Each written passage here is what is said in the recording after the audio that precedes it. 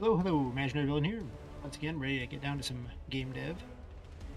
So today we're going to pretty much go and oops. Ready to get down to some game dev. So today we're gonna close the window in the background, showing that the stream is actually launched. That's probably a good thing to do here. Good sign that I didn't wait until the last moment to set everything up. Of course, 100% how it works. All right, so what I was doing was just finishing up some rendering with Daz. Because, well, you know, I actually did just kind of wait until the last moment on a lot of things, and I probably shouldn't have, but, you know, listen, I did, so that's my explanation. Best not to question these things. Can this be shown on the screen? Looks like so.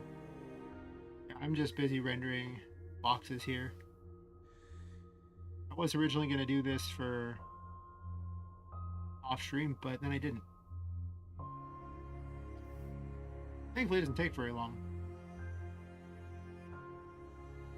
Basically, I just have a bunch of 3D models that are already good to go, and I'm just rendering larger versions of the things so that I can put them all on the bottom for a giant, for a larger scope of things.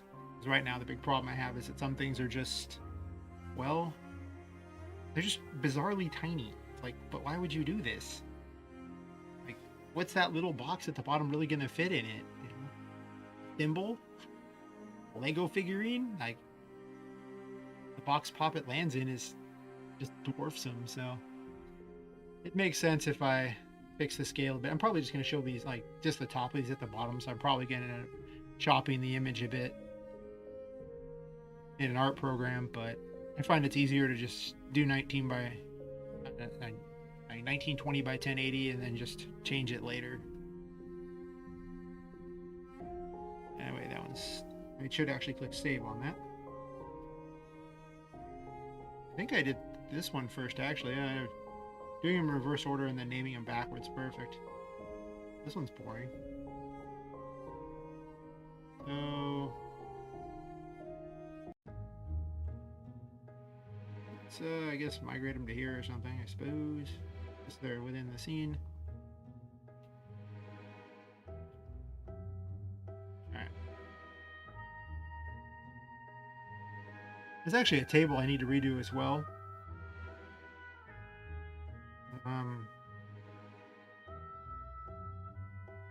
So you can see it doesn't really take that long to render most of the random boxes and stuff. They are just, I'm just basically taking a picture of the model anyway, with nothing in the background, because Daz is great for that. And then I actually have, let's just do a new here. I don't want to have that in memory here. Use one of these ones here. There's some pre-made stuff. I don't have to do any extra work, and you know, I know extra work sounds great, but I think everything else is passable. I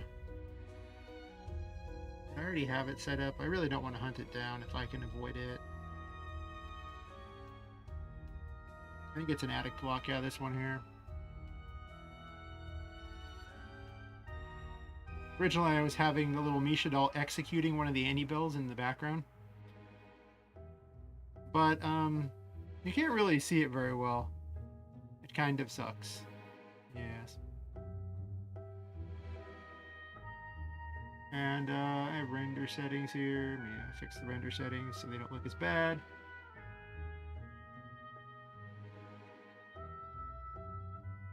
Most of the stuff's just already pre-set up and good to go, so I don't got to do a whole lot. Because I already made it ages ago. But I do need a bigger version, so I think what I'll do is I just zoom in and I'll just have it sticking up off the ground so you can't see the bottom of it, just to give a better size, thing like that. So I guess it's more in the foreground. Do I do that? Or the other option is to simply put the bottom of it and just make it where it just dwarfs pop it and you don't really see the top. I guess that probably makes more sense than trying to visually make the other work. Maybe I do something along the lines of like this. Maybe move it down a bit more. Um, that could work. I mean, be reasonable. Sure. We'll do this. Table bottom, I guess. Oh, it's not image series. It's just an image.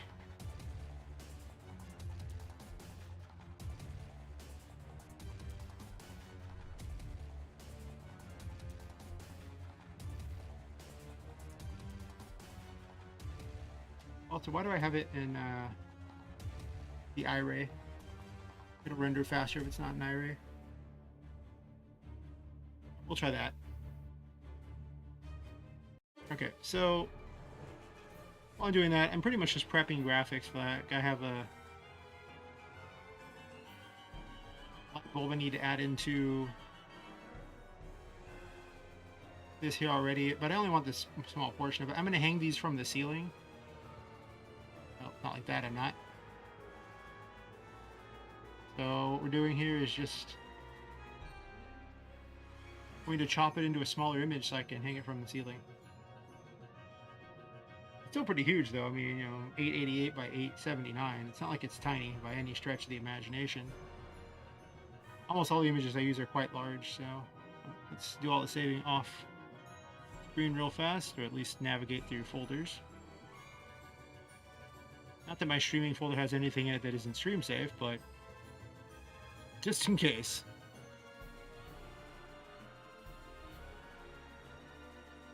Let's dump this over into here.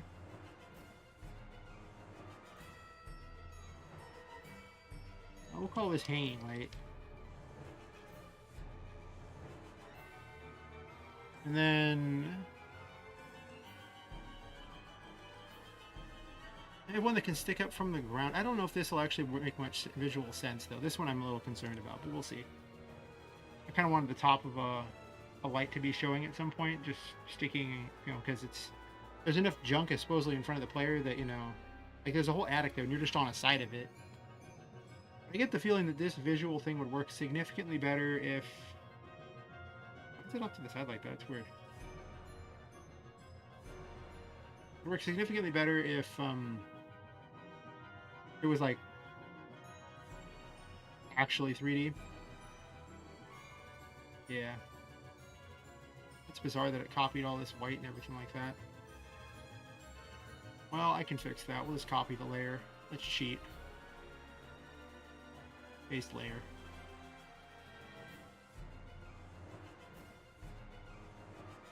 Moving the wrong layer. There we go.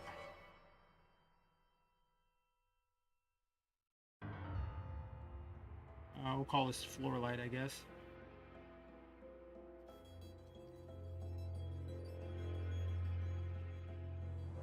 Alright, and then what else do I have for this?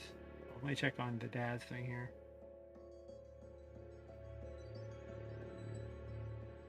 I think I can just copy that one directly over into Puppet Quest.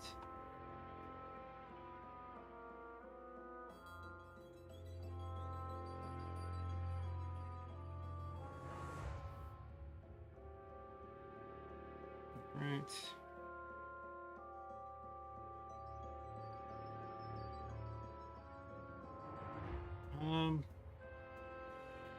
I guess I can just copy the story boxes over too. I named them the same thing, so this is going to cause all manner of good times. I probably shouldn't have done that, but whatever, I did it anyway.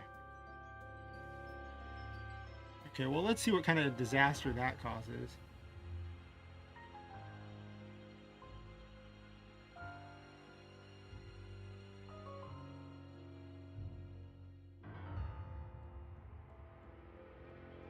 We'll toggle skip back on this.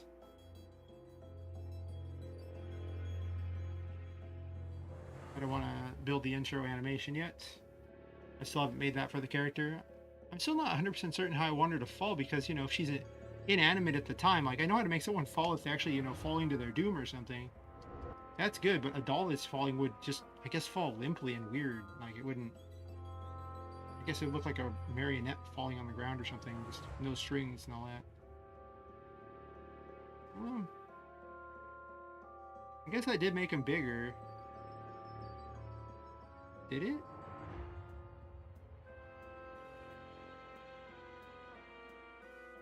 I mean, they're still tiny.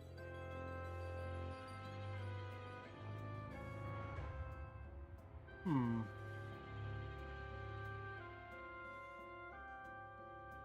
Let me do a quick test here. All the things are being spawned in by this, so I can just increase, you know, one number. Like all the Y's in this are 28. I could make the Y like 26 or something, and they would be significantly higher. And I just did Y for all of them like that, so just that one thing will just move all the story boxes up.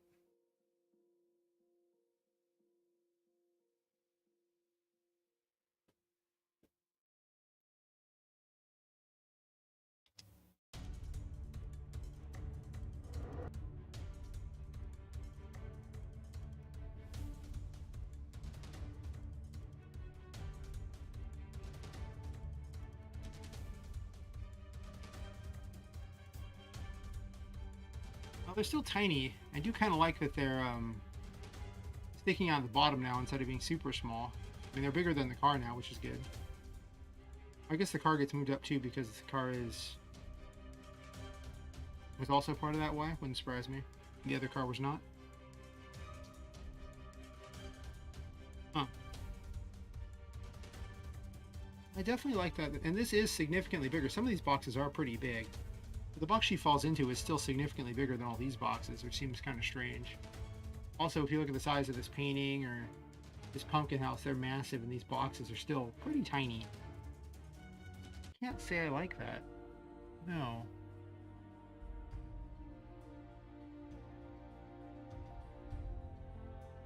Let's experiment a bit here. I remain unimpressed. Actually, no.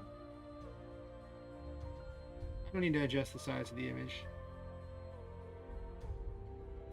I just gotta find where the story boxes are and then adjust those. There we go. Wait, these are done by the emitter and not by my image plugin. Oh, I should probably fix that. I have no idea why I didn't use my image plugin for this. That's weird.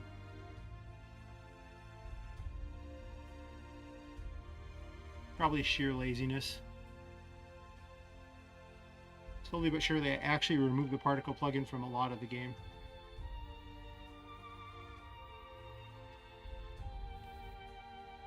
Actually, no, even that's using it for the story sections. Interesting.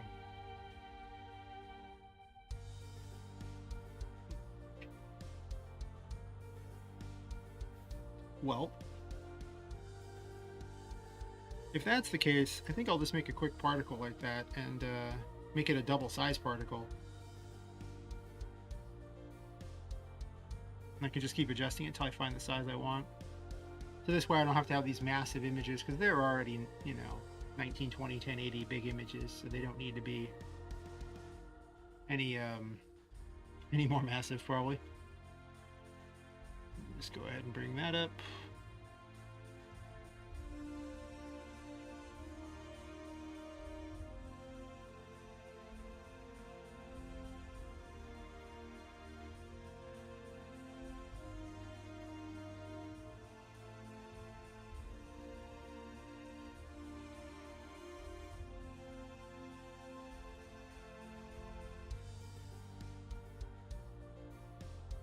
Just double checking to make sure now I'm muted. Last time, like, I was streaming, I think for, I don't even know, some amount of time near the end of a stream where I actually had forgotten to unmute. It was after people had already left, so it didn't really matter too much. It was just kind of funny. So if anyone rewatches, they're going to be like, how come you stopped talking? That's why. Where was this?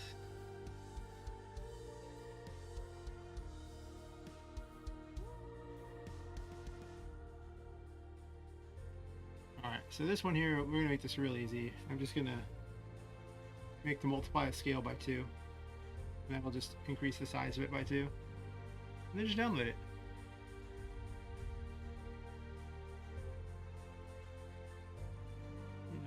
soon.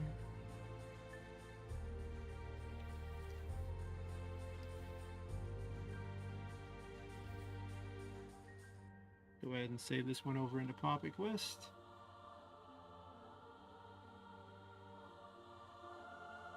Sure, I could adjust all the images, but what if, and I'm just saying, I make one particle where I change a single number, and I flip some code somewhere, and suddenly they all just magically bigger.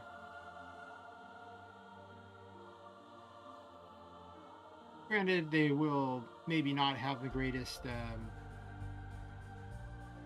guess fidelity is the term for it, where like they're not actually going to have all the extra information in them, so they'll be maybe a little more blurry than they could be, I guess. I don't know. This is MZ we're talking about here, you know. Usually you don't want to go out of your way to make images that are bigger than 1920 by 1080. I mean, you can, but I have a lot of them being displayed, so... Oh, no, I made a mistake.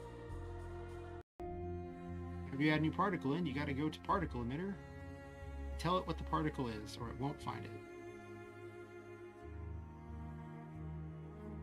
The Crazy Mirror 2X, which is really just the scene particle that I made for the tutorial, except for the original reason I made that particle was because of a strange mirror event, and one half of it was a thing that just held the particle in place, and the other half was a mirror that was like a weird transporter thing with a strange lensing effect.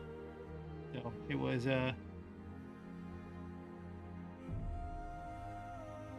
just kind of cool. I probably still have it in an old game somewhere. Not that I really have much use for it, but maybe in this I could add in there. Add to my music that's playing, so it's not the same stuff.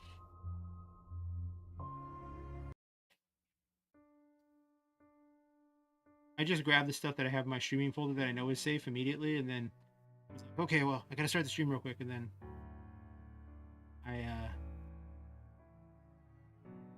figured I would do the rest later.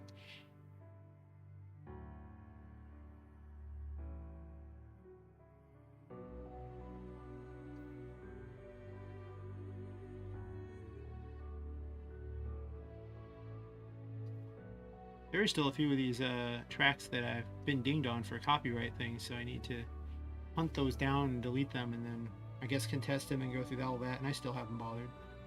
Alright, so now that I've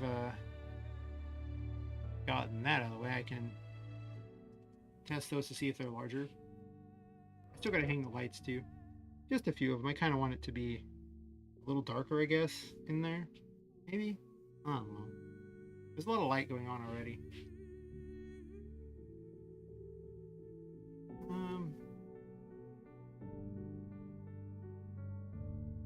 I guess they're a little bigger. They don't seem that much bigger, do they?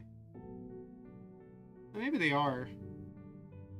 Now it looks like the car could actually fit in one of these boxes, which is just, you know, a little more reasonable. I'm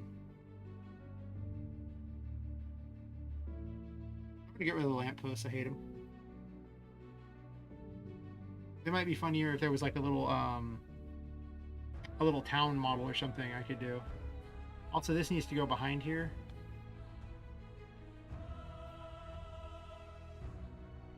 Because I made Pop It so much bigger that this has to be so much bigger than it would normally be. I know it's about the same size as one of these boxes. That's not too bad. I can live with that. I definitely can't live with it being in front of her, though. Or in front of the thing.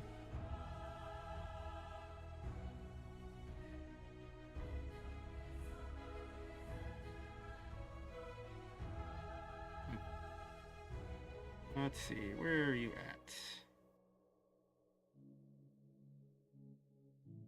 Well, Pop It's at 5. What are these ones at?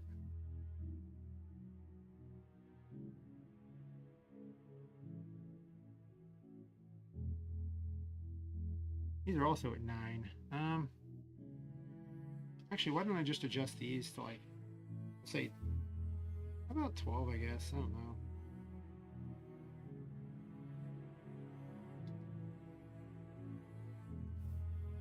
The problem with layering it like this is that I can't use the thing where you adjust the Y so that the player can move around things. because that was the thing I was doing, which I do in the regular areas. I keep making the players uh, z equal to their y, and everything else is basing itself on its own y. So this way, you know, um, the player's z can become, if it's like higher up on the screen, its z becomes lower. And basically, let's see, here's the formula here, what I'm doing. Yeah, I'm setting its, for each event, I'm setting them so that their y's, they're equal to that minus 100, because I put everything lower so it didn't interfere with RM's weird stuff.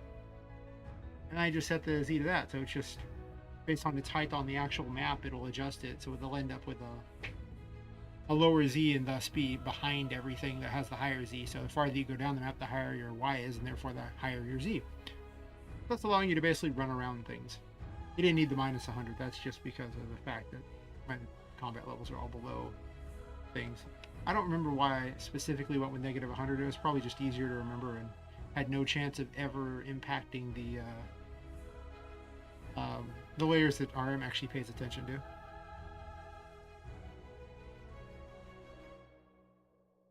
Do those there. I need to make a light event, so how about one that actually has something on it? I can just copy the code from these. These are just set up, so if you get within 45 spaces of them, it adds it, or if you get too far away from that, it just removes it. Wait, that's called light bulbs. Did I already have a light bulb event? No. This is hands.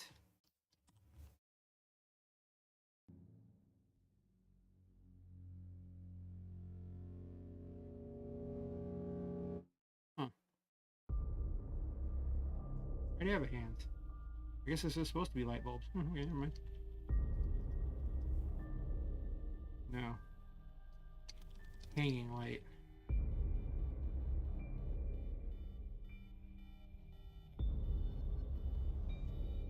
And the image for it was...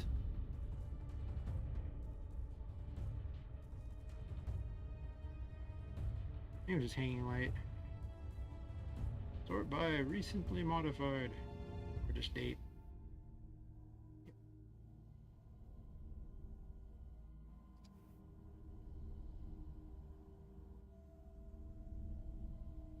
Should be all I need to change for that.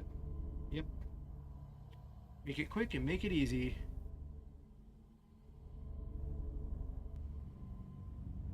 So this is event 30.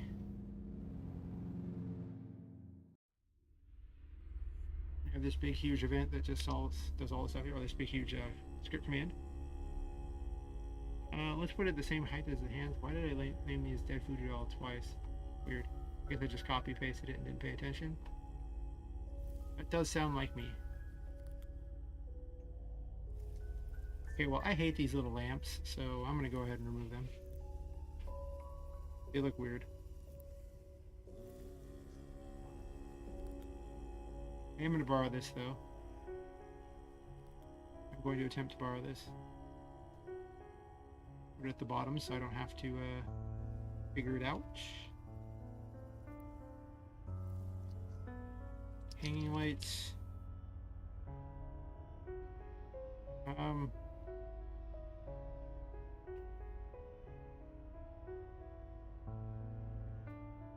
even know where I want them. We'll put one at, I guess, like 60. Another one at like 99, I guess. And another one at 132. See how those look. And I said it was which event? Cashew goldfish brain? 30. Okay.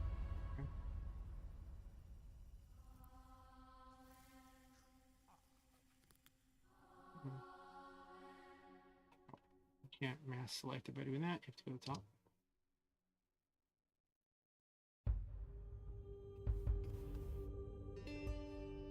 And the hanging lights actually, let me make the obvious change of setting their, they're already at 10, I guess. Actually, that's probably fine. Well, I think I want them in front of things. We'll put them at 13. They can be lucky.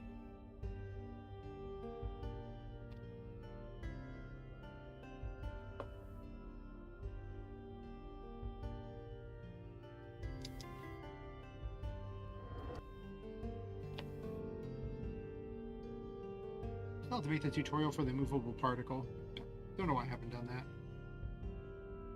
It's not even that hard to do. Okay, well, I mean, that is a big light bulb, by the way. Probably too big, to be honest. Though I don't know, I mean, the poppet's much bigger than a light bulb. I think the light bulbs actually need to be about half the size. Would probably be pretty reasonable. Huh. Also, this ended up behind there, right? Let's double check. Yeah, perfect. I still have to put some stuff behind it so that it looks like it's just something going on there. I am half tempted to put just a simple thing here and not actually have a picture right here, though I kind of want her to be able to see Poppet fall in, and I think I can only see whatever's in front of one of her pictures, or what she can see from a picture. So if she was standing over here, I don't know if she would actually even be able to see it.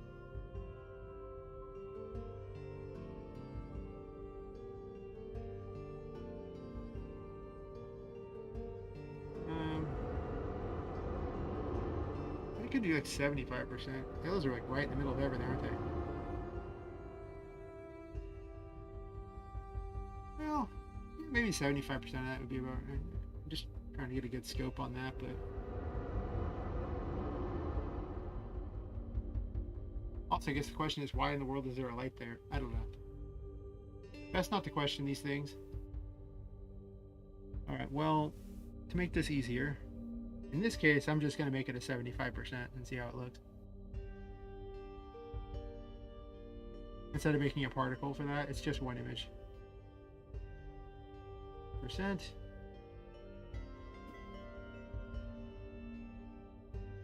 $75. Boom. Very easy.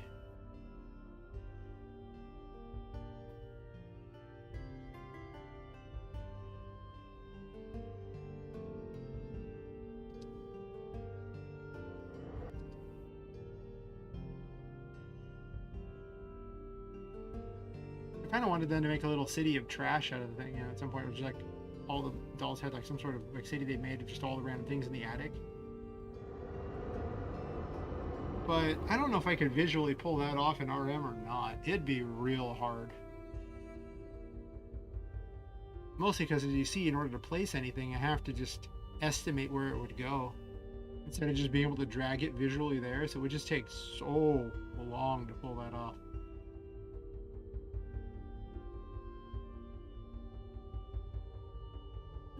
I mean, they're not too bad. I guess that's a reasonable size. I don't think Poppet's much, it's gotta be larger than a light bulb, though. Standing, like, her standing there, she looks about the size of the light bulb. I think I'll make it slightly smaller.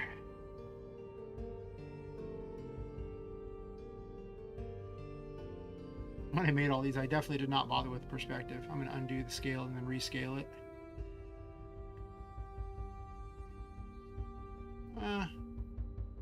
How much we want here? I mean, maybe 60%.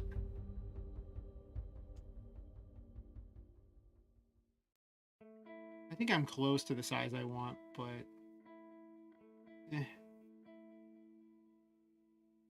also, while I'm at it, I'm going to add a few more in.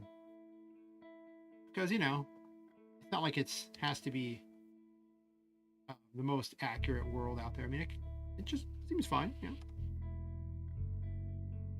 Let's put them at, I think that's actually closer to in between. Let's put one there, and then that one can stay out there. Yeah, with the world being so fantastical in the first place, I can get away with it being not perfect, probably.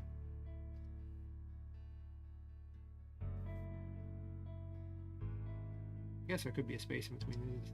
Doesn't matter that much. And we'll do one at 185, I guess.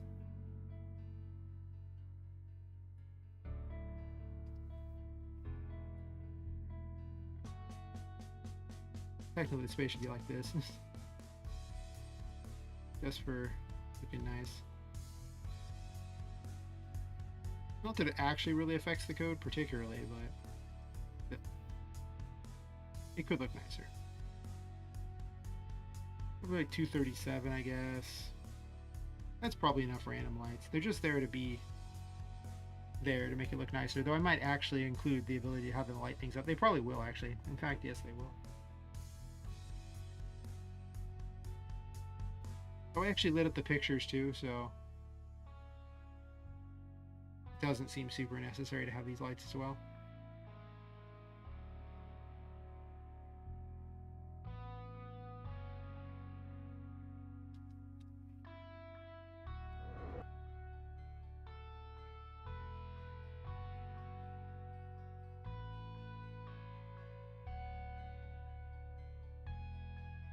I think that's pretty good.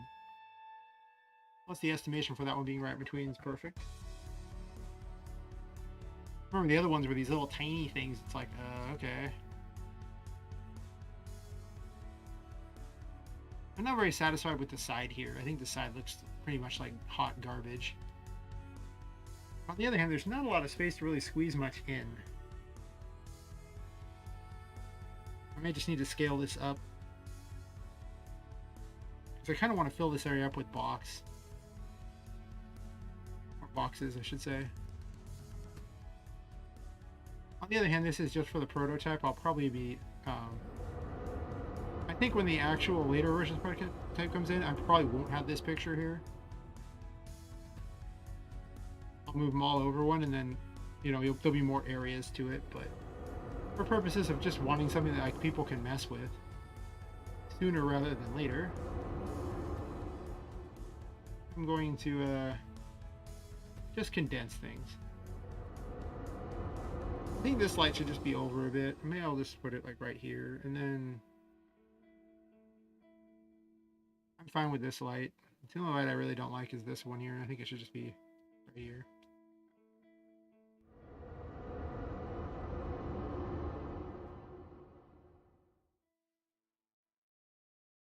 I mean, this one could actually be over probably a bit too. So maybe we'll move this one over like 3, and then the other one over by like, I don't know, 15. Not really 15. No, maybe 15. It's probably reasonable.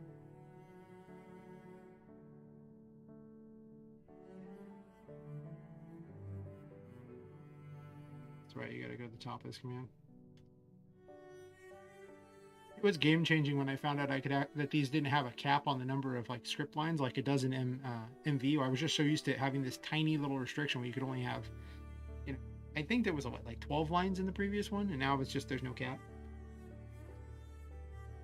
Don't get me wrong, it's absolutely awful to write complex script in this tiny thing. I usually cut and paste it into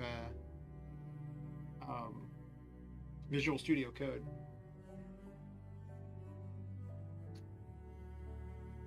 Sweeten up my tea here. I was like, I went to drink it and then realized I had not sweetened it, and it tasted exactly like you would expect it to. Harsh and bitter.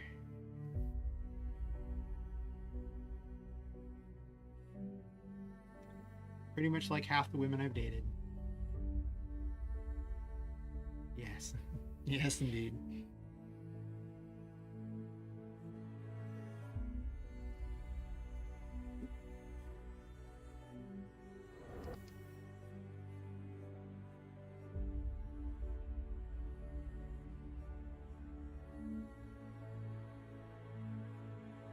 Oh, it's going to make that slightly larger. I could shrink the size of the box. I'm not super opposed to that idea.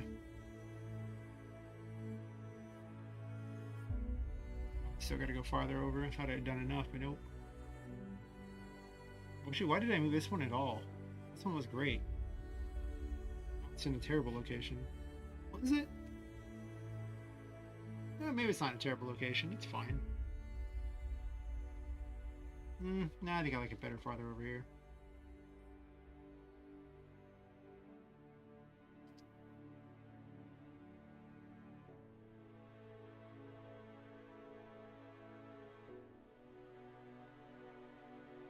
Do 37, I guess. This one's just gonna have to be like 200. Just get it right off there. And then I believe sidewall's the one there, so I can just do the crazy mirror 2x. See, what a great thing. I make this wonderful particle, and now I don't have to worry about it. It's just good. This one doesn't even run. Okay, well, be like that. Oh wait, I want to change the actually, do I want to change the chest size? I mean, maybe. Visually I want it smaller, but from a standpoint of the player falling into it, how small do I really want it? It has to obscure the player even when they stand up. And I can have them move out of it. It's probably about the right size.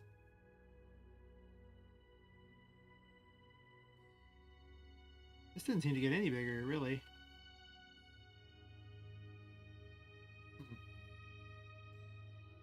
Interesting.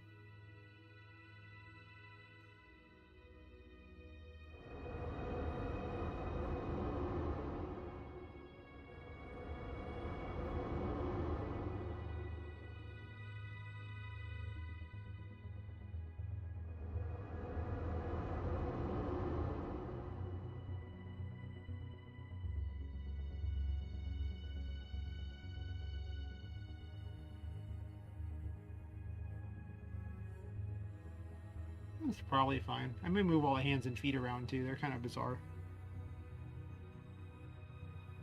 Could also have them hanging off of things too.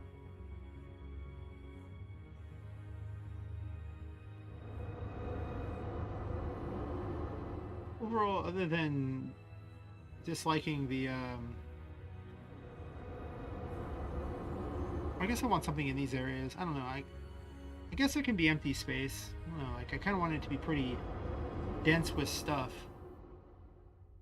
just so it was kind of a weird, quirky world.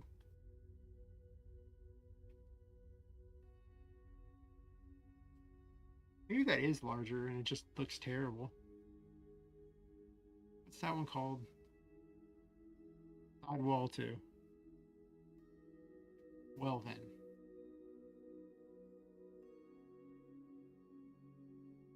I figured it'd be something I recently made, but apparently not.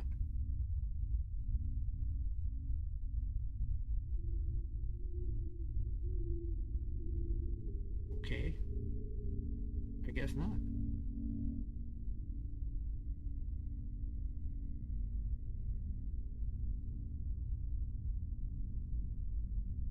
Oh. It doesn't really need to be all that stuff there, since there's not even going to be on the thing. Hmm.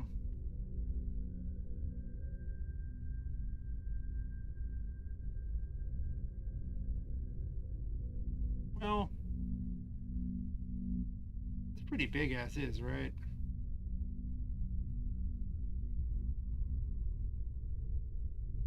I really don't want it bigger than 1920 1080.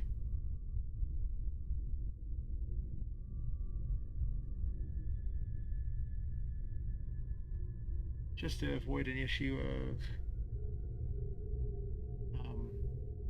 just using a lot of resources. But we can do this.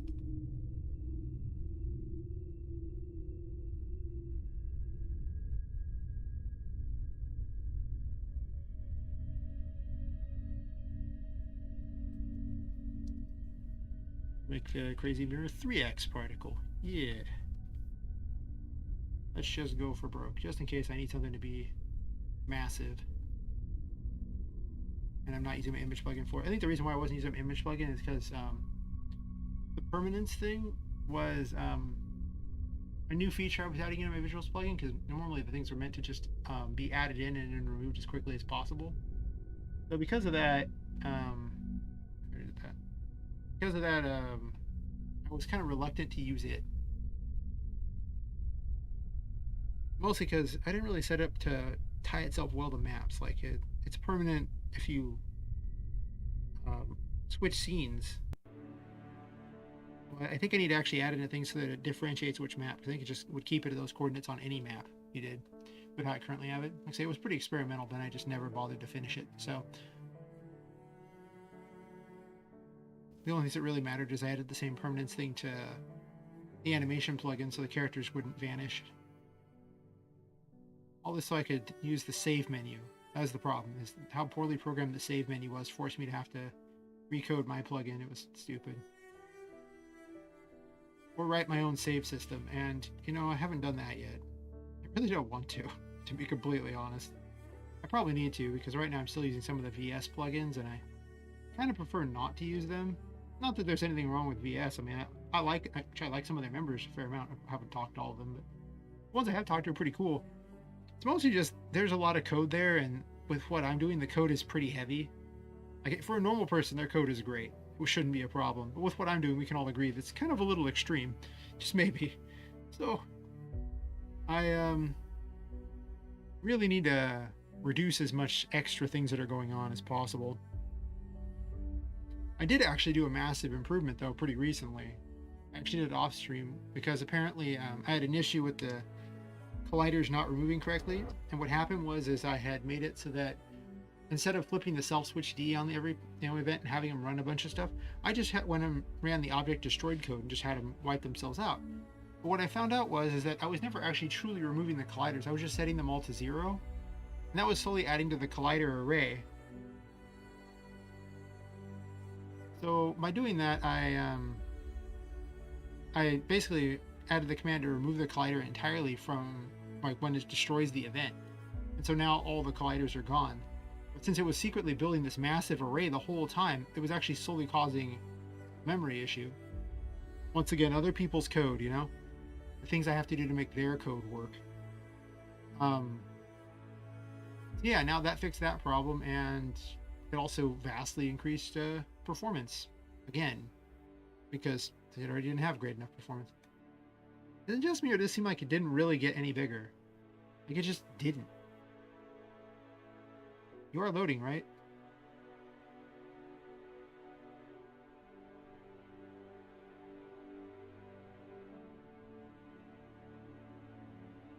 Why does it seem smaller now?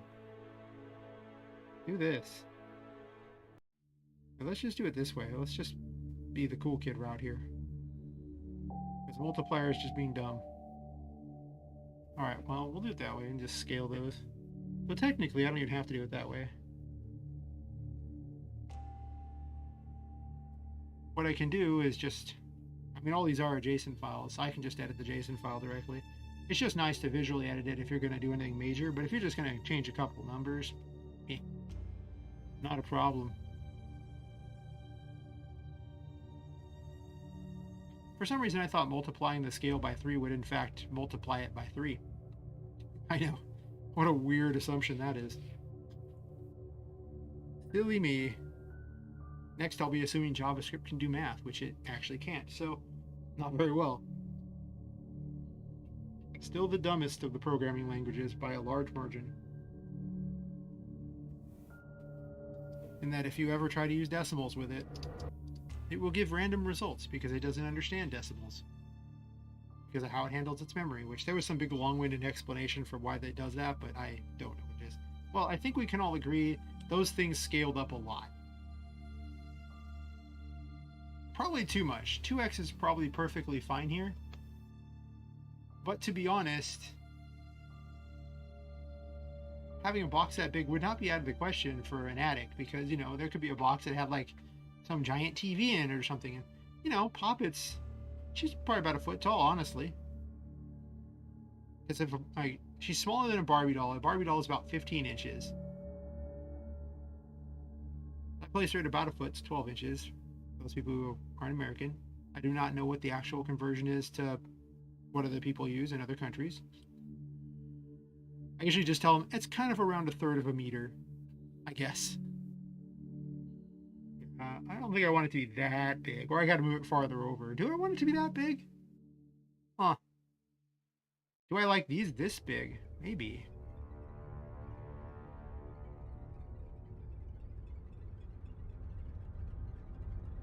Oh no, the other car is gone. Let's fix that.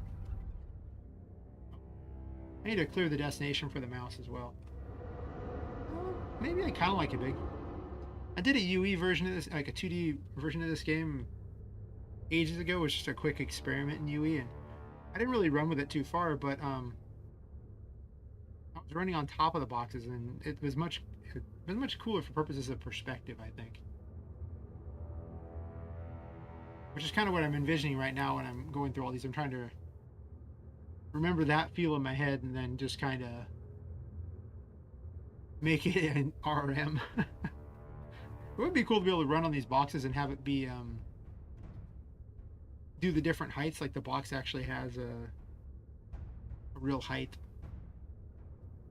And that's not happening in RM, so at least I don't even know the amount of code necessary to pull that one off. I guess I don't dislike these. I mean, they do make them seem pretty big, almost too big though. I could do 1.5. I'm going to do a test with this other one here. I want to see if I like it better, just move farther over. The good news is because it's just an image placed by a particle emitter here, I can actually just move it farther off the screen and it won't matter. I just totally cheat there. Whereas normally I'd be restricted to going, oh, well, that's the end of the map. Can't do anything. Nope. I can move it right on off the map, no problem. What a great system.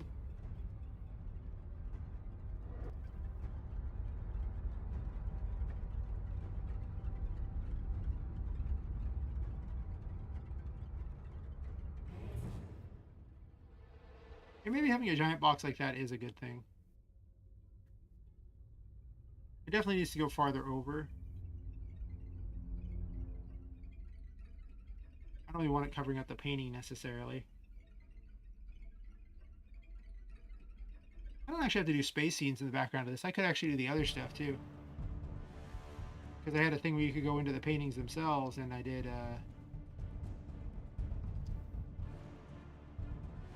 was using the whole weather parallaxing to parallax the ground, a thing I used to do back in the day. To make the crazy painting world. Where it's both space and this other weird stuff going on. It's very random, but I just want it to be like blotches of paint everywhere. I'll probably remove all the rocks and everything, but I'll probably just have random weather things doing all these things in there to show just a wild world in between. Does this even go back to where it's supposed to? I don't think I've ever tested it. Not the painting world's even going to be in the first prototype anyway. I don't really want that to be a thing. I want the prototype to be out at some point. So now we're under game jam rules, where, you know, it's got to be finished by... Well, we're going to try for this Saturday. I guess it won't be total game jam rules. If it's a broken mess, I won't just drop it out like I would have with the game jam, where like, well, let's just put it out. That's what happened with the first version of Poppy Quest ages ago with that game jam. I did not have enough time to do the testing I wanted, because I was like, I gotta add in all these features. I had like 11 areas or something. The game took like almost 2 hours to beat, and you're only supposed to make a half-an-hour game. I think exactly one person played all the way to the end. That's actually not bad. I can get behind this. If I move the box over, I do not have to put collision back here. Do I want the lid to show, or do I care? She falls basically right about down here. I'd have to move the fall over too, as many spaces as I move this over. And then something needs to be in front of it, so she has to actually go up and over. I was just cheating and using the tiles for these, because it's just a quick line, so it's not that important. I guess I move it over about 2 squares.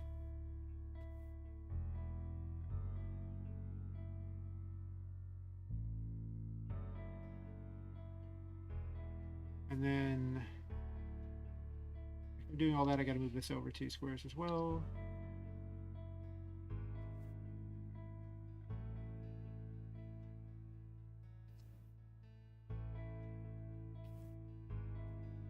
Not that I'm playing the animation right now, but I'll forget otherwise, so I might as well do that now. Title screen, I gotta move it over 2 as well. She spawns in at the right location.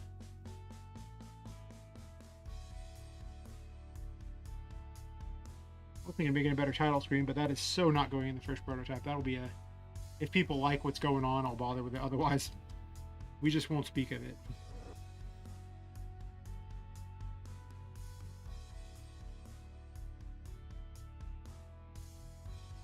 I'm not even sure where I would put the floor lamps. think I'm okay with this. I don't think the lid needs to be showing. I just need something in the way here, so they have to go up and over.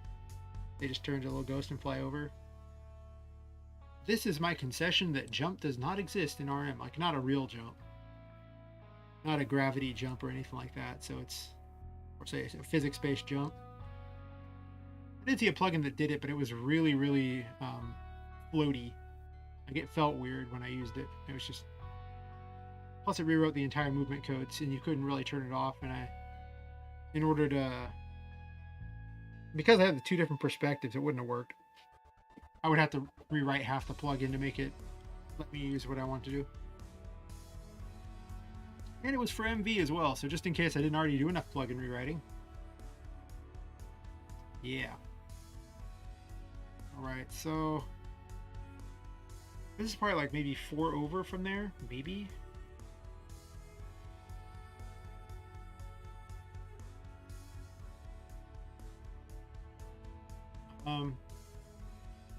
Do I do tiles? I guess tiles, that means I don't have to have an event. However, placing the tiles is very challenging. Plus, they're not very accurate. On the other hand, they don't have to be that incredibly accurate. Let's, we're gonna make a placeholder event. This is a concession to it being very difficult to place tiles. Let's see. Chest side. We'll make another one here. Since I have nothing to look at, I have to have some sort of marker. I've tried doing this without a marker, but then you just got to remember the numbers, but it's just visually easier to do it this way. Plus then I can see where I actually place them, so later on I can fix it. Otherwise I'll run into some real problems.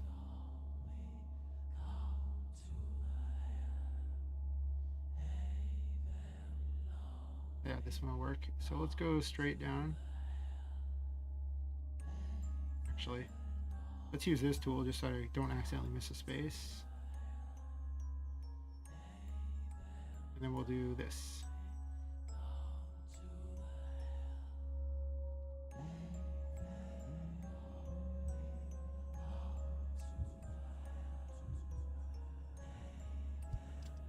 It takes so long to do colliders for this, since you can't see it in advance, that I prefer to avoid them if I can. It does take that long. I don't want to use them unless I have to. I have to for the areas that are randomly generated, but for this I can get away with tiles probably. I was way off. Probably 3 spaces over, rough guess. And then this needs to be down by a good few spaces too. Okay.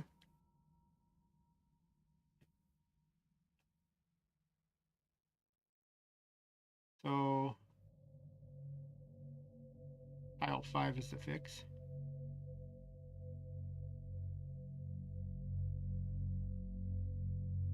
Yeah, we'll go down to about here, I guess.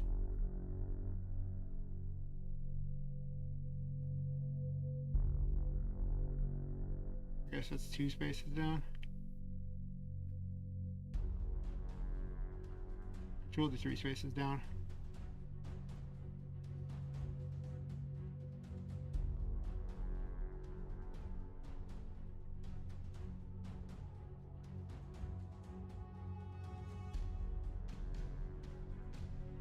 I'll make sure I really got it. Okay, and then 3 spaces over.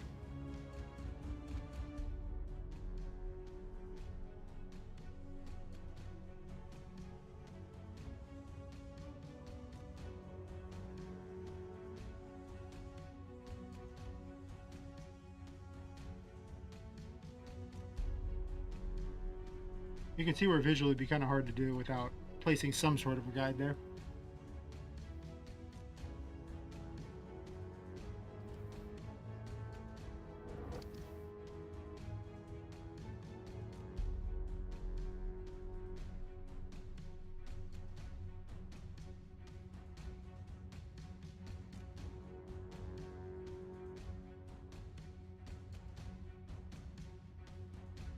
I'm pretty satisfied with the bottom. Actually, there needs to be something at the back of it.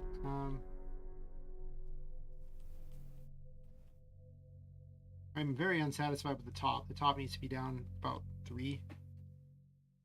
I'm pretty satisfied with this though. That worked. So yeah, just rough guess on 3 there. This needs to be just out farther so that she can't go to the back there behind it. And that'll force the player to have to come up and out of it like this.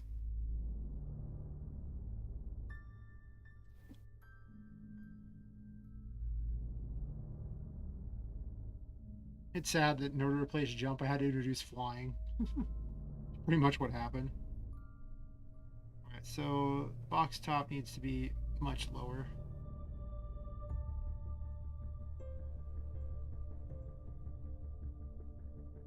Actually, I'm going to go 4 down.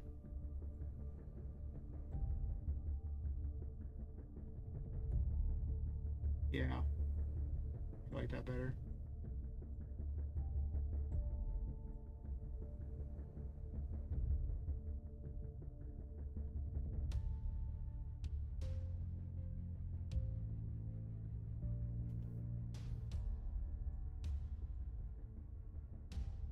Alright, all the events default to 0 anyway, so it doesn't really matter. This is the chest back. That's right, 3 events just so I can get the boundary of this box. Only because, well, I guess the top would be easy to find because it'd just be those 2 since they're sitting at the top.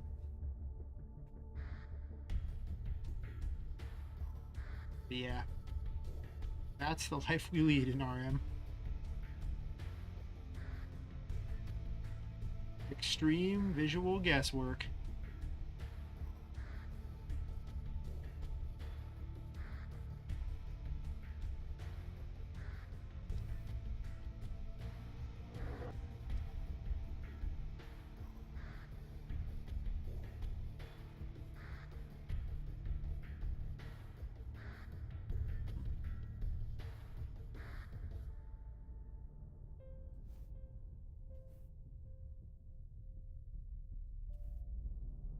I guess I want it one farther over to the side. Because otherwise she'll stick through it. I don't like that. You can kind of stick through it that way too. I guess I could enlarge the box a little. I don't know if I like that or not.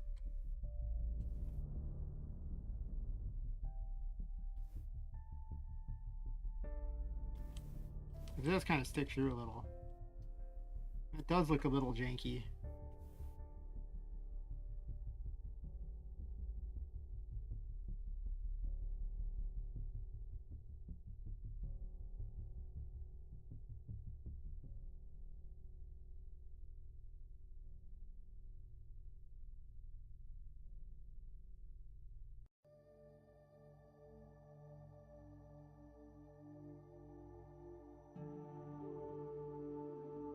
So for this, I guess I'm going to... How much do I really want to scale it? Probably not much. Maybe we'll try 110% and see where that goes.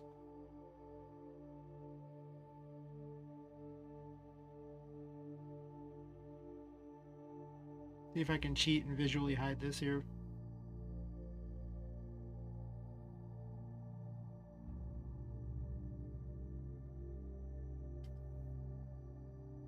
I wish I could animate it with her opening the box, but that would require me to render a lot of images, and it would just take a long time. I don't think it would look that good either. It would be better if I just put it in a movie.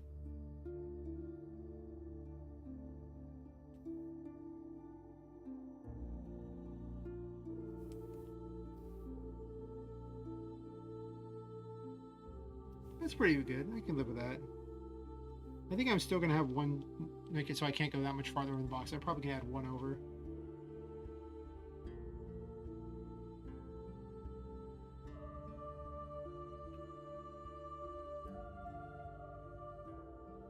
This one's not even being used ever.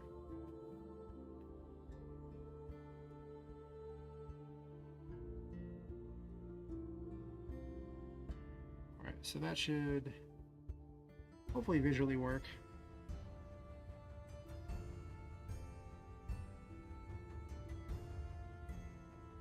Seems like my stream is not having the best connection tonight. I'm getting this bizarre error I get where it suggests that my audio bitrate is 0.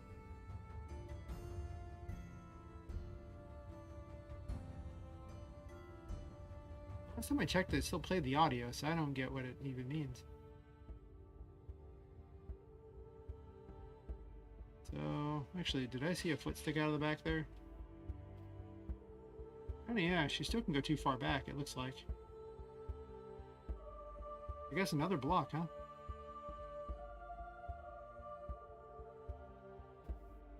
I have to remember that Poppet is actually very large. I mean, she's huge. She is... Let's see here. Where's the 2D ones?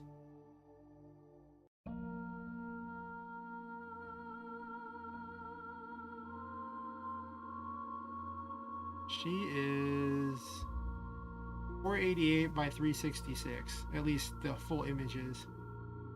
Is she herself?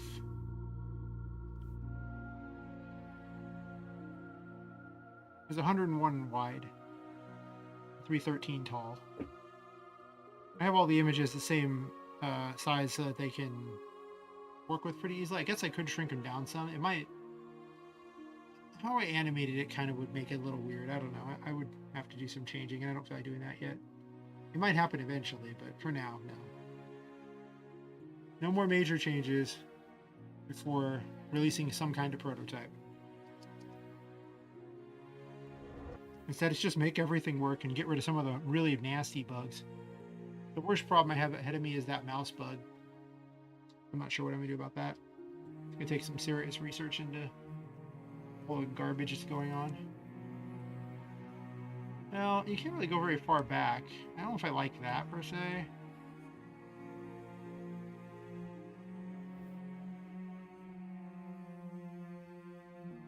I wish I could adjust the opacity of this box. I'd have to use my image plugin for that. I do need to... Eventually, the image plugin is going to be responsible for literally everything except for the particles, and maybe even the particles one day. But for now, it's so much better if it's just doing temporary images, like with the characters here and everything, since the permanence factor needs some work. Well, I guess the concession to the fact that her animation where she kicks her leg out to run sticks out so far is that I just have to block it all the way over to here, huh?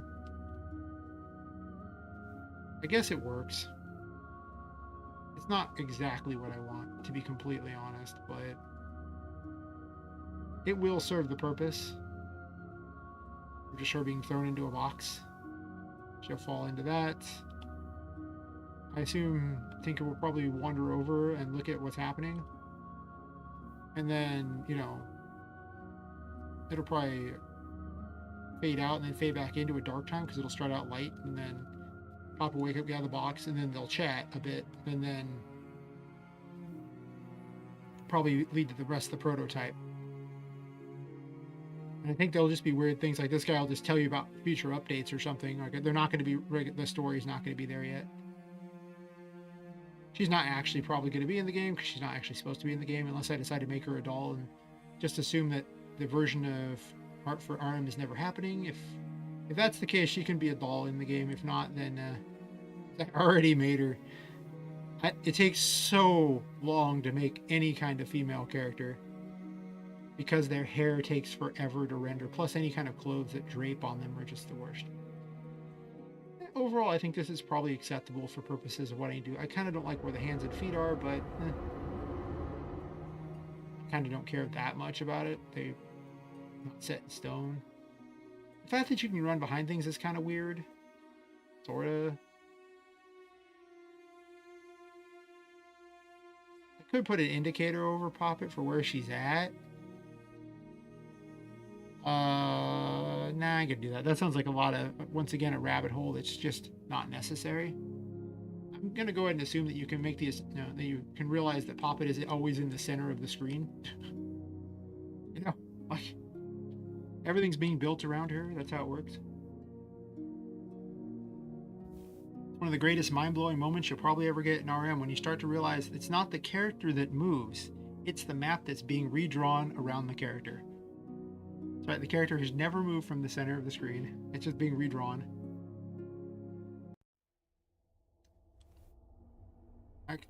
That's incorrect. It has moved from the center of the screen. It's just they redraw the map around him anyway.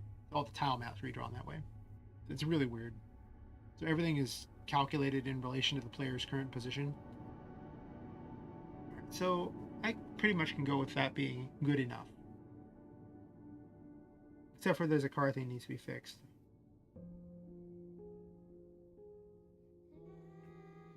Also, there's an error with this here. Well, not error, but what is event 300? 276. They're not the same thing. One of them is most definitely supposed to be named something else.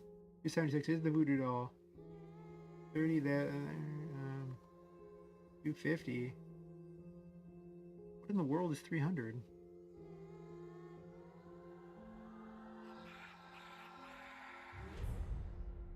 It's right here, okay. This is the toy car. Its event is at 15. It's movable. But there's another toy car. Well, it's a moving toy car.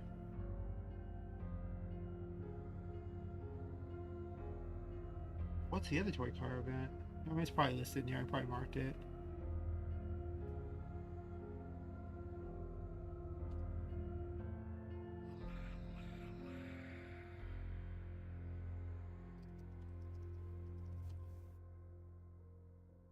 A nod to the first tutorial I made.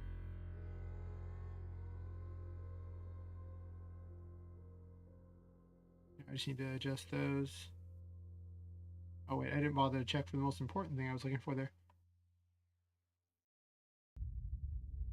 Event 251.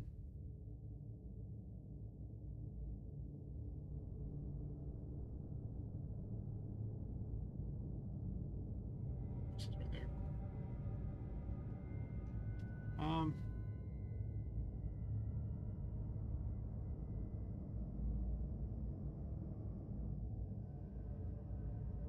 I think visually they won't even work though at this point, right?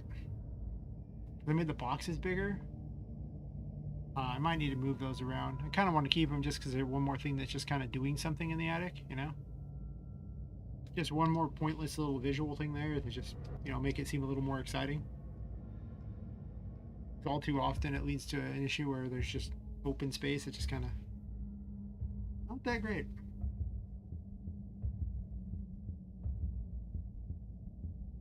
I mean, they could be sitting on top of these boxes, I guess. I didn't move them up at all. I probably want to move them up some if I'm gonna do that. I guess they can be there. I don't know. I can't. If they were up a little higher. Oh, that puts blocks in the way anyway.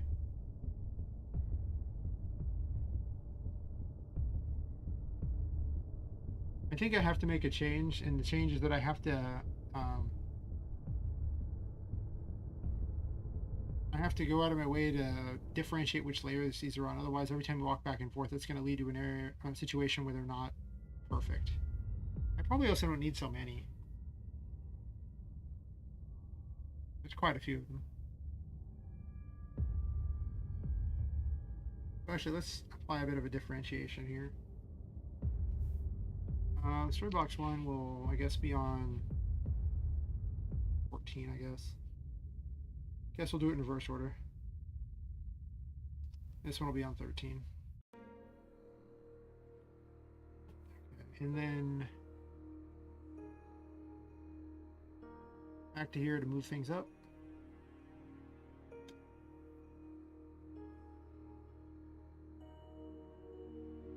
No, we'll leave that 26 for now.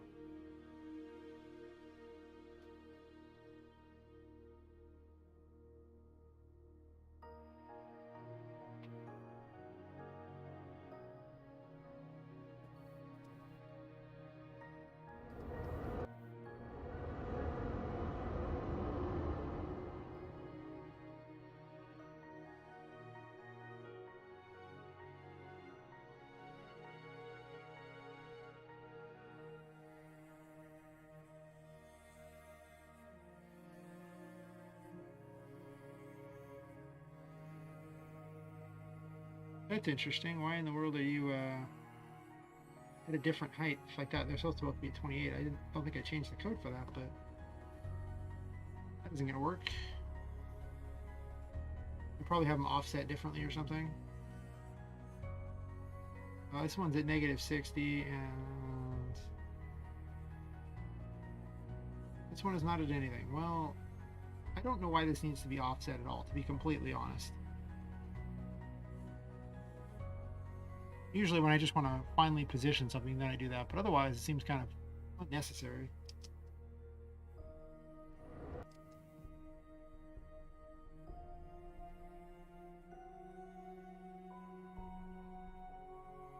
Especially since these are just being spawned in, not entirely randomly. I could randomize it and it'd be totally different every time, but that would just be kind of weird.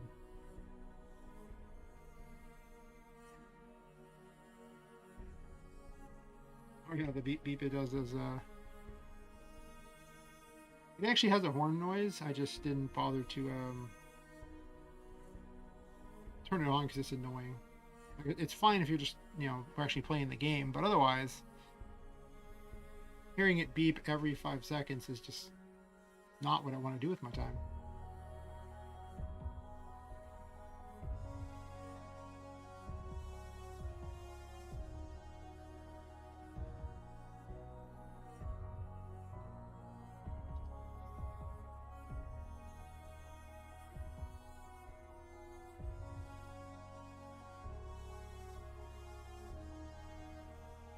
I can turn it back on temporarily.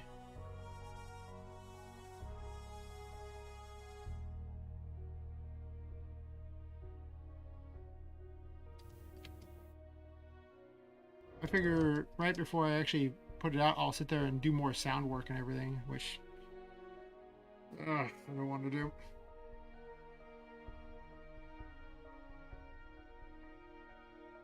I spend so much time sitting there clicking through various sound files to see if it works. Yep, see it beeps. Probably move her up here. Just have her standing here to chat or something. Not the best beep, but it is a toy car, so whatever.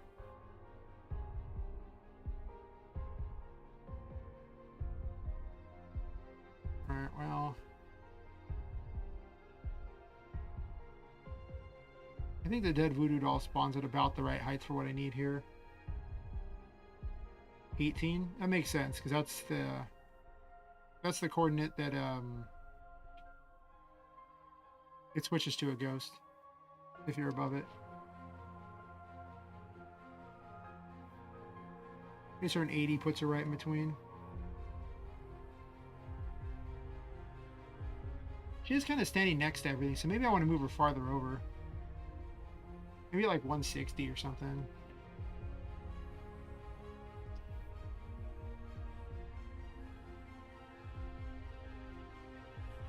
Not sure if she'll actually even be in the game, but just in case she is. It really does come down to if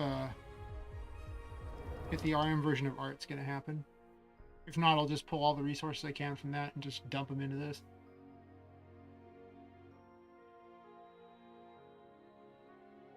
I'm not 100% certain it will. I don't know, I might borrow some of the mechanics too, just for fun little mini games or weird things you can do with this. I could see that being a thing. Just consolidate.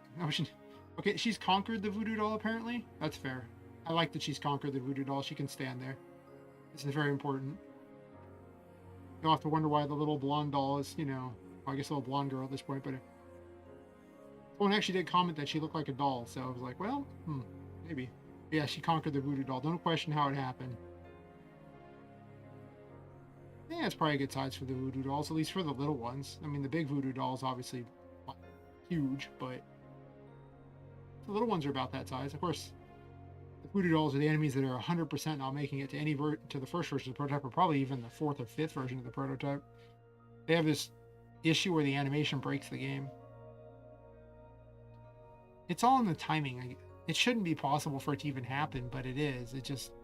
They'll try to play a frame that doesn't exist.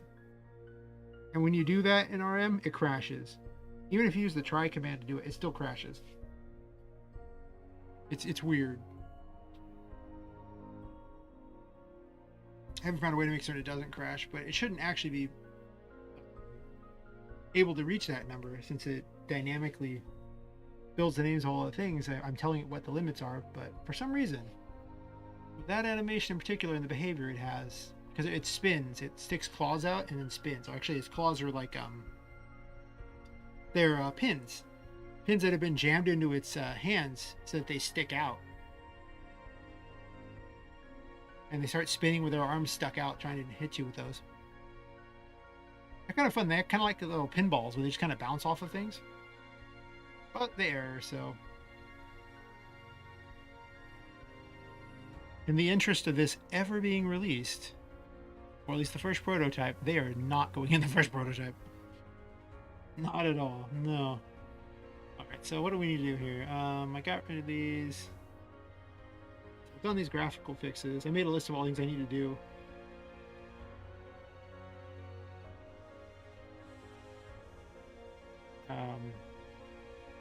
I still have to make a falling animation. That is not something I'll do on stream because it takes... Well, first thing you have to do is you gotta pop it in all the animation things like that, and all the poses she's got. And then because the graphics card I use for it, it only uses, well, use NVIDIA for it. So I have a crappy secondary card that's an NVIDIA that I use for Daz, and it does the thing where it's called D-Force, where it sits there and it will manipulate hair and clothing based upon what's happening in the frame, and based upon the gravity you tell it, and the wind resistance. So it'll move her hair and dress and everything like that, so it looks like she's falling. That process, because the card is so crappy, should take close to an hour, where you just let the computer run and it just burns as many resources as possible because it'll try to fall back on the processor. And what it does is, if I try that, it will actually just crash the stream because the stream also uses a lot of the processor, but it'll eat 100% of it because the graphics card is so garbage. I have a really powerful AMD graphics card, which I use for 90% of this stuff, but DAS has nothing to do with that. And then once you actually have that D-Force thing done, then it'll take about 3 to 4 minutes a frame for that crappy graphics card to render it. And I'm only going to do it in one direction because she's not going to fall anything except for one scene. So we'll go and assume that it's probably going to be 30 to 40 frames of animation. So as you can see, I'm looking at like 3 hours. When all is said and done, it's going to be a while. I mean, I still have Dad's up, don't I? I guess I save this. I don't really care. I don't care that much. I didn't even put that on there. Do I want to use that? I don't think I do. I think I'm satisfied with the current setup for purposes of what needs to happen here.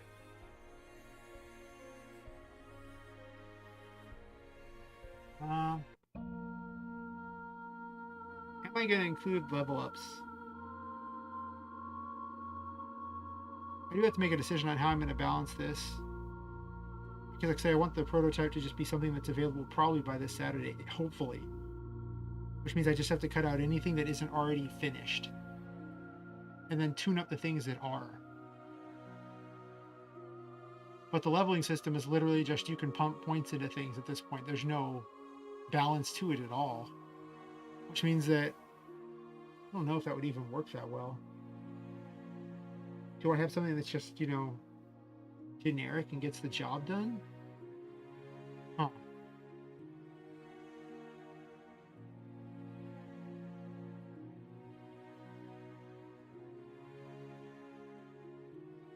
Also, none of the quests are going to be other than rescuing the characters.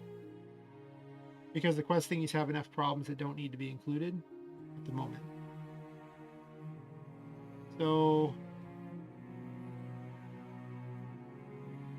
I guess what really needs to happen here is just the level system needs to happen. I'll make a list of these here. The to do before prototype 1 is released. So some kind of level system, I guess. What else was I saying that's necessary in there?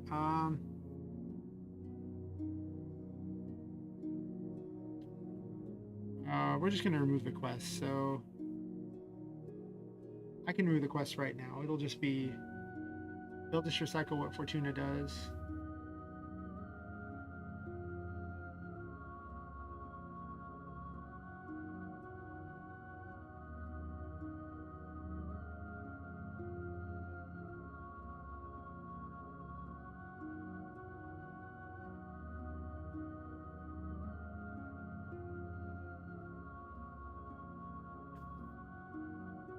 Let's borrow this.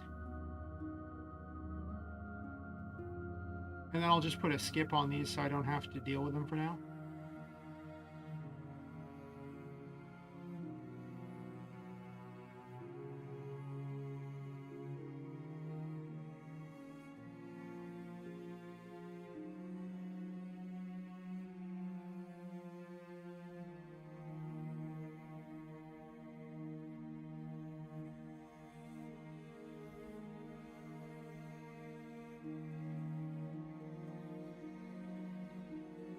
I can just cheat right here. I can just do this. This will fix it.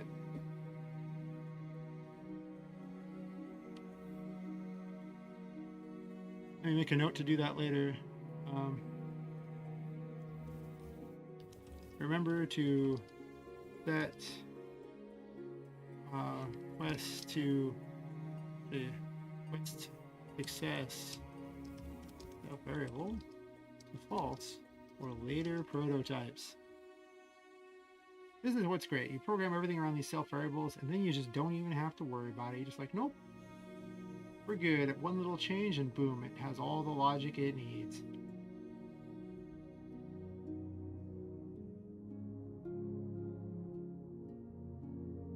You make certain that 100% works.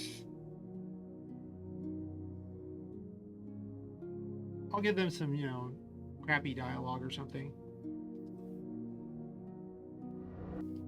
I definitely think I'm going to lean on the Soul Blazer style where you literally rebuild the world by rescuing things. Just because it gives you a reason to rescue stuff. This one's kind of already pre-built a lot of the way, but that's okay.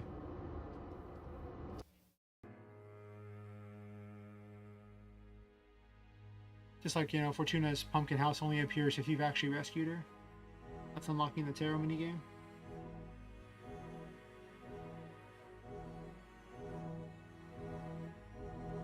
Oh, actually, I need to make one quick test first. Let me make certain it really unlocks them by going out of my way to lock them back up in the first place, because right now they're all set to unlocked.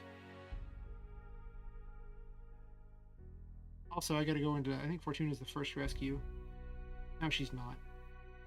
Actually, there's only like 2 rescues, right?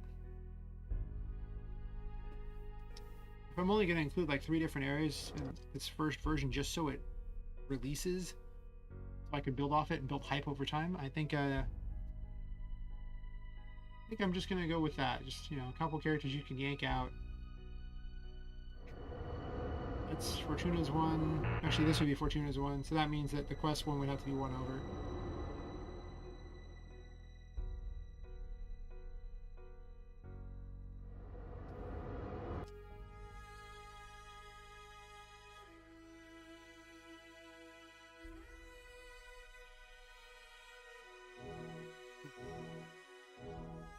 Judging by the views on the stream, I can pretty much safely assume that the best thumbnails usually involve attractive females, because the ones I've tested that didn't have done poorly. The ones that I tested that did have done fantastic. That's fair.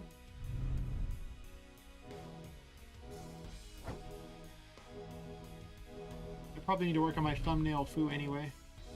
I'm not sure why I'm not just using this power the time I set it to like 50,000, so I could just use it to scope out a level.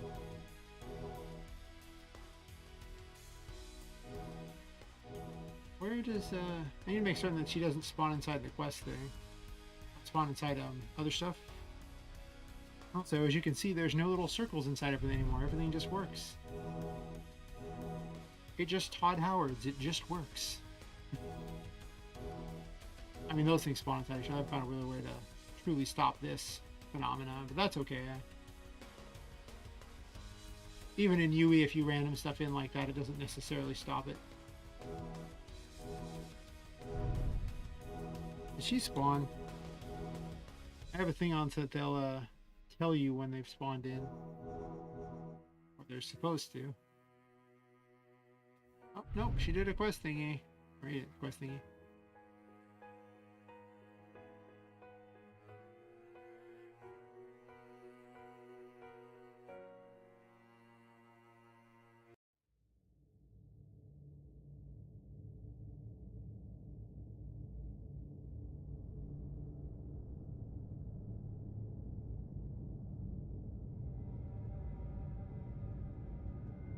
Oh, okay. No? It's on quest NPC 1. There we go.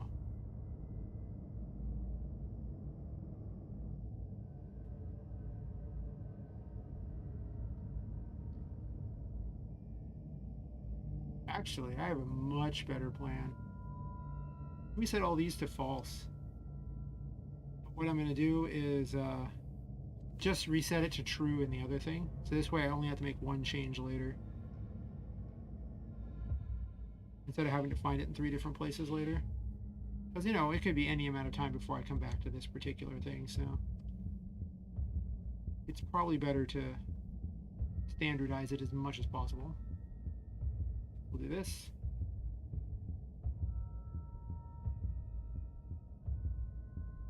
And then this is where I just skip these.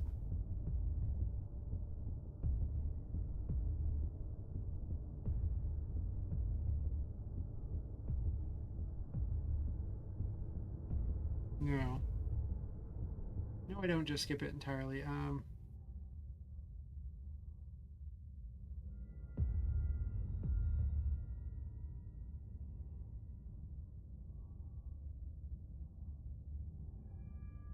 I set those earlier in here or not? I do not. So I do actually need this information because at the very bottom here is where it should bring in the character, right? How did I set this up?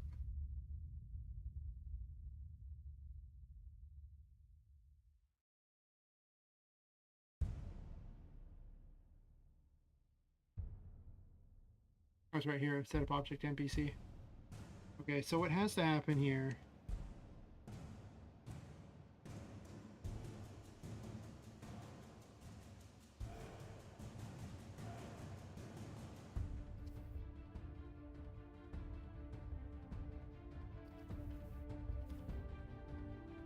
I'll have to remove these console commands later.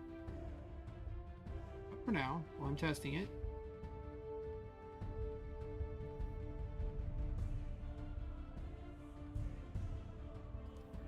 I still have Mother to name the blue teddy.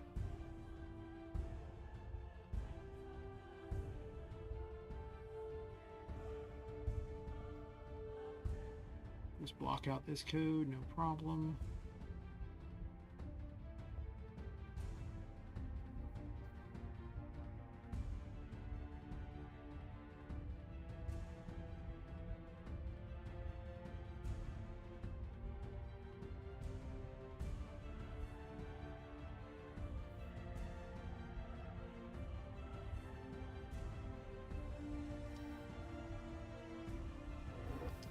Yeah, actually, so far pictures of Poppet have done the best as far as views have gone on the on thumbnails.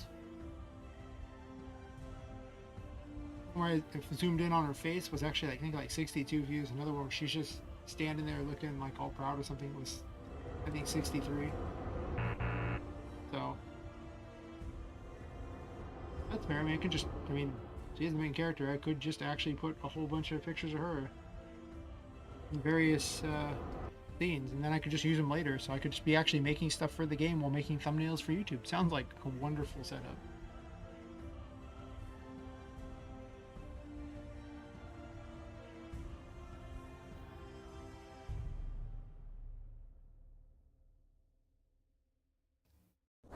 Now let's hunt down. Also, the teddies are spawning at the wrong one there. I guess I should fix that. So add that to my errors list here.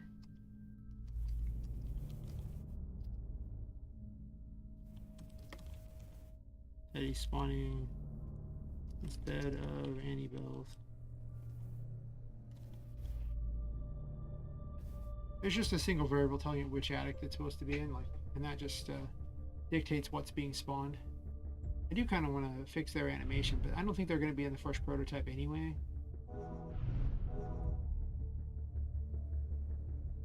Because projectiles already work better than the enemies that run up and try to hit you. I probably just want to stick with that. So while I'm at it, I literally have a tag on them so I can tell when they're nearby, so I should probably use it. Finding them manually otherwise takes a lot longer, and I don't want to do that.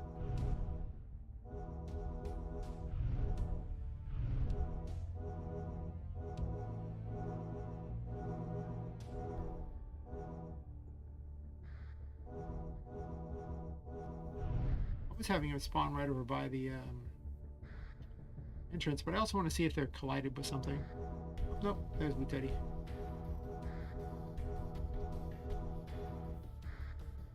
I guess I was on top of Blue Teddy.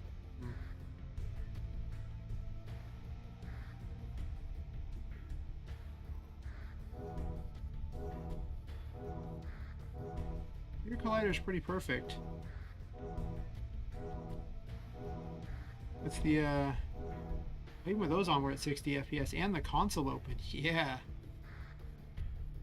That's the vast improvement we have going on here. Of course, he said to not even talk at all, I guess. Interesting.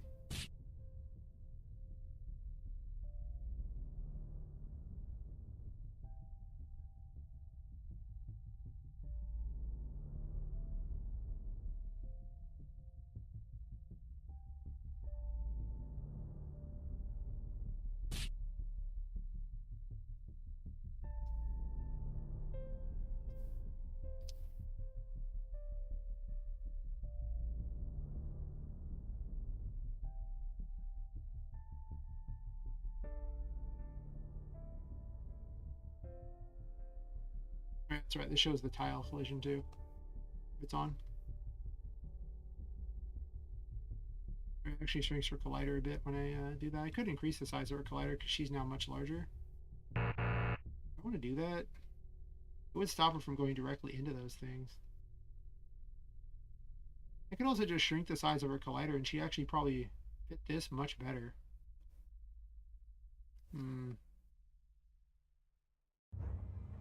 That's probably fine. I ain't too worried about it.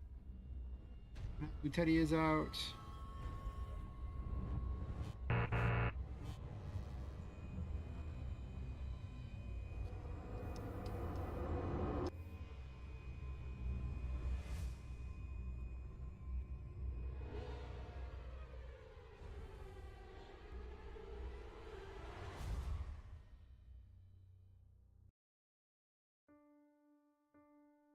Don't really need that going. I do have the console open.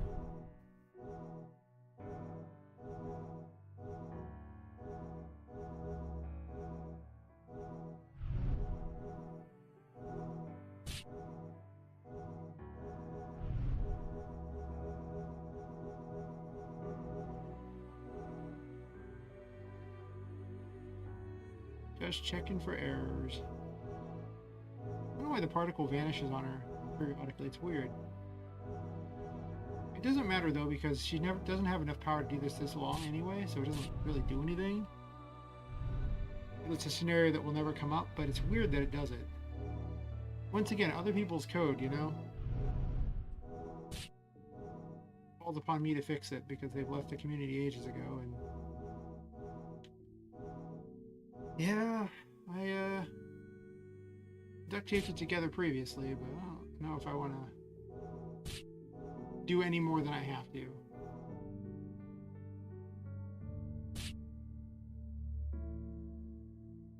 It usually works pretty well, so this one could actually just be my fault. Not a high priority to find out, so. A lot of times it's just, you know, poor code. I have to fix it, but I also make poor code, so, Oh, she said to only do it if she's closer. She won't talk to you, right? Nope. Oh, let me turn that off. Gosh. No.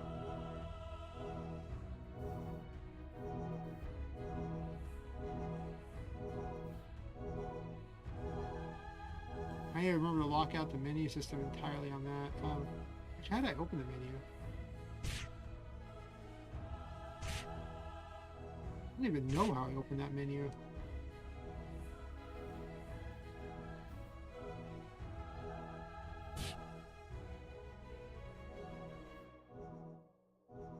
Shouldn't be possible, but I'm going to put a lockout on the menu because that's not something I want to open. Come on.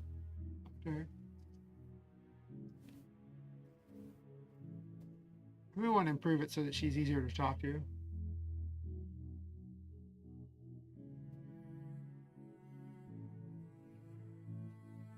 Oh, back on this.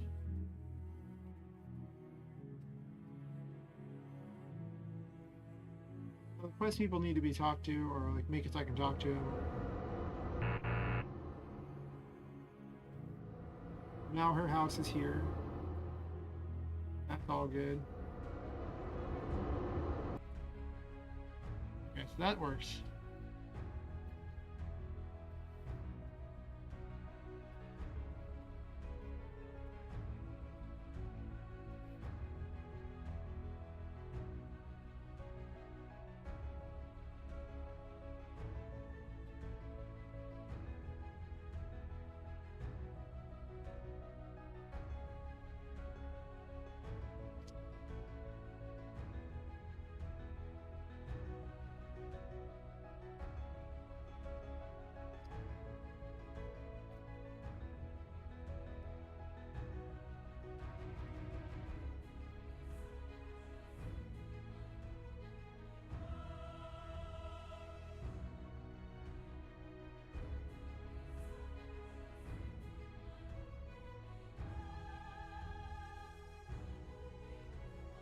I'm gonna put different dialogue in later, but I need something to just sit there and act as a something.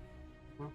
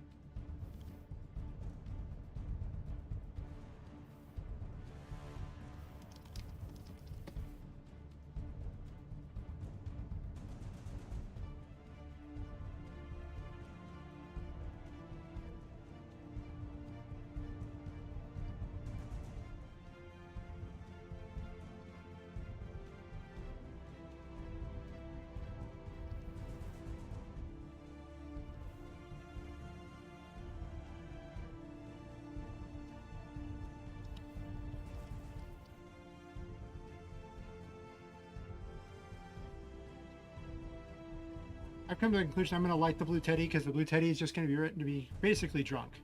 Or I haven't decided. One of the two. Whatever passes for an illicit substance for the dolls in the attic. I'll figure something out.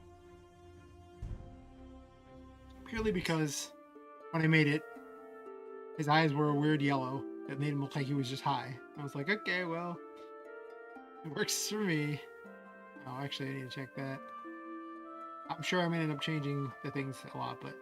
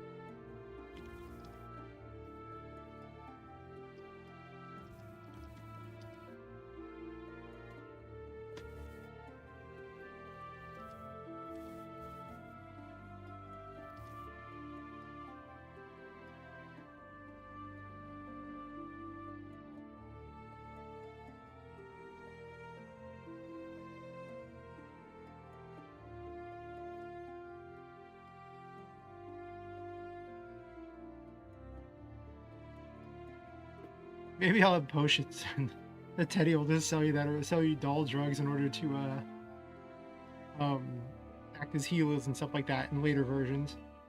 For now he's just there. I'll just have him say weird stuff because why not?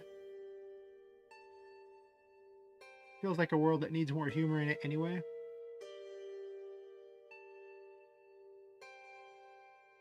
True. True indeed. More humor.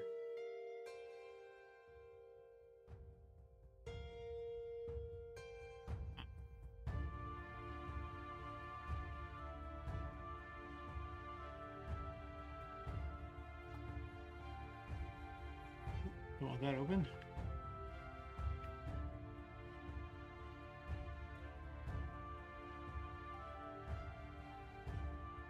Okay, so with the quest thing you set up for now, I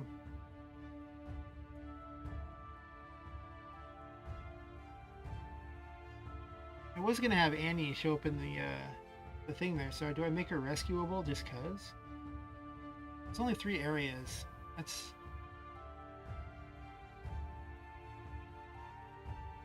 I like how menacing the Annie Bell doll just looks with a hat on. It just looks so vicious and evil.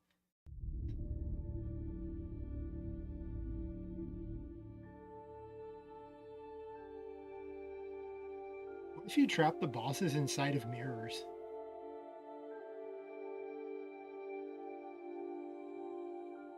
Huh. I don't know.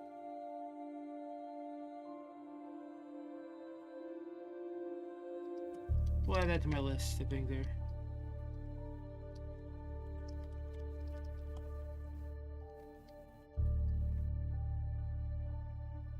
After all, the Annie Bell, the hat could actually just be the boss one. Like, I already rendered all the images for her. She could just, with her funny little hat. After all, the most important Annie Bell doll is the one with the hat. That's their hierarchy. That would make her the meanest Annie Bell doll. All the other ones have these crappy little, normal things on top of them. They have these.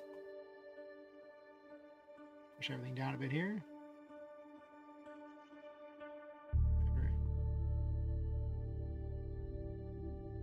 Sure. Okay. Yeah, they have these things, so.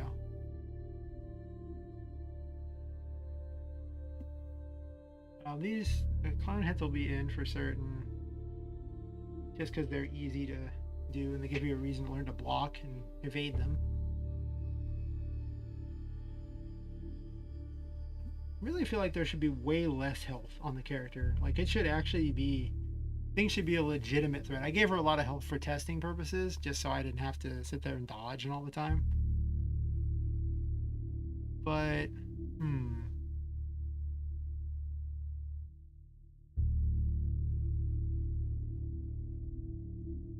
I don't think I need this at the moment.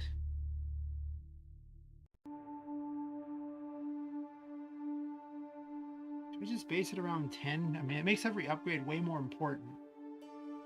I do kind of like the idea of more important upgrades. If you're really going to all the trouble to find these random people in these areas and complete these quests, I don't want it to be some dumb experience you get. I just don't like that.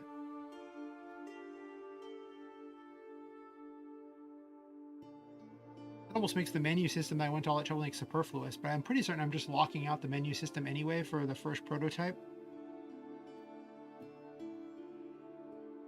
And you'll just gain the upgrades by simply having rescued people, or even potentially just buying them from the from there because you picked up enough doll parts. It's gonna keep it real simple.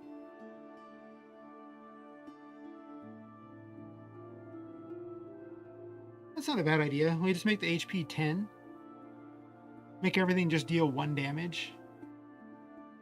Oh, the clown heads deal poison. That'd have to really limit how much damage that poison does. But it's the boss that does poison.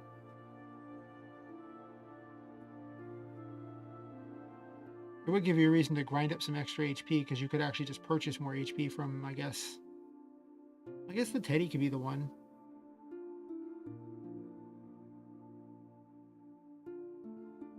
I kind of like that idea. And it makes the HP purchases a little more meaningful. If everything just does one.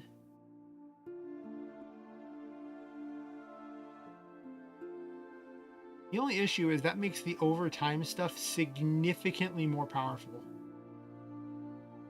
Because right now, you know, the poison, if it just gets on something like that, it's probably only going to do like 5 or 6, but if everything is dealt in versions of 1, that's a lot. You know, it's like 5 or 6 of your regular attacks.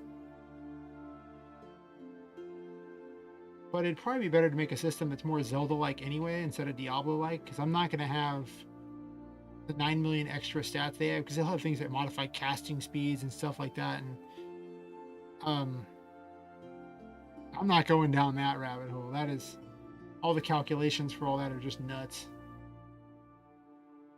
I definitely think I'm going to lean harder on Zelda. I mean, it's not going to be like totally like Zelda, but you know, just more of a concept of like Zelda.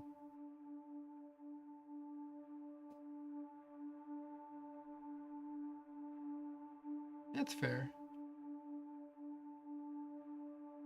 They just reset all the damage thingies to 1, except for the bosses will do more damage. So they become a legitimate threat. Because you gotta remember, you actually have the ability to block and just completely negate all damage. Just an invincible barrier that you can summon. And you have the little ghost mode, which also makes you invincible, and you move away really quickly, or you can move quickly, or just can pass through things. So between the two things, you have a lot of evasion. Normally when you play Diablo, you don't have either of those. You just take the hits. And you can kind of position your character out of the way, but that's pretty much it. You don't get that. So I think I can balance them around them. I want them to have lower health so that they'll use those. I think that's where we're going to run with it. By that standard, I could actually use hearts instead of like a bar.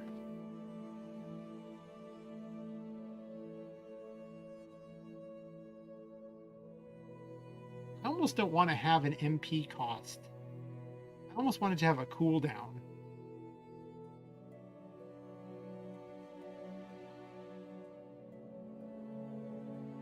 I mean, if there's an MP cost, it gives them a reason to go get MP upgrades so they can, you know, do more. So that wouldn't be a terrible thing. It gives them a reason to do things. Whereas I'm not going to have a cooldown reducer. That's not going to do it. But it's also harder to balance them at that point.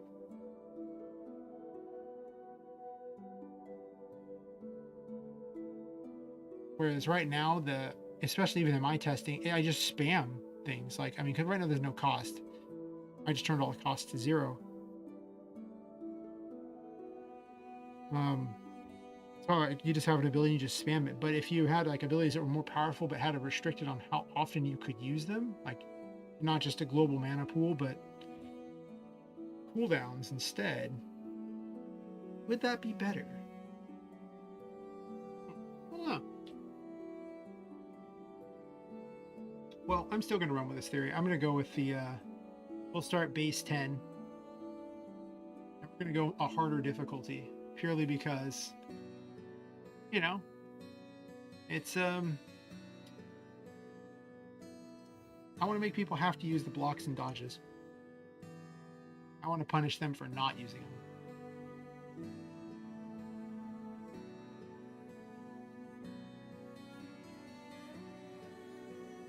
I've already pretty much figured out that the SP for this is going to be 5.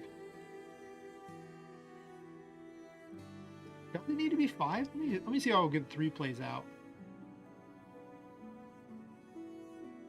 But before I do that, let me go ahead and adjust everyone's damage so they don't just completely destroy me.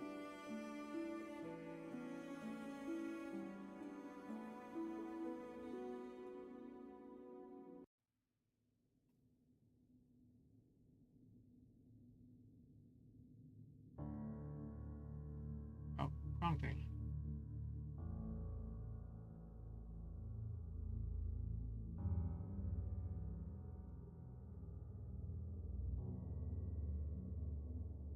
I usually use the JS folder. This way I have access to all of the libraries of involved with it, like Pixie and stuff. where I dream of being able to use Pixie 7 but can't because it'll blow up. If only they would go out of their way to fix that. It'd be so wonderful. So wonderful. Whatever. It's just not going to be. Pretty certain NPC is where I set the spells there. We're just going to set it all to 1. I figured some amount of balancing was going to happen, but I just couldn't decide what I wanted to do. But I realized that I could never balance anything as complex as a Diablo system in like a month or two, let alone by, next Saturday. So, with that understanding, I mean, to be fair, this probably won't even be that balanced anyway. Yeah, well, let's just go ahead and make these numbers just low. Fireball does damage over time. Ice Blast just won't deal damage. You're rewarded with the fact that it just holds him in place.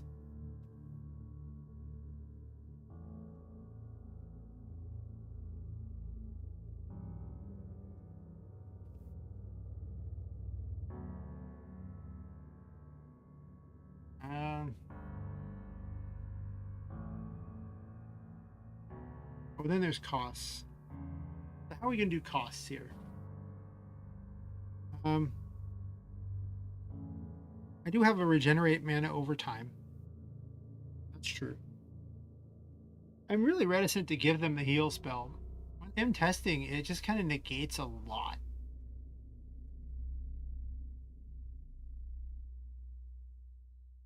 Like it just, you can often get away from things and then use it. They don't pressure as much. I'd have to up the pressure quite a bit so the heal's not just a complete free roll. But also if it has a cost, it's not that complete of a free roll either. I'm going to start the mana base around 10 as well. I'm just going to work off of that number for now. I think it's just easier to keep the numbers low.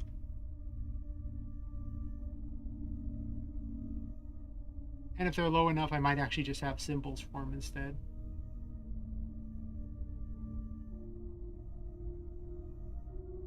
Yeah.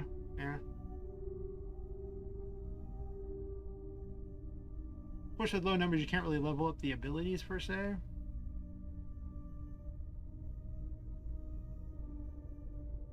I could just have more unlockable unique abilities too. I'm not going to provide them all in the first thing anyway, because some of them are just so unbalanced, it's kind of dumb. It's like, I could use this. But, yeah.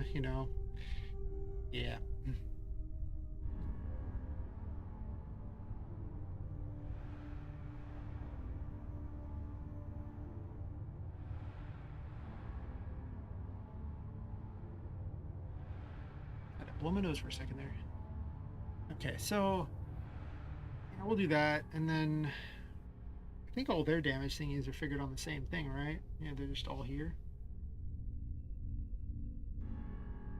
I think I'm fine with that. And we'll have heal. At that point, I guess it heals for 5, and then we'll make the time that it lasts maybe like an extra.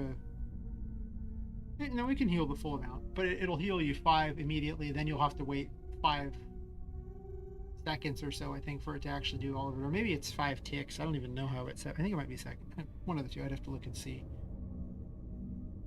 I kind of prefer it be seconds. I don't really want you to just be able to get the full heal immediately. We're just going to mark everything as 1. It's fine. The system to level it up has already been coded in, so if I want it to be a thing, it can be a thing.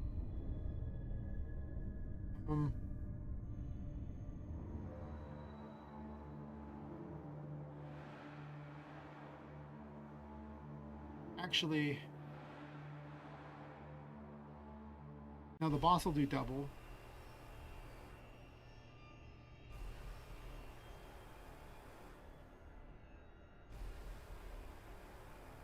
The fire pools can just do 1. They already hit a huge area. We add charge attack, and we could do 3. I guess actually that's the regular jacks. All the bosses are gonna do significantly more damage. This poisons you, so it already does a lot of damage. Another ram attack, so I'll make ram attacks do 3. If they can get all the way up to you and hit you, you deserve it. 100%, you just deserve it.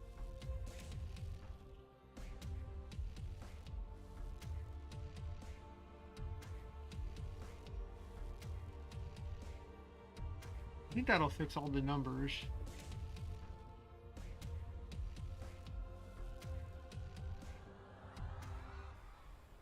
Yeah, I like that, because then that means I can just reward you with, like, every time you rescue someone, I could reward you with an upgrade.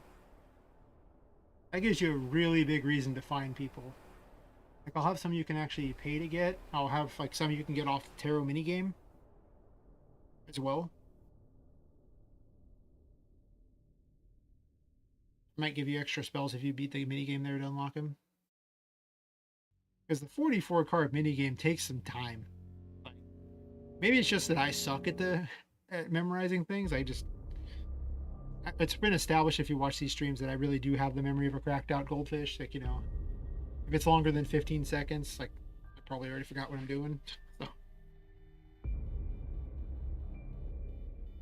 if someone gives me a sequence of numbers after the 4th one, I probably have already forgotten.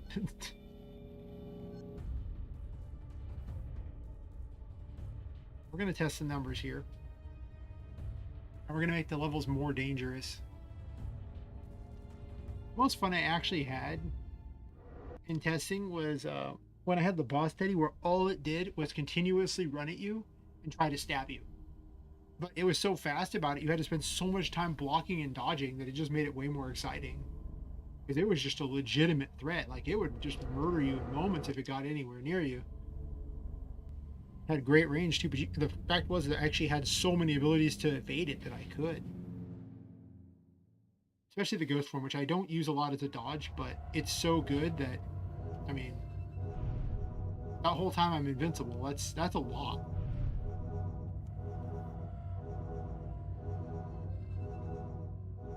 And it comes back pretty quick. Of course, once you fall out of it.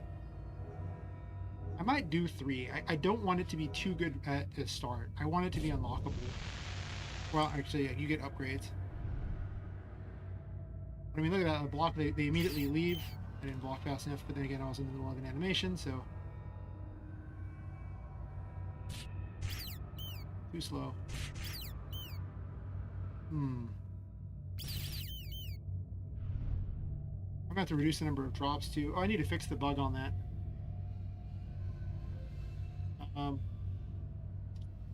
Drops show multiple images. It's not going to break anything. It doesn't super matter, but I don't want to confuse the player into thinking they got more than they got.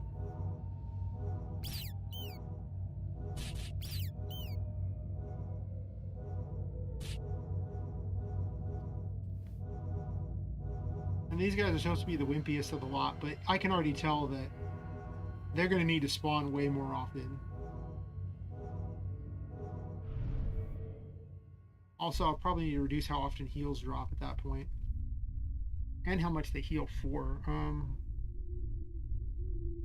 Let's see how much these even heal for. I think it's actually on this thing here. I definitely had a set of numbers in mind, and then we're making some changes to that. So, yeah. Yeah, there's going to be a lot of things I'm going to have to make some changes to. No, it wouldn't be under spells. It'd be under items, right? Let me look at the event here. Where are you? It's just under these here. One of these ones here. Heart.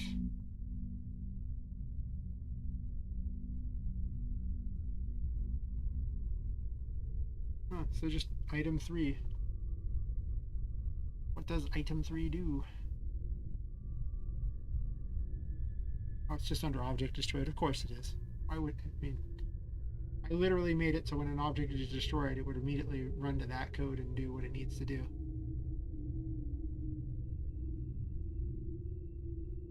You would think I would remember that. I don't always. Hearts only had 1 in the first place, which is perfectly fine to me. There's no silver or gold star. They don't need to be in here. Originally, it was stars. Now they're doll parts. Though, I guess... Well, here's the thing. Originally, it was just stars because it fit the whole Touch the Stars game jam and everything, but why would an attic have a bunch of little toy stars everywhere? Like, at some point, that's kind of... It makes sense if it was like the Christmas area and they had the stars from the top of the trees, right? But um, otherwise, it'd be kind of weird. Originally, I just settled on doll parts because it you're killing all these dolls, so there would be doll pieces everywhere. I just figured they would just use those as their currency. Broken bits of dolls. It's a little morbid and weird, but yeah, it's okay. The hourglass reduces status ailments. I guess it can stand. Otherwise, there's no reduction for status ailments.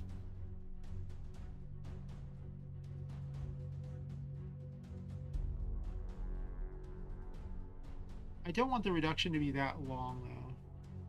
Let's knock it down to like 3. Every time you get one, it's 3. Maybe if there's nothing at the end of that, just not even super necessary, but whatever. So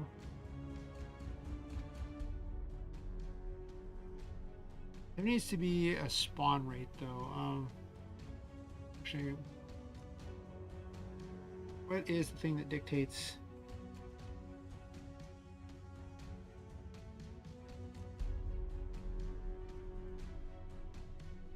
Alright,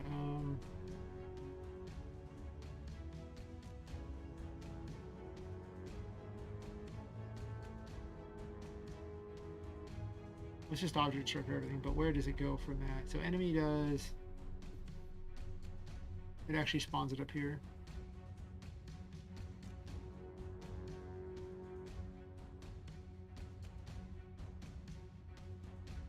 NPC item table.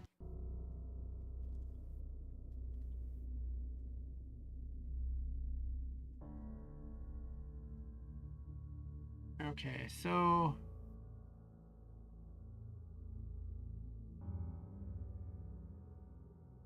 here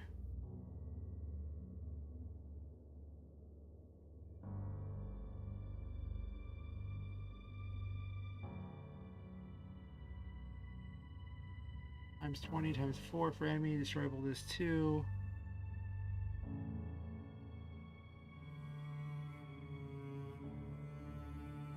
There's 5 possible results.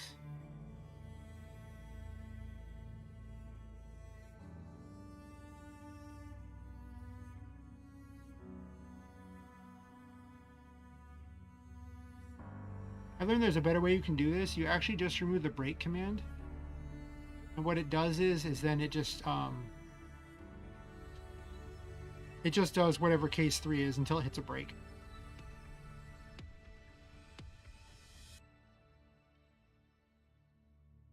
So I don't technically have to do this repeatedly.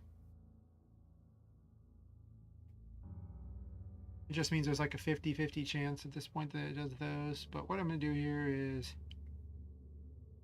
I'm going to make these here. This is actually going to be case 1, 2. Actually, we'll have 4 cases where it shows up as a doll part.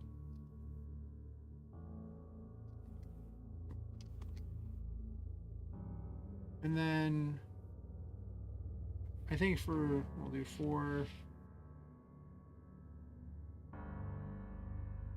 We'll do 2 different heart cases here. And then hourglasses, they're like the least exciting thing. We'll just make those 6. But then we'll math random like 10. So this way, for every instance of this, there's a 50-50 that it just fails and doesn't spawn anything.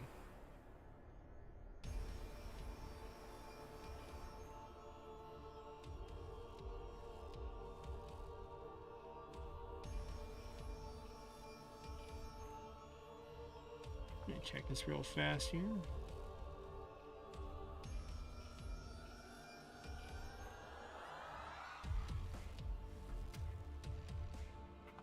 All right. That makes more sense there. That'll give me, I guess I should test and see if that works. The other question I'm having is, why is... I'm gonna test this first. Before I add the question there, I'm gonna test this. Because there's the double image thingy that needs to not happen.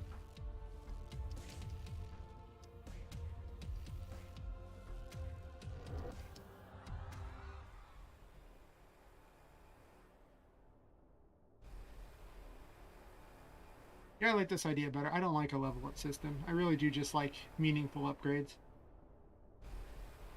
It also fits the whole Soul Blazer idea anyway. In that it, you unlock the world by finding people, freeing them. So unlocking upgrades that way makes the most sense.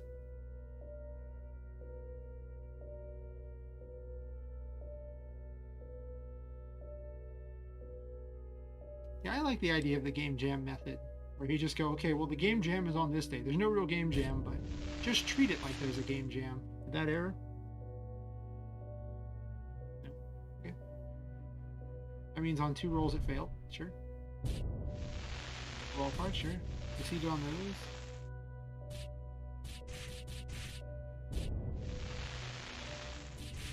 I think it came up with 3 on that one. 2 on the enemy.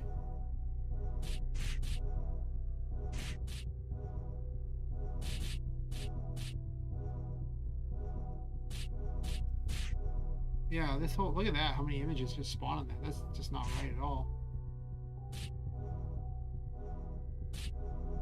I think I'm gonna reduce the amount that the enemies even can spawn too. Like, it should not be a very big number. Like, I don't think 4 should be a number that you get. Unless I'm gonna increase the odds that the doll parts spawn over anything else.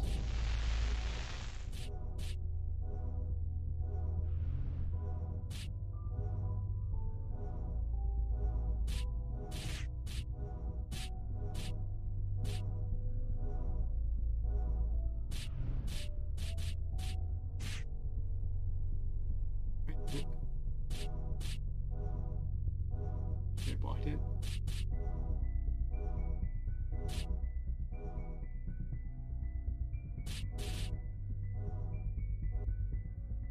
It's an interesting track. It's called Out of Body.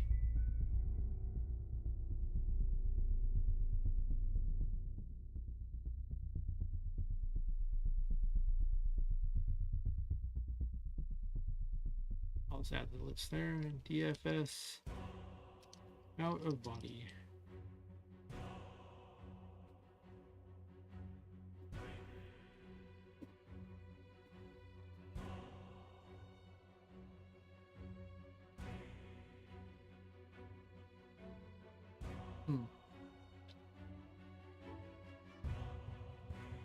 So lower number on those.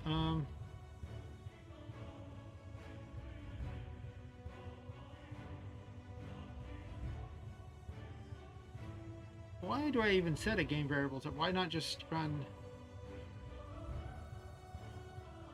What is that variable even for? Like, I could just have a random number in there. What was the point? Current enemy level. Okay, well, we're not doing enemy levels at the moment, but it can stay. Because if I upgrade enemies later or something, I'll probably want it. So I might as well leave the code in there. But I am going to sit there and, you know, cheat the code here.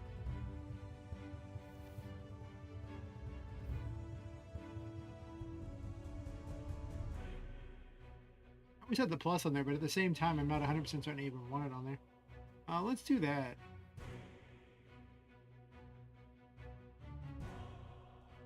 Well, actually, do I want a fixed number of chances? Or do I want a random number of chances? How random do I want this to be? I don't think every enemy should drop something, to be honest. They're unlimited, so you really don't want them to drop everything.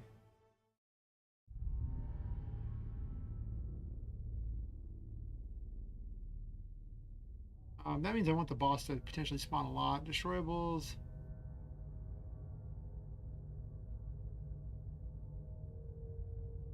We'll attempt this at random here.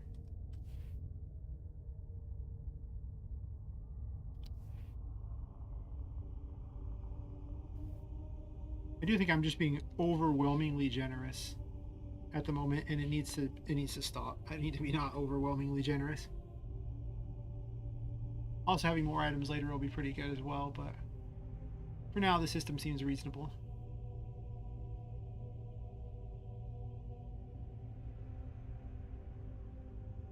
One of my concerns is that the hourglasses won't spawn often enough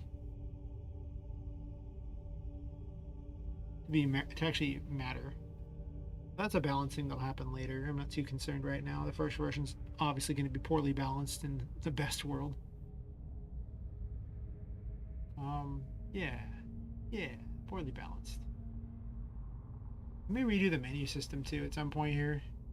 I think I'm gonna have just less abilities unlocked and have you switch them out, more like a Zelda setup. And then I can just list the quests in there instead of having them on the screen. Can I do that? Maybe. I'm gonna go more Zelda and less Diablo. It sounded really cool until I realized just how much balancing and numbers behind the scenes there would be. Okay, so let's figure out this image problem, because I think the other things are fine.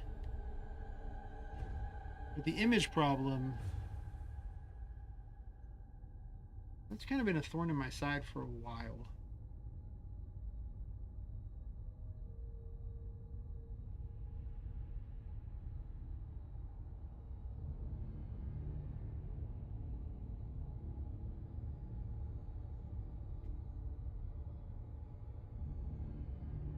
So at the start of the level, everything triggers its lockdown.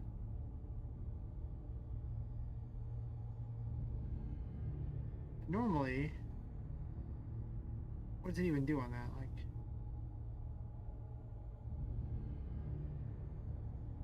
let's see, this one, lockdown its map blocks 5 here.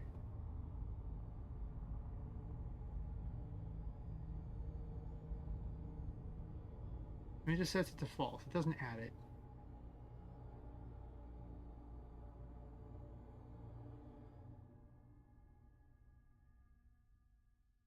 That should just remove the image right there.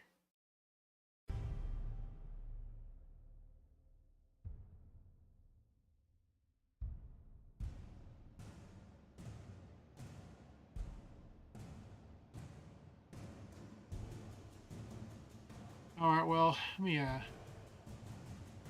gonna have to do the fun test method where we just sit there and console log each page.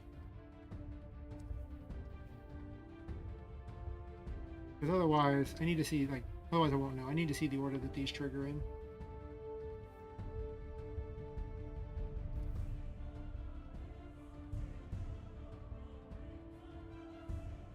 I'm stupid. I forgot something very important here. There'll be more than one, so I need to see the logic each one follows. Okay, I'll just copy it this way. Or I'll forget to hit OK and hit the wrong one. Nice. Right, you saw nothing. Nothing at all.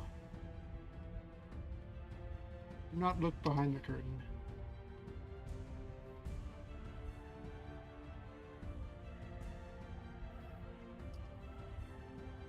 I have a system that just keeps everything from moving and doing anything when it first spawns in, so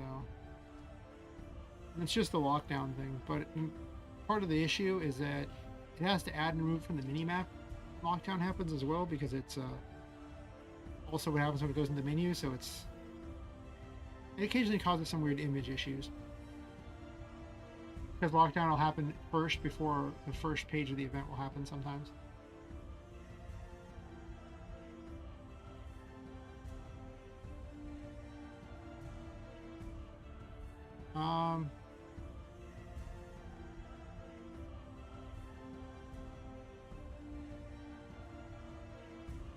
How dead set am I on having 4 different things that just represent the currency of the area?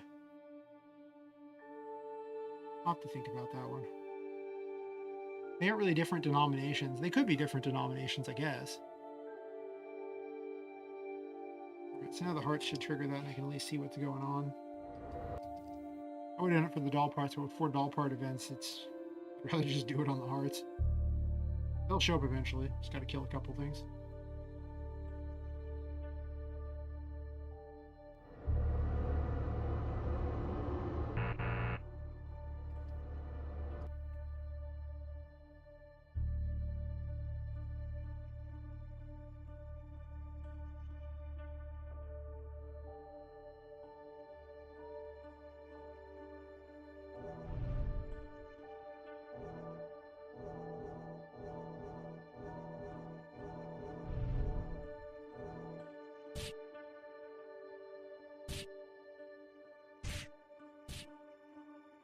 There was a heart.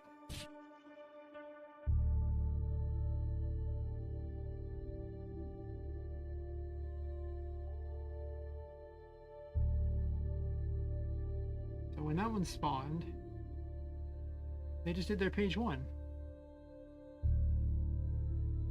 Each one did their page 1 a single time. And the 95 did its page 3. Otherwise, they just did page 2 forever. At no point did they do the other. So unusual. I don't even know why I have page 2 on there. Page 2 isn't even necessary. I don't really care when page 2 runs. Because page 2 doesn't actually add an image. It's just page 1 and 3, I suppose.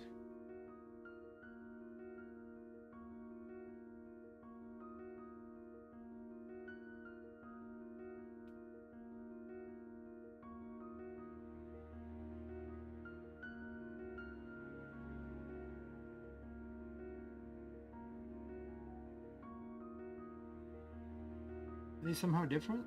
Maybe.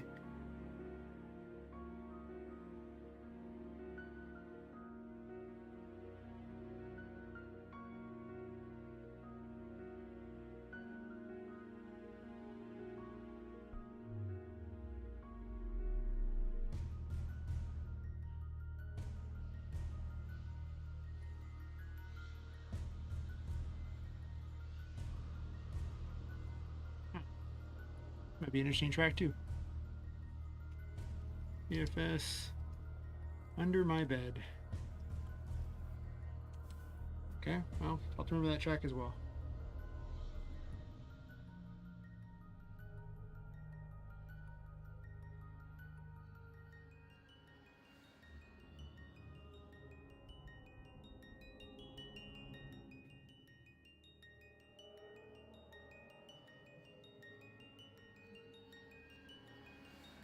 Sure, there are mana items as well. And I just never added them in, huh? The ball light thingy, which I'm not going to use probably because the hourglass already kind of does a similar thing.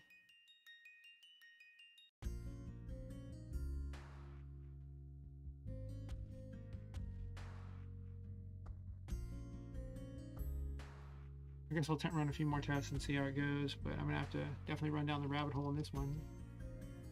At first glance, it doesn't seem like it's running the code twice, so if it never runs the code twice, that means that somewhere when it goes through the actual command to add the image, it's adding it twice. That seems weird because I've already, everything else is using similar code. There's only a couple points where it would differ at all. It's why the system's set up so it can recycle so much code. So problems like this don't arise very often, even though they still arise quite a bit, but less often.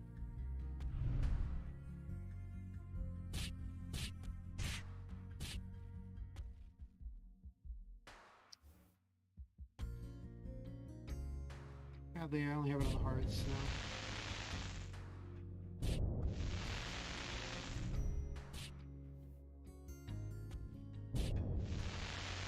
Yeah, it happened right there.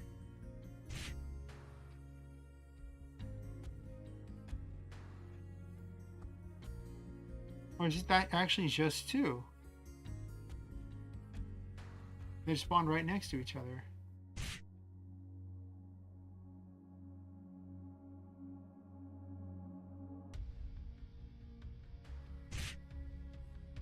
Mouse is terrible. It's actually just two of them. Hmm.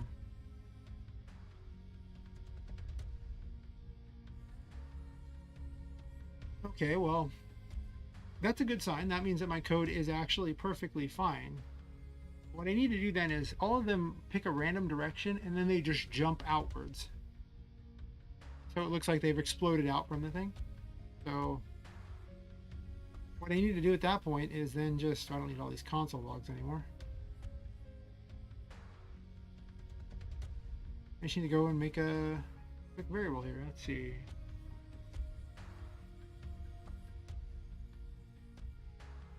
Um,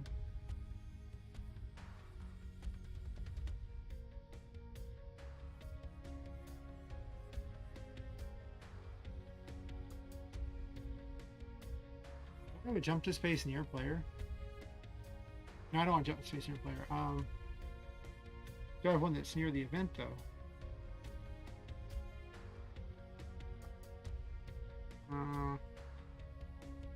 Not really.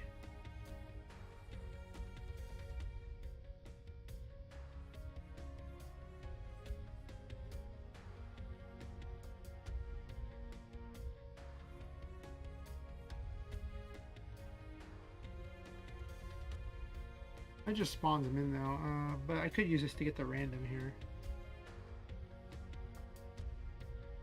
Hmm.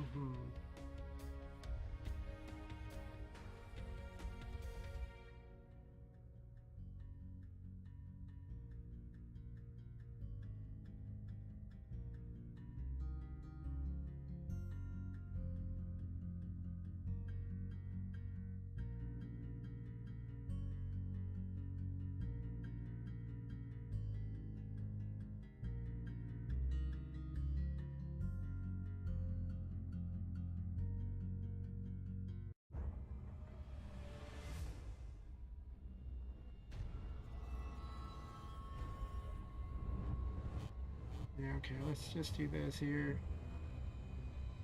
Just borrow the code.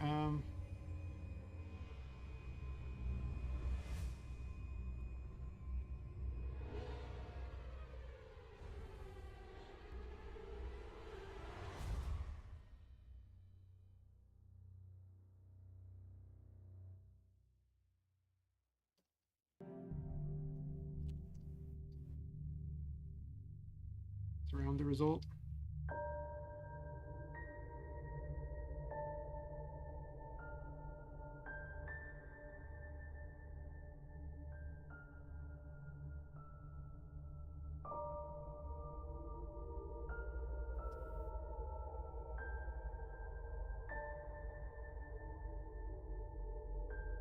Then we're gonna do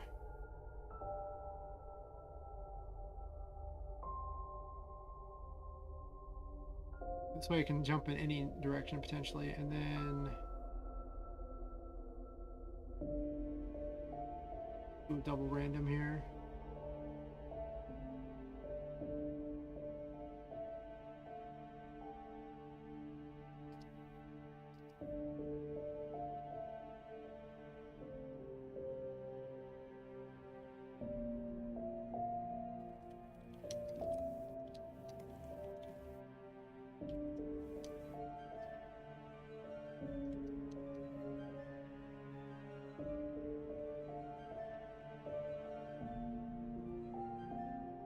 It should mean that it will happen less often.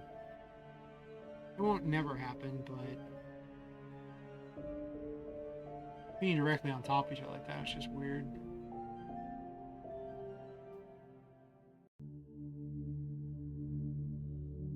I think that'll work. I might have to use my own self-variable things. Email self-variables doesn't work too well with move routes. At least I don't think it does. To be honest, though, it was built for MV, so what can you do? I thought about using another one, but the issue is then I have to sit there and make certain it cleans itself from the memory, and chances are it won't. But maybe. I mean, I could quickly replace it with the other one. RM did just release their own.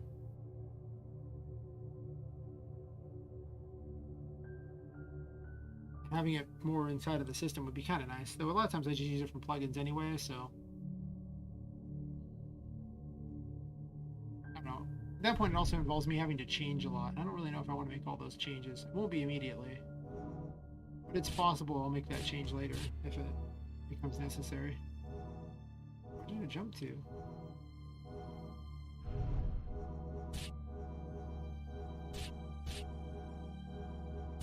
Okay, well, that didn't look like it worked at all. Oh. This is exactly why I hate editing in this.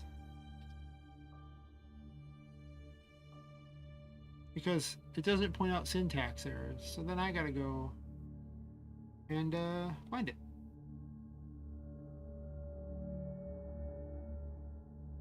Of course, this didn't seem to point it out either. Oh, I know where the syntax was. Do.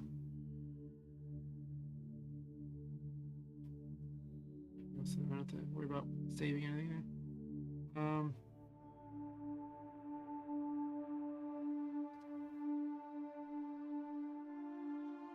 It's right there.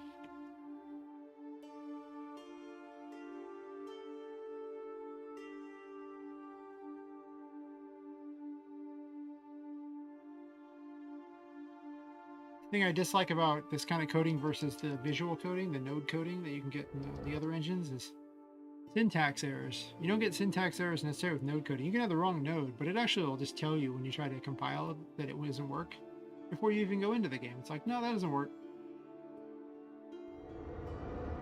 It's like, you sure you want to start this knowing this doesn't work? And I'm like, no.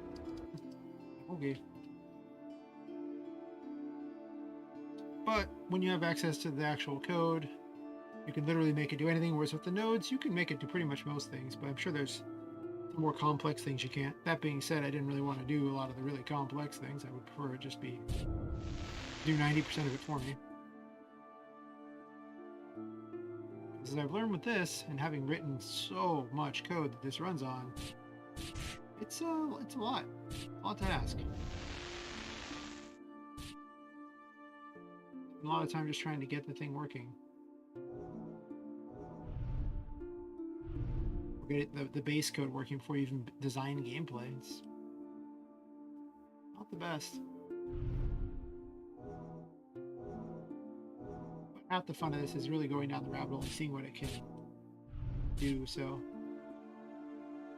the odds that would happen, that those three would spawn, is so bad. Not only does it have to roll 3 for it to spawn, but it has to then roll the 50-50 against each of those, and then it's like a 1 in 6 that it spawns those. And that seems to fix the problem. A little more spaced out. It's not erroring that I can see, so just reporting the various console commands that I have going on.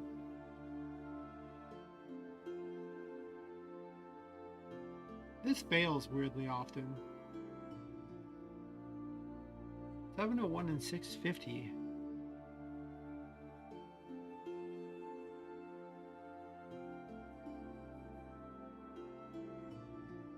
I mean, it doesn't really matter. I think it just makes it so they don't spawn treasure if it fails, or something along those lines. Still, it would be nice to know why.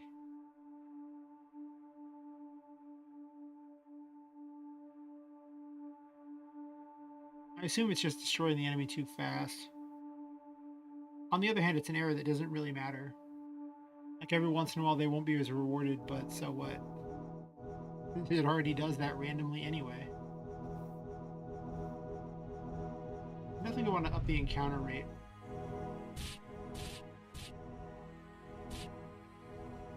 $60 FPS even with the console open. Maybe a slight dip, but I mean, it is the console. The console uses a lot of resources. No, well, it just means it spawned 4 of them.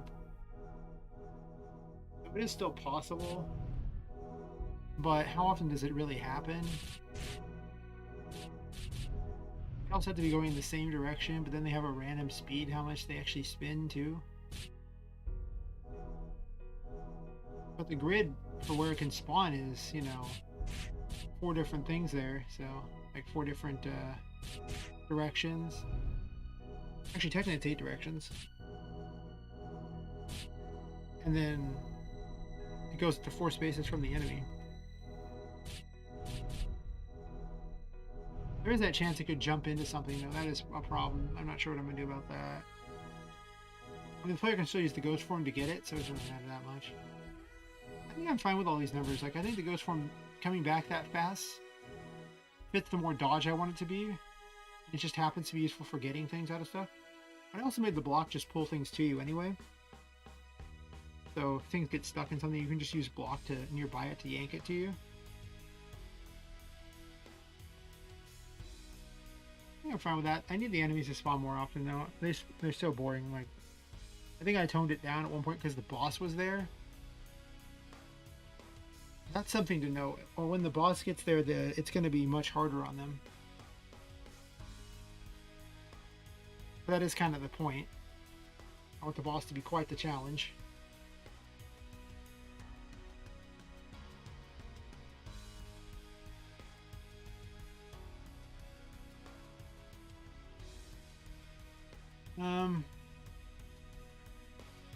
The encounter thingy. I can't remember where I put the thing for it, but it should be right up here.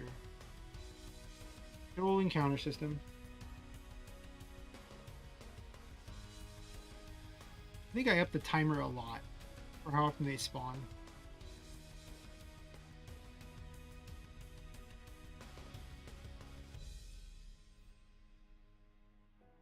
Let's speed that up to like 20.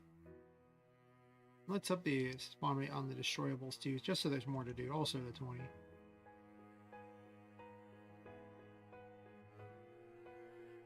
The other option is to do this here. Right now, well, see, when it was at 30, it was spawning one every 5 seconds. But the thing is they could also be land inside something and then not spawn. So you'll occasionally get more spawning because of that and less otherwise, but there's not a very good solution to that at the moment that I can see. About that for a second. That reminds me, there's something I was gonna... Did I do this for this video? I've been playing with YouTube's tag system here, and make certain to actually tag this one.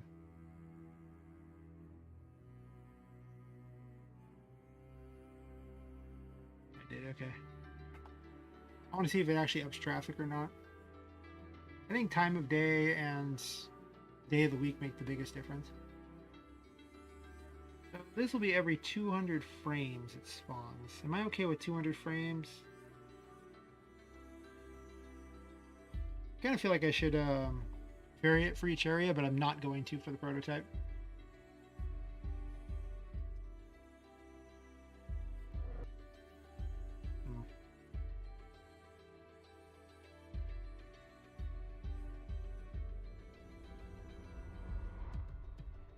I just want it to be a threat.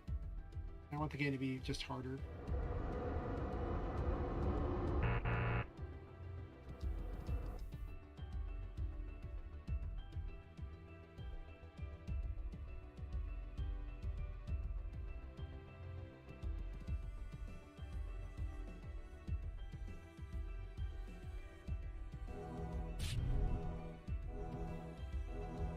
Alright, let's murder things and see how quickly they spawn.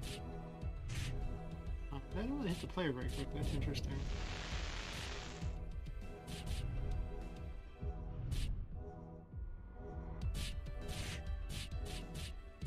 Well, that's actually obnoxious that the projectiles can go to the side like that. But they don't always hit the player. I don't like that at all.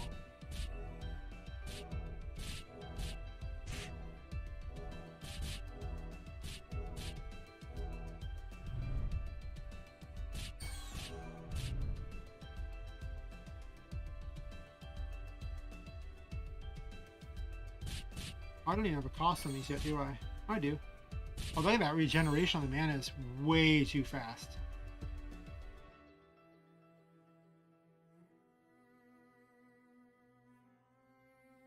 Once played out to run away to use, not to do that, you know, to regenerate mana and everything if they're going to use the actual spells against them.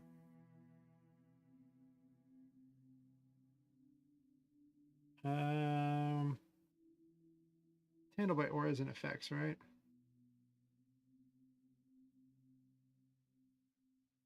One frame. Well, that was like blazingly fast. With only 10 mana, if you're gonna get, I mean, do I give you 1 mana back a second? That seems fast. I guess I try it.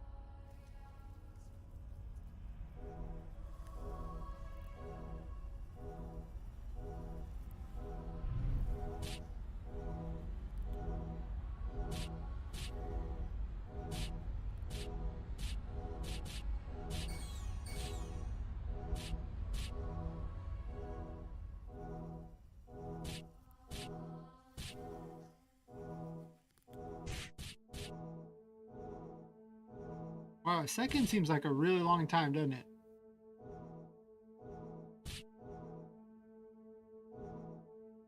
Actually feels like more than a second. Actually, I'm going to test that. That does seem like more than a second. Just for a second. Timer.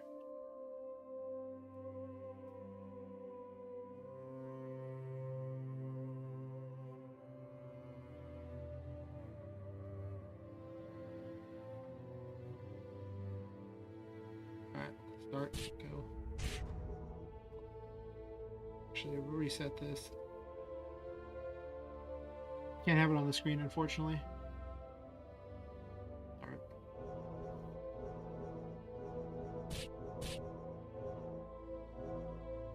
Oh, it's actually like 5-6 seconds. It's a long time. Why is my math so wrong on that? That seems weird.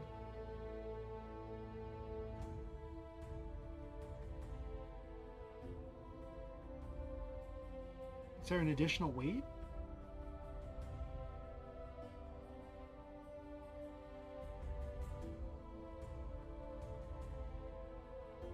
There should only be one weight, yet here we are.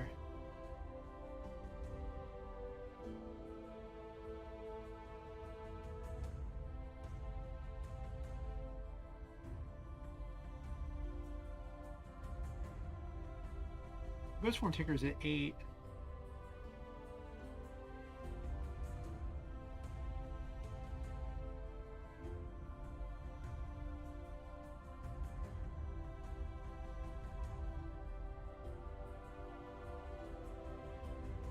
Oh, this is also just for how long it lasts.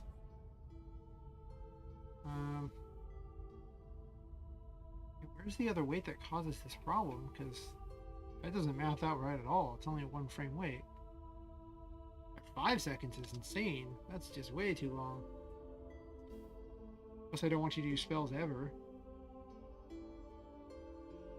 No, maybe it's not too long. One of my biggest faults is that I really do try to rush things too fast. I have this bizarre need to just make everything happen super quick in a game, but that's not how games work. You don't want that.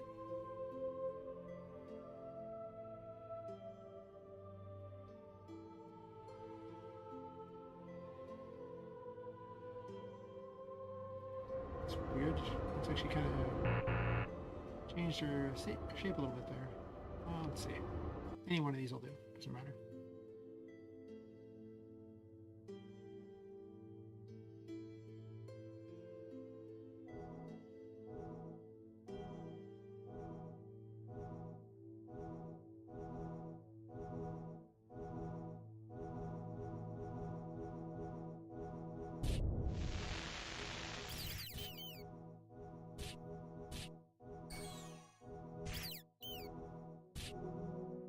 That's way too fast. Look at that. I just.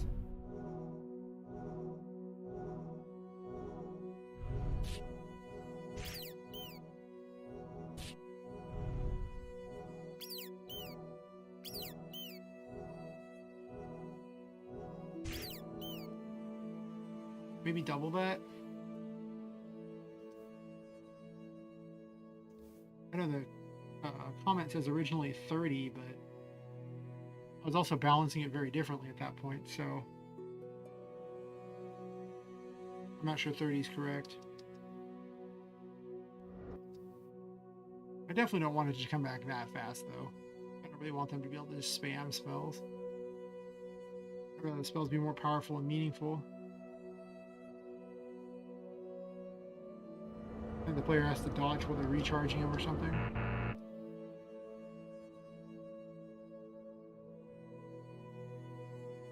And then without any upgrades, I have to be able to beat the bosses too. There was a thing with the guy who made was it Bloodstained Ritual of the Night? He made his people, whenever they put a new boss in, they had to be able to beat the boss with no upgrades, just with like the base character. So I too will have to be able to beat all the bosses with just the base character. That's the rule. Oh, I want to test how fast that comes back. That's probably fair. I'm gonna have to test it. I think that's reasonable.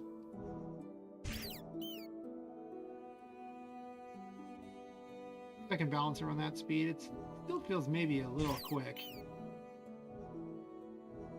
But I also want the spells to be used. These things are really hard to hit with the firewall. This is like the worst attack against them. Actually, the block is really good against them.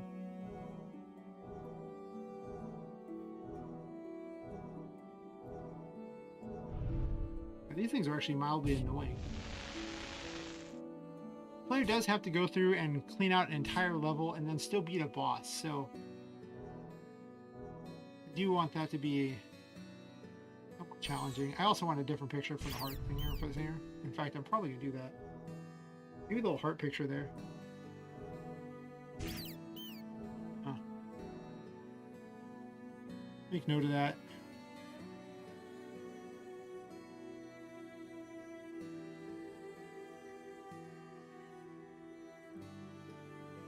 Or I could just make it now. Guess I'll just make it now.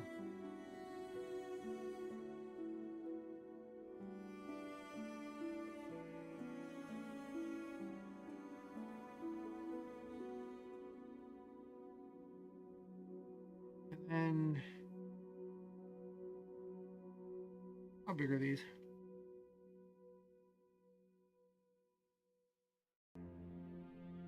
Which is called heal.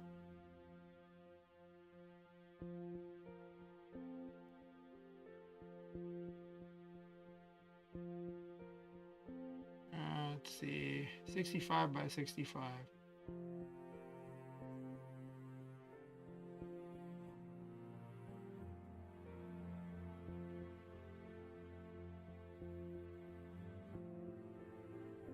Does it feel like the square one's gone? How weird. It's just off the screen. I was like, wait a minute. The command I was looking to use is completely gone. That would be awkward. Let's make a new 65 by 65.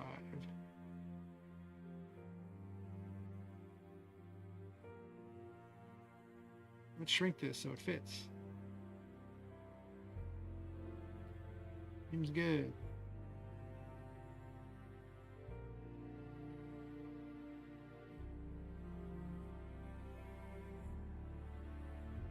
Actually, let's paste another one on here because I want it on a different layer.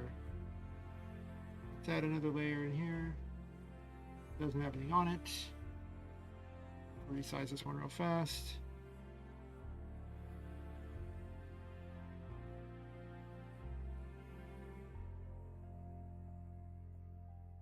Sure, perfect.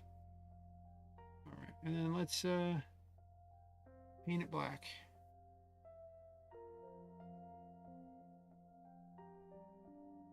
Get some hot layer style action here.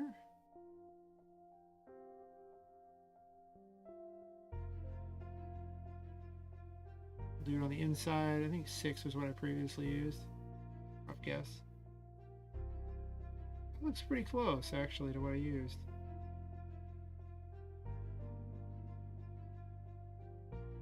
Maybe 5.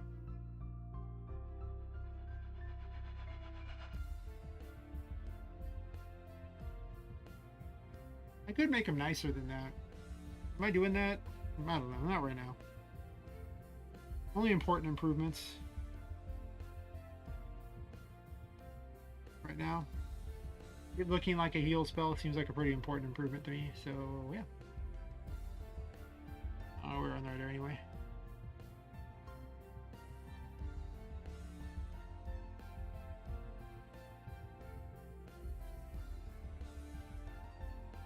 I'll write that.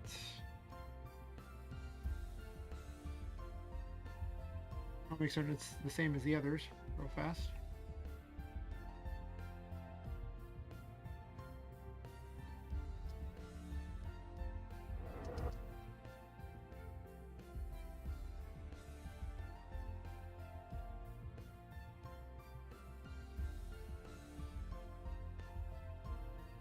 I think I'm checking this right.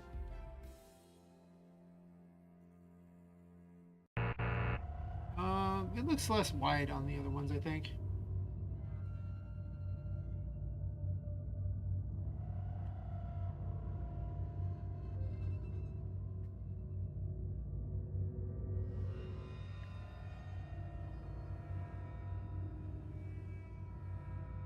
Sure. I wish I'd just saved a KRA file with it exactly set as it was supposed to be. Of course, I made them all the same day, so I just didn't think about it. Also figured I'd probably make better looking ones later, but we'll see on that. No major hurry on that.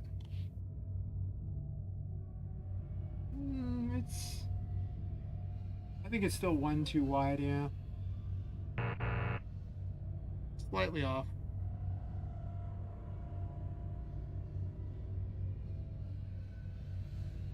You'll get the job done.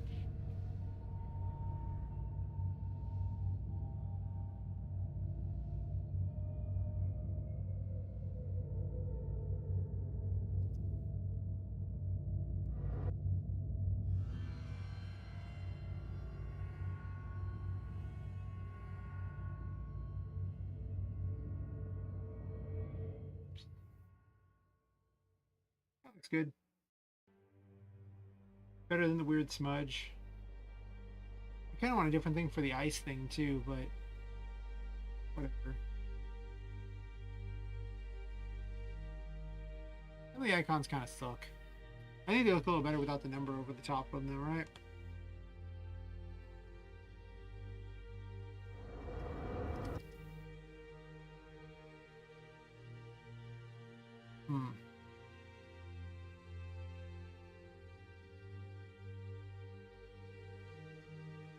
Yeah, they look way better without that on there. Okay, I can live with that. Actually, looks pretty good there. Looks less good in the menu. I'm tempted not to have the white border.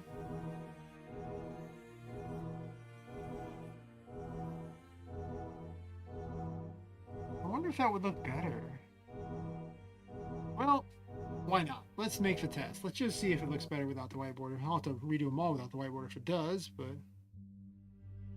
I'm not sure I'm gonna do that right now, but for future, let's see if it does.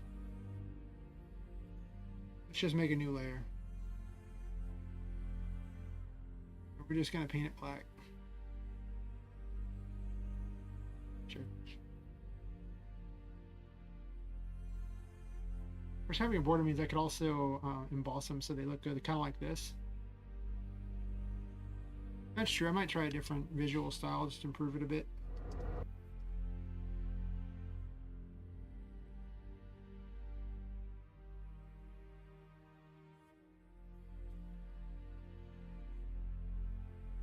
At that point, I have to draw a box around it instead of using the stroke command like I'm using.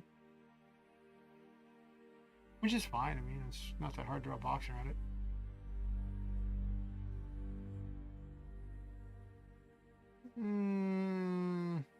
Does it look better? Maybe, actually. Probably. It looks less like an icon and more like a just a picture in there. But I mean, that probably isn't that bad, honestly.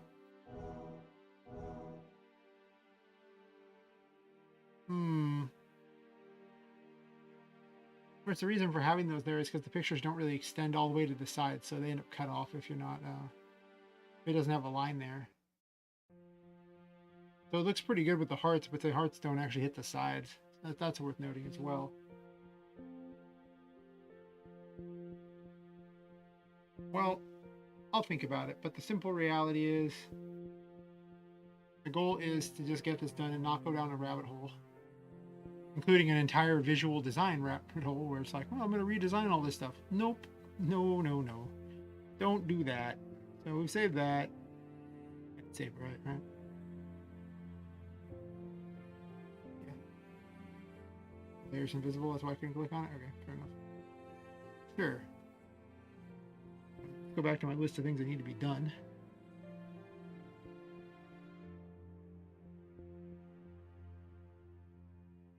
Mouse thing I'll fix off stream because it's going to involve me having to hunt through a lot of code, and it's going to be a really, really boring testing as I deal with someone else's code.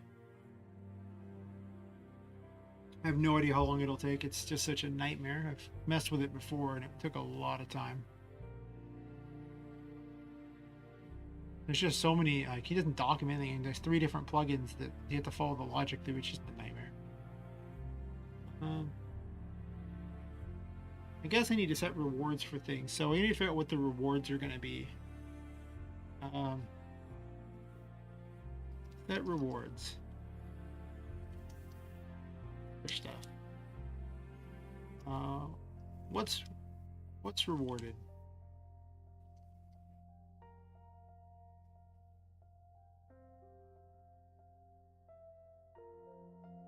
This falls under the level system I'm supposed to be making. So let's see. Rewards are given for each level of the tarot minigame beaten.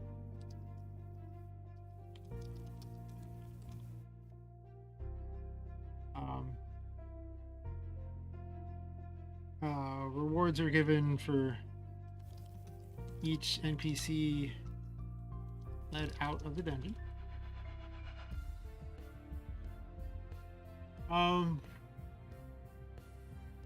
At this point, unless I'm gonna have a third PC that you can lead out of the dungeon, probably do at that point. Just have 3 NPCs led out of the dungeon.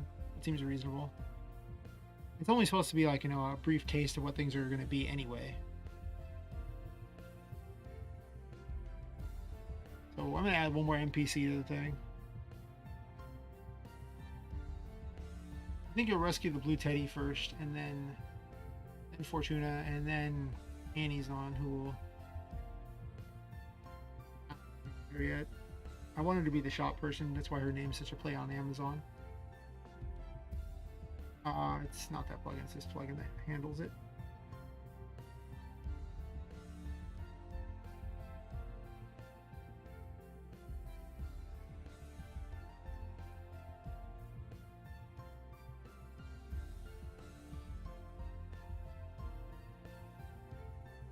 Okay, let's put Blue Teddy over here instead.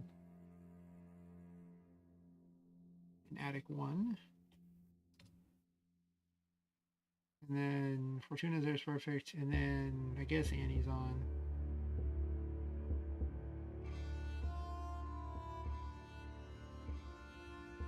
Because she fits a little more in what's going on with the level.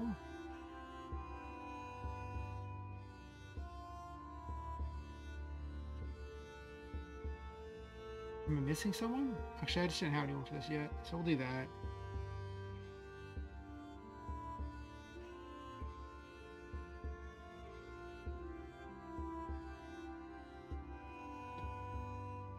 Okay, so that's 3 different rewards. That's 7 rewards because there's 4 levels of the tarot mini game and 3 NPCs. And then I guess Annie's on will just sell you upgrades, right? That sounds like an Annie's on thing. But then she'd need to be out earlier, wouldn't she?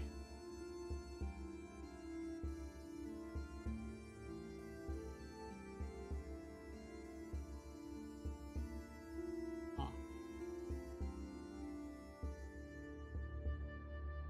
But the mirror is all the way at the end of the attic. I guess I could have them float down to the end of the attic. There's nothing wrong with that.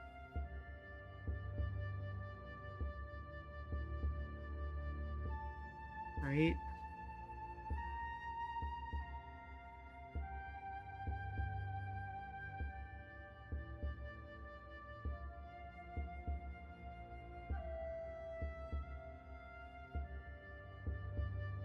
Well, at that point, the only one that would actually give you any kind of reward that wasn't it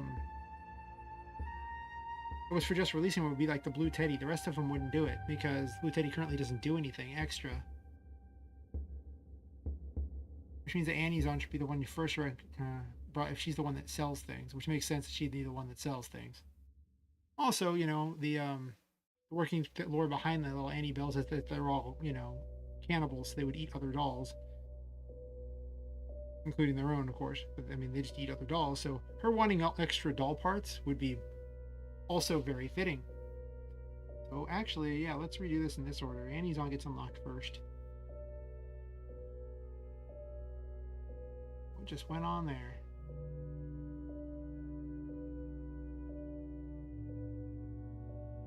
Okay, that was weird.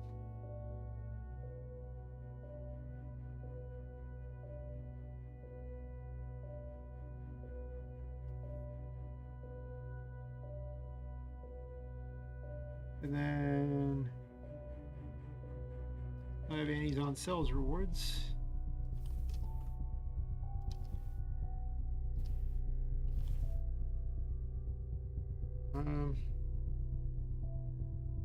Okay, so at that point, the 2 of the NPCs let out the dungeon unlock areas. Fortuna gives out 4 rewards, and then we'll have Annie's on give out like I guess 5 rewards or something, but you have to like, buy them off her. And then the Blue Teddy will just give you a reward because I don't have a mini game for him or some extra thing he does at the moment.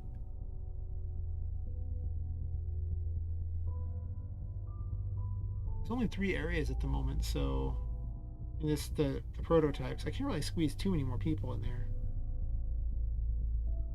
Unless I want additional unlockable people to show up, but I don't really want to get too crazy about it. It is just supposed to be a prototype. Give you an idea of what is and isn't going on.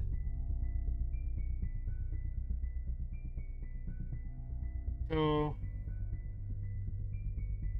how much of upgrades should these even be? What are the upgrades? Let's say there's 10 upgrades.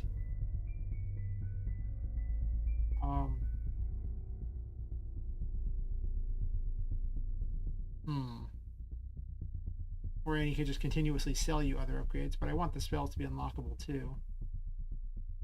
I'll start to play with the ability to block, use Ghost Form, and the basic attack. Maybe heal if I want to be generous. Am I generous? I don't know. Probably am generous enough to give him heal.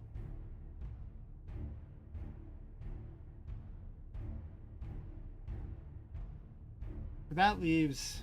Well, I don't know if I want to balance all the spells. Also, Star Armor currently does nothing.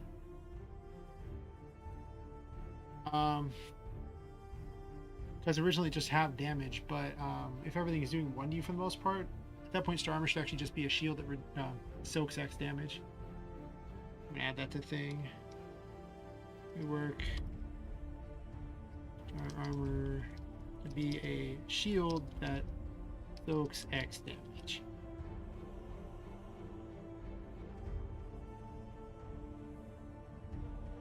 It was definitely built for Diablo and not for Zelda. To be fair, Zelda didn't give you an armor thing either like that. And Zelda also didn't give you a bunch of spells either. They gave you random items to use. This is kind of effectively like that, but they're spells instead of items. Whatever. Effectively the same thing. So I guess Tinka needs to give something. What would Tinka give and why would she give it?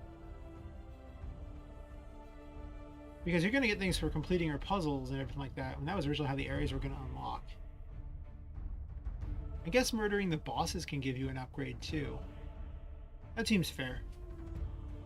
You'll get a major reward for beating a boss.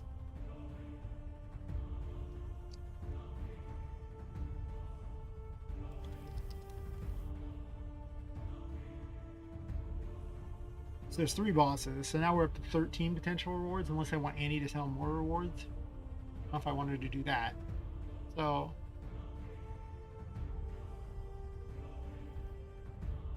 I guess I can sit on the screen while I do it. I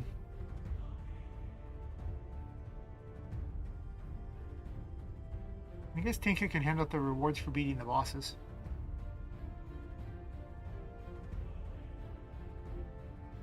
Sure.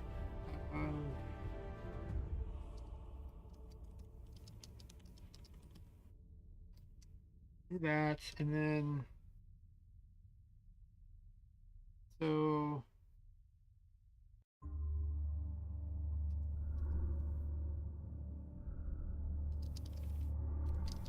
currently there's 13.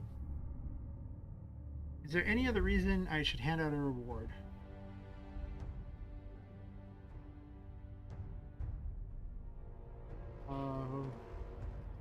What are the rewards?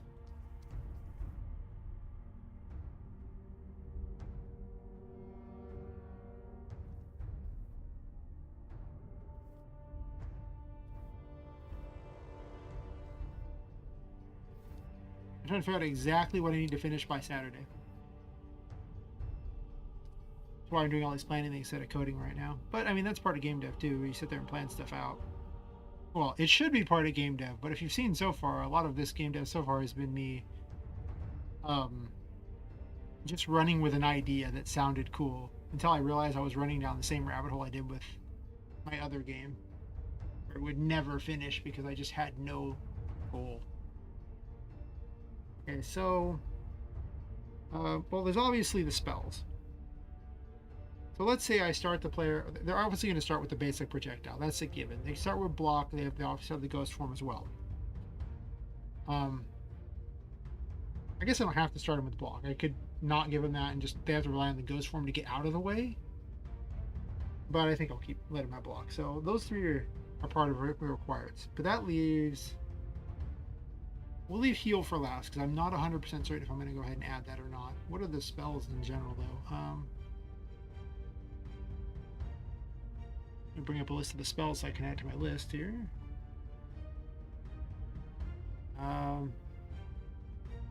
The rewards are firewall,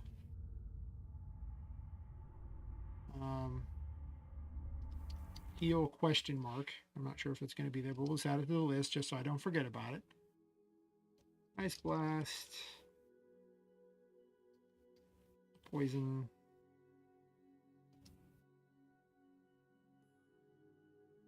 Lightning storm, which I'm gonna totally put behind something that one's way too powerful. So it's gonna be one of the harder ones to unlock, I imagine. Our armor's 1, and those are the spells. So that's only 6 rewards so far. I think I'm gonna cap the whole ghost form thingy at 5 for now. It's so powerful. Like it's already at 3. It's an effective dodge that makes you invulnerable and passes through things. So that would mean that ghost form +1. That's just so much extra time that goes in, provides there. Not 5 seconds. I mean, it might actually be 5 seconds. No, it's not that long. It's long though. I'm almost afraid to give more of it because it's every time I've tested it, it's too good. But I can just make the enemies tougher as long as you have this, invincible thing there. It actually also makes blocks seem a little superfluous sometimes. Lock serves a different purpose. It's like a lesser ghost form where you can't move. But it also tracks things to you, so you can collect stuff that's stuck in things, and it... Not all enemies are... You can't use the ghost form the whole time. It does take time to recharge, so... Having the extra thing you could use anytime you want is nice. So I guess I have an HP bonus I could have.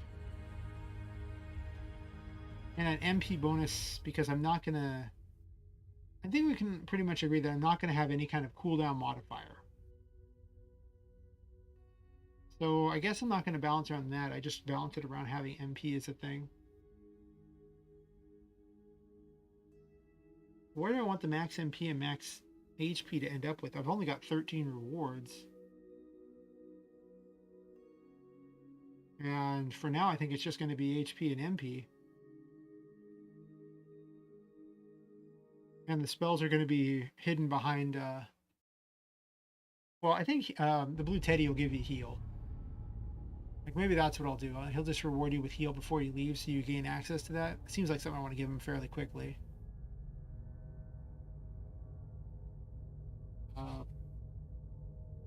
That could work. Wait, no, but Annie's on's the first one now.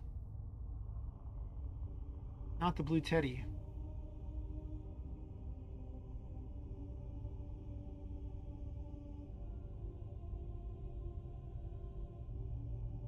Also, I need to add a thing where when you exit the area and return in, it doesn't put all the tarot back.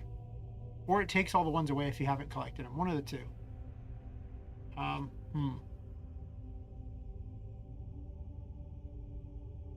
It's a decision on that one. So we'll assume 3 of them are HP. But I don't think +1... Oh, everything does like small increments of damage. So how much do I really want to pump her HP? She has 10 right now, but maybe it's just HP +1. It's just 1 extra hit you can take. But the bosses tend to do 2 or even potentially 3. So 1 HP doesn't really give you 1 extra hit necessarily. I could be generous with 2. HP +2. We'll try 2 at first. This could go either way. I'm not 100% certain on this one. Apparently I kept the space. It was going to be all cool. And whatever, I'll do it manually. And then for MP, without having a good idea what the costs are going to be, it's going to be a little weird. Maybe I just stick with +2 on that as well. I want the upgrades to be somewhat meaningful. +1 feels very meaningless for how few upgrades there are.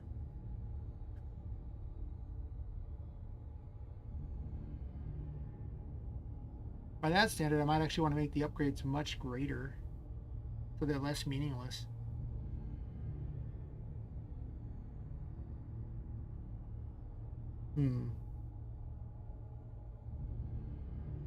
If I had more rewards, I could make them lesser, but the rewards are given out so far for pretty specific things here.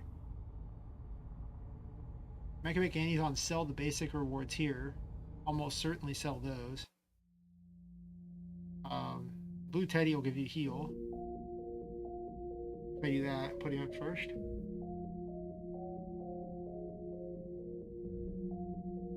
Well, with only 3 levels, I could just leave Annie unlocked the whole time, but it rewards you with a shop. So, being able to unlock a shop feels more like you're rebuilding the area than, well, not, you know? I kind of like her being a thing that needs to, and she should probably be pretty quick unlock at that point. She could sell you heal. I guess it's fair. She could just sell you the heal.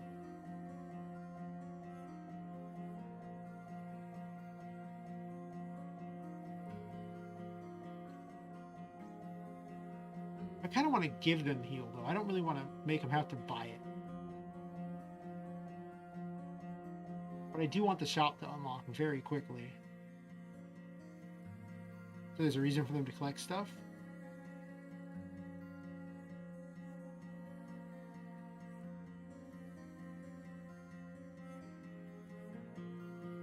What if I had a character who unlocked by doing random things on this story map?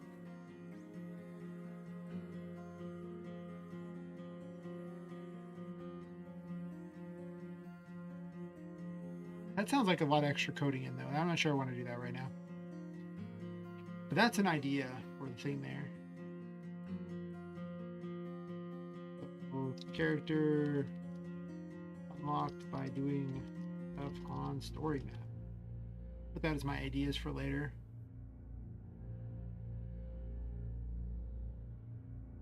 The order for releasing people is still Blue Teddy being the last one.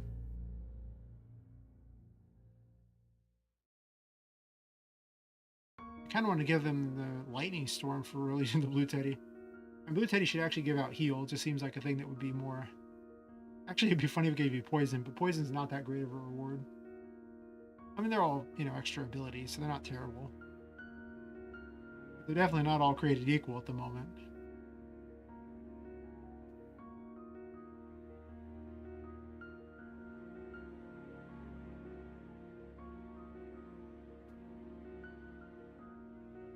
I'm trying to figure out what Tinka does, though. I mean, she could give you... Well, she gives you rewards for the bosses. So... I guess Fortuna could be the last one unlocked for her little mini game. Yeah, maybe we do it in that order.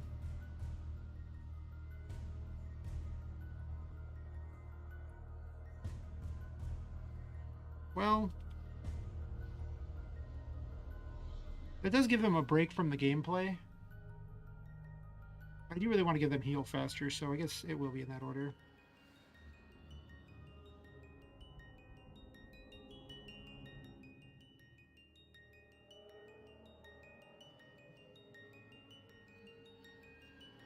It would force them to have to leave. I kind of want a boss for the prototype too, like a major boss, but I don't know about that. Once again, got to finish by Saturday. We're trying really hard to, barring some sort of catastrophic failure.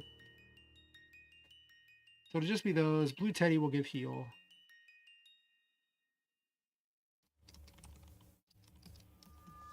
Who apparently his name is just going to be Blue Teddy because I've never given him a name.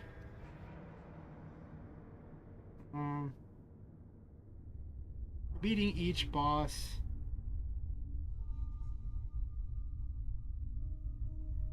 Problem is, once you give away something for beating the last boss, it doesn't mean anything.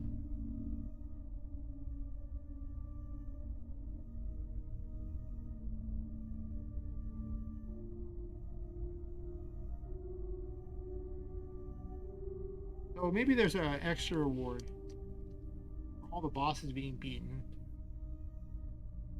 That's something more unique.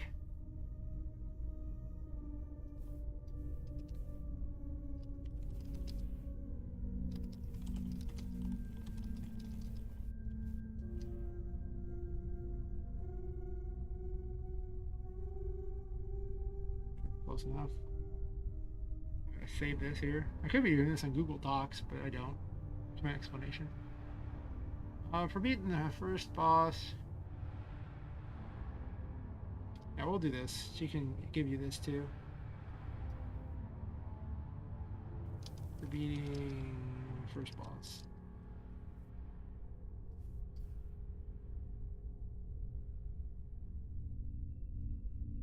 And then I guess this will be the last boss, the second boss.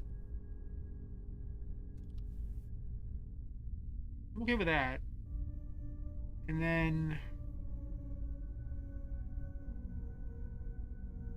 what does Fortuna give for beating? Like she gets unlocked by doing those.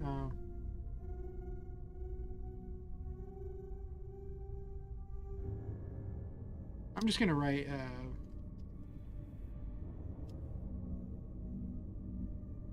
For her, she's just gonna be selling them. So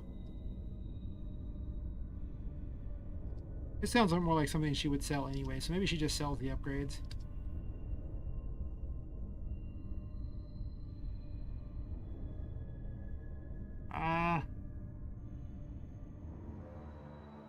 No, I'm gonna put Lightning Storm behind the fourth tarot mini game.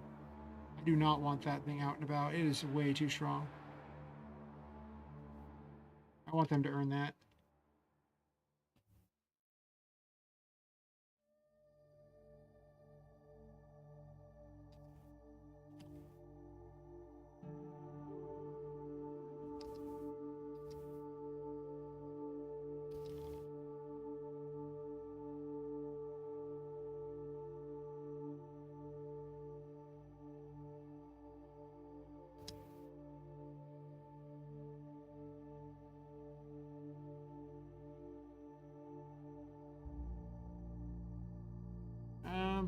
I think Annie should sell something exciting.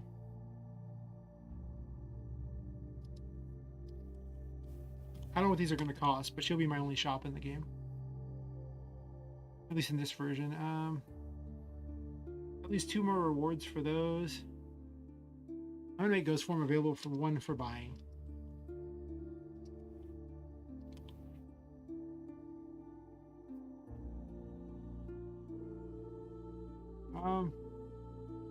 Let's make these upgrades greater in each one, just to make them more exciting, I guess. Let's put it in the right order.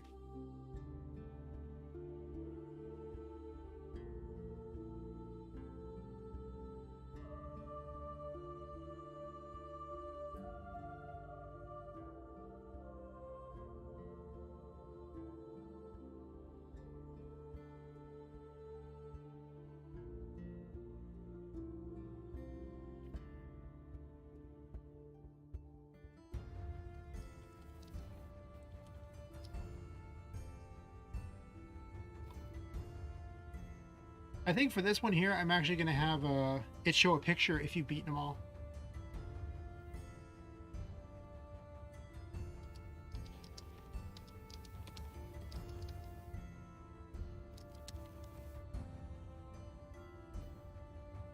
Because that one doesn't have a picture in it, but what if it did?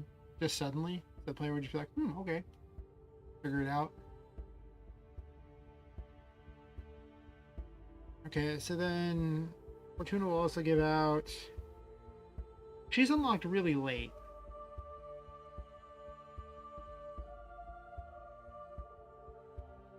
I'm going to give a couple things out to make her a little more exciting.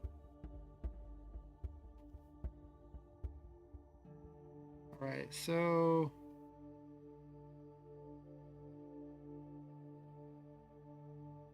the second tarot game. Thing here. Tiny keyboard is tiny. And then this will be the third one.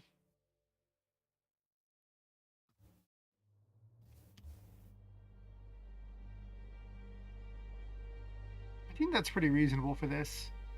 I'm trying to think of what else I would actually need in here, but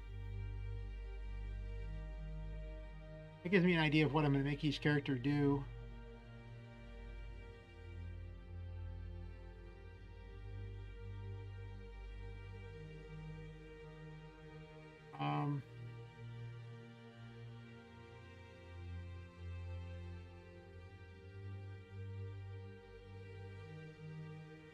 Collecting all the tarot cards unlocks a new area. Later on, it'll probably be puzzle pieces or something like that, or broken pieces of a painting. Maybe it's just like, torn apart or something into shards. I don't know. I might do that as well and manually chop it up myself. Actually, I might do that, the manual chopping thing. I don't have a thing to automatically do it, so it would just take me having to do it the hard way. That's fine. I don't really need to list those as a reward because the reward is you unlock the next area. But you don't have to beat the bosses, I don't think. In this thing here, because you just unlock the next area by collecting all the tarot cards, so... But you'll get a bigger reward for beating those, and then potentially, like, there'll be,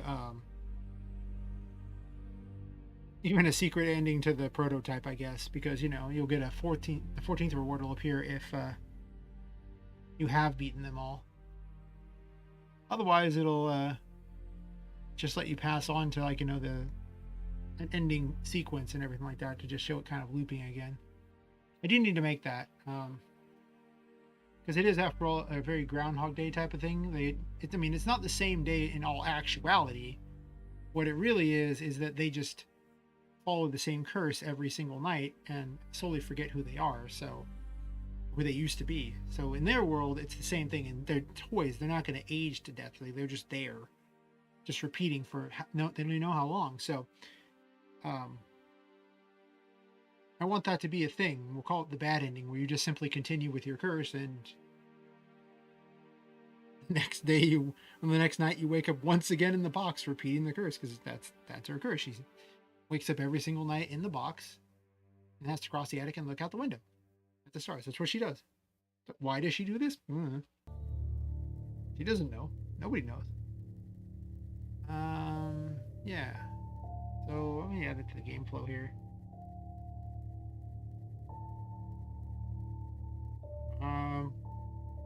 Oh, I don't even have that anymore. That's fine actually. Okay, so I guess I'm gonna code in all the rewards right now here.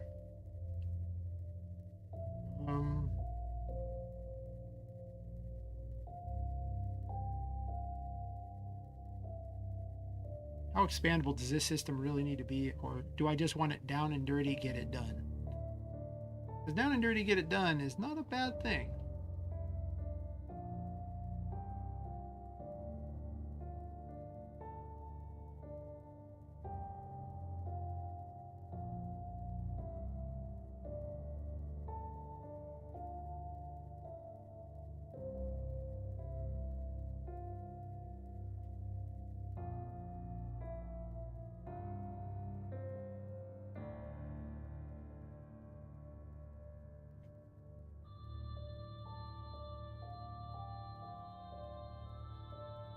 You know, someone was commenting that I had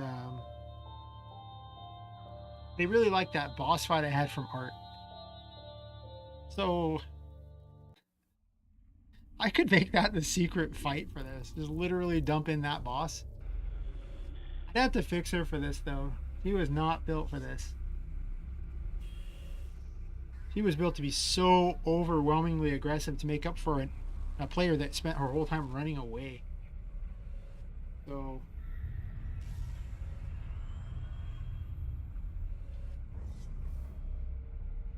but if I do that, well, the problem with that is it used Gal's map projectiles, and I didn't want to code in a whole damage system just for that, even though it allowed for way more projectiles to be fired on the screen effectively. Because events, there's just a lot of problems with how events work on there. They're way more intensive than just putting an image on there that just kind of tracks its position like the other was doing. It's just following an array. So technically, I could make my own image plugin do something like that, but that is not something I'm doing right now. I already have switches for these.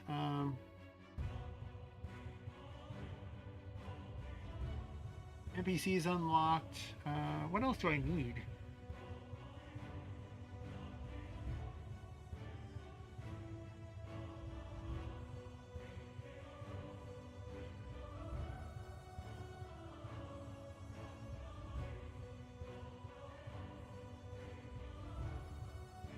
I mean, how many NPCs am I going to have? I don't really know. Why is my keyboard not clicking that? It's just being stupid. Kind of like to have them all together. These switches. I mean, it really doesn't affect the game thing much to have more switches, so I should just have more switches whenever I want.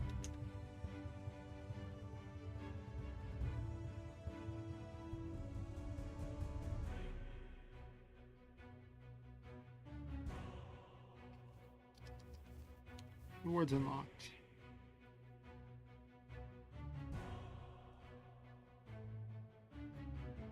Yeah, let's see. So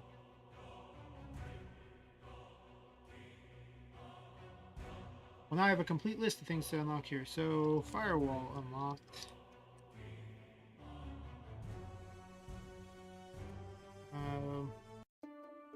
Heal unlocked.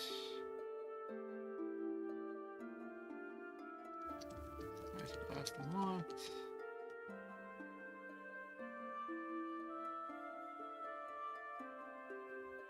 I know it says unlocked at the top, but the reason I'm writing unlocked after each one is when I go to use the commands in RM itself, it won't have this up there, so I'll have to remember what it is. So that's why I'm writing it like that.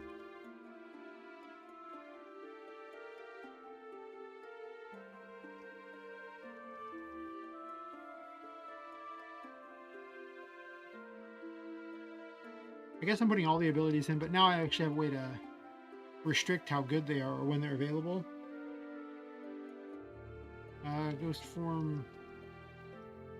Call it reward 1. Locked. I'm just going to copy paste this whole one here. Sure. Oh.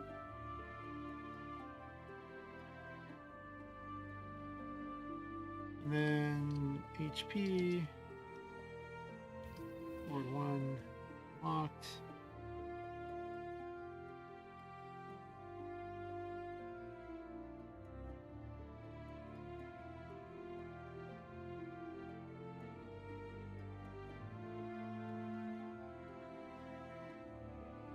Actually, I can just do it this way and copy paste these two. And then change it to MP. My rewards are going to get more complicated as time goes by, but this is really just about deciding the game flow. Oh, there's only 2 rewards there. Secret reward. Unlocked. Alright.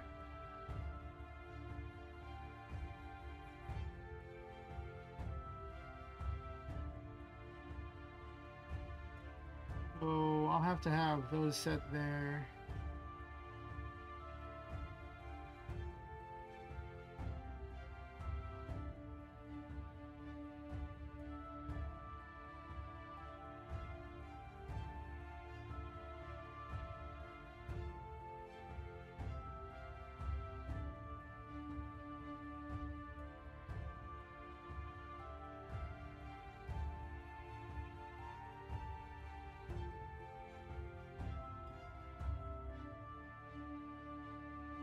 I need to make a special unlocks event that I can call to.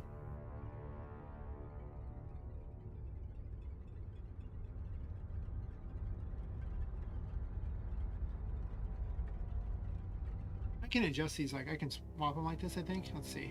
I'm pretty certain I can. Because I want them to unlock heal first. I'll make it the next thing so it's really easy to select. Having all the abilities right there might make it kind of a pain to, like, there'll be spaces in between them. It won't be very good initially, but that's okay. You make certain that I can change it like that, and I don't have some weird system somewhere that makes it where that doesn't work. But I'm pretty certain it's based entirely upon whichever the spell pick is, or which code it runs.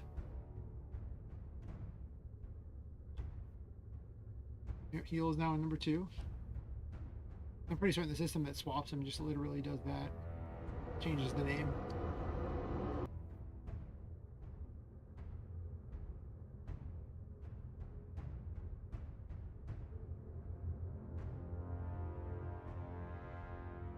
I need to make a system so that these are only revealed when you've actually unlocked the one that is involved with it or something. Or I guess if the pick thing doesn't equal 0, I'll have to do that. We double check that works. Yep. Firewall's there. Yep. Yep. Okay, so that works. Alright, so we'll make it the event number 4 here. Unlock rewards.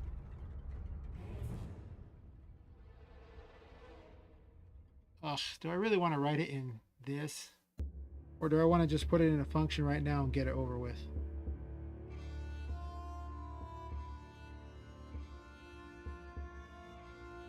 Because in this, it'll have 9 million if statements and be just dumb. Whatever. Make the first system. Worry about making the better system later.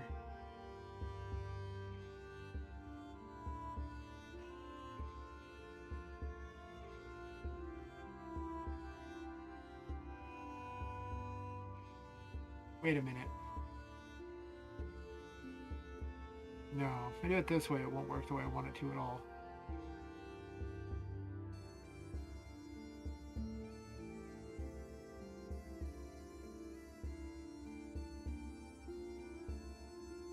That way it won't work the way I want it to at all.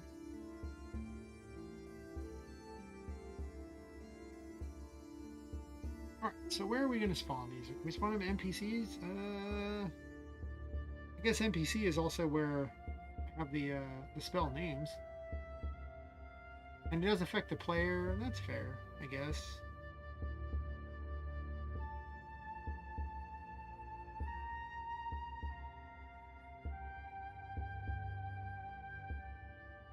Because the item table's in here too? Yeah, sure. I don't want to put it in DM because DM's kind of a nightmare, but you can already see this one's getting to be kind of a nightmare too. At some point I might change it up so that this is not there.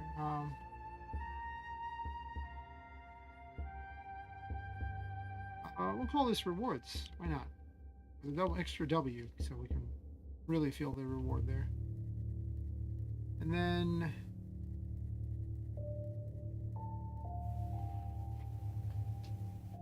do I just do a number?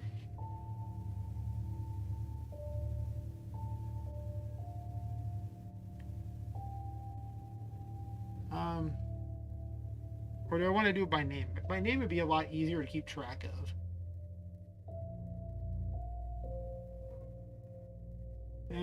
I guess a name.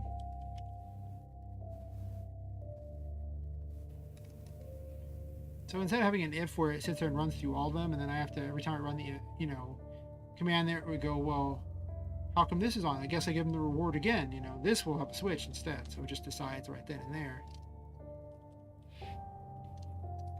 This is just a literal crime that this is not a command just built into RM that you have to actually type it out. They should just be ashamed of themselves for that one. This and not having self variables as a base in there, just things that are like inexcusable in my mind. They're just such basic things. Just minor, like they're the very building blocks upon which things are based. Case firewall, why not?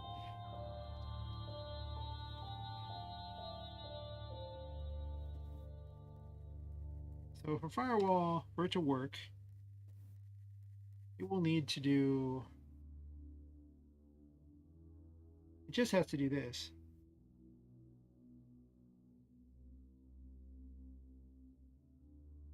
I'm going to make a better version of this later.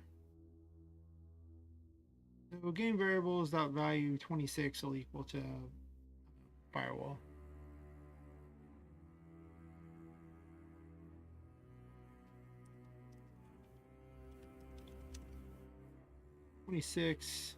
Dot set value. I want to call the value, I want to set it.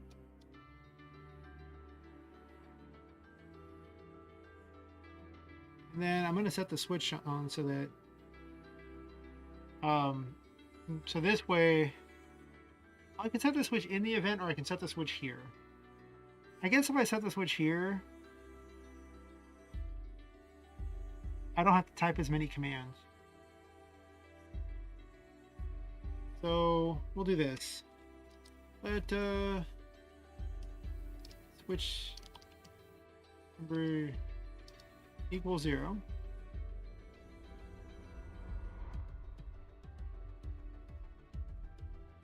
These are globals, so I don't need the other thing there. So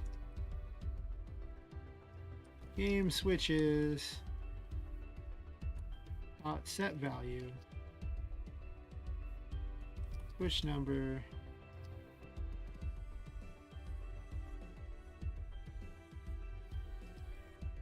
and then let's see, I need to do this. We're gonna call it, I guess, value, because who doesn't like value, right? Let value equal true. Actually, I don't need value to equal anything at that point because it's always going to equal true. Okay, so in this case,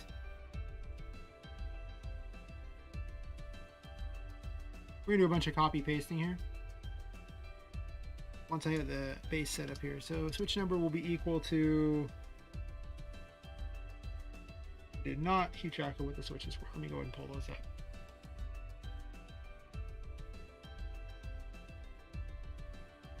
Oh, I also, well, actually, I'm setting these anyway in advance. I'll just set them at the start. These don't matter. It's these that'll make the difference.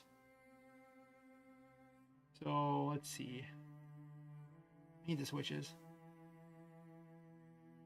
Just gonna migrate this over to the side and put the switches up because I'm gonna be typing them into the thing. Right. So the first switch is 204.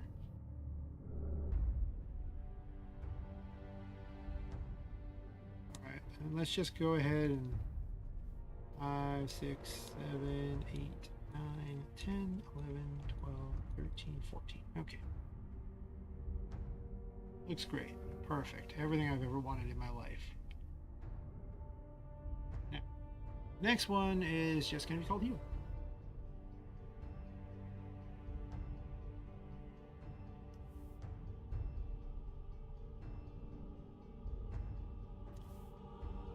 This is 205. I'm actually just going to go down here and do this really fast, so I don't got to remember. Because they're in this order anyway, right? No. Oh, yeah, that's right. They're just going to be in this order anyway, so it doesn't really matter.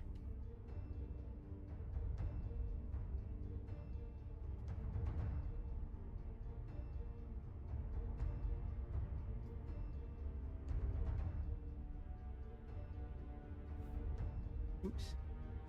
Didn't delete it out. And of course, the big reward. Nope. I guess it goes down more than that. Doesn't really matter. What about the next 3 rewards we're supposed to have here? Prototype. I want it to be very content dense, so people aren't bored.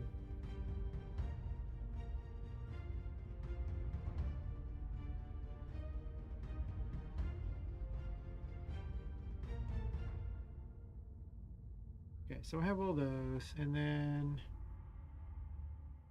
where's my list of rewards here so that I have them in the right order here? Okay, so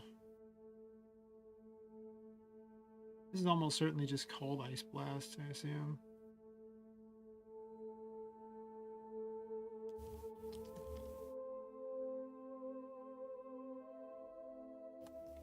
This mouse is terrible. I need another one. It just kind of jerks around. It's not very nice. Much for a new mouse. This one was not a good one.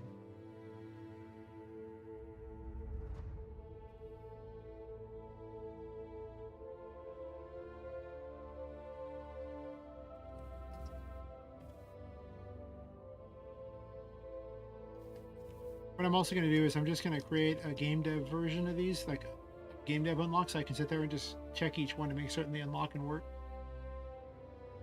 And Tinker will just have it, because I'm just going to remove all those options, you know, once I have the actual prototype for people. But for my testing, I like it when I can just have a character in game I can talk to unlock things.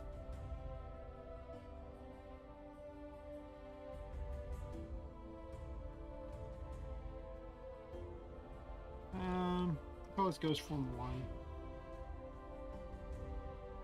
None of these ones are going to be done the same way, though. Well,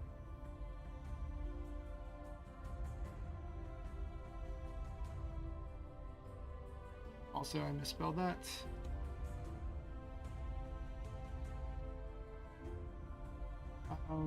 Actually, I'm going to do this in the other order. This will be 27, this will be 26. 28, right? These are all...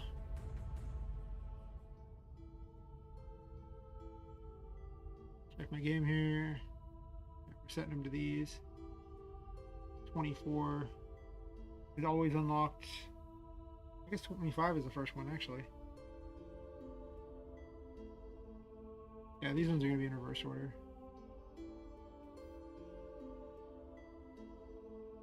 Only because I had the switch number set in that order, I guess. Later on, I'm going to have a better system for it anyway, so it doesn't really matter. 27. 8.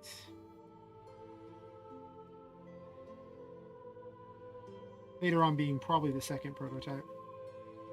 It'll be a very quick upgrade that happens. Oh, wait. This is supposed to say Star Armor. Goods Form 1 is supposed to be down there.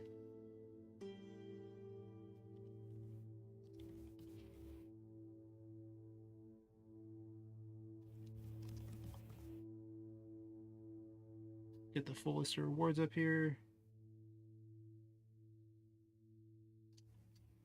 HP1, HP2.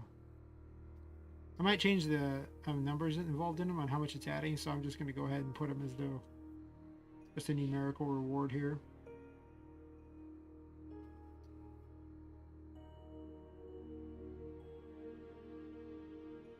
I need to look up the variables that govern the HP and MP for that, and then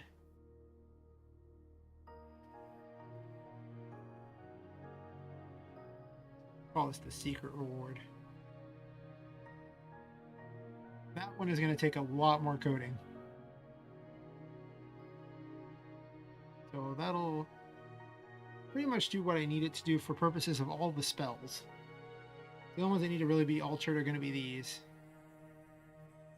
But let's do a quick test here on the spells. So we do the coolest thing of all. We're going to leave Magic Blast in because I'm not stupid. And then we're going to edit Tinka to be able to unlock things because she is my favorite tester. And I failed the game of operation that Windows makes you play when you put a window by the thing there where it'll try to make it the full screen. I'm not very good at operation. I'm not very good at memory games either. Of course, the operation reason I'm not very good is because this mouse jerks around. Pretty hard to be good at operation when, you know, the person's just shaking the whole time they're playing. It would be pretty hard. I don't think they would win very often.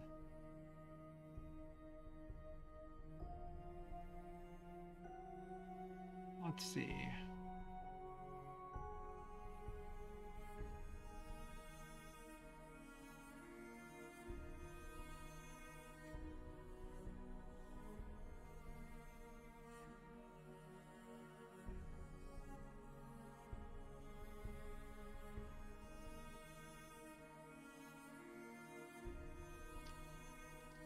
Unlock rewards.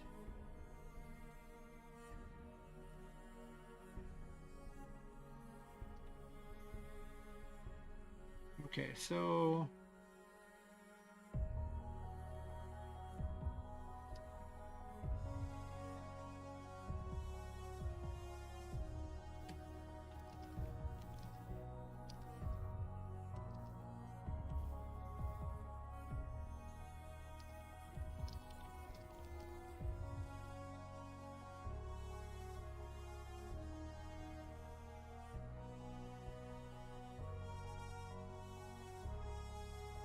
for purposes of this, there's more rewards and things. I don't think I actually have a message plugin in that lets you put them all together, do I? I don't know. Let me look.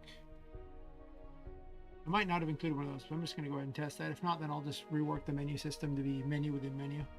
It'll be fine.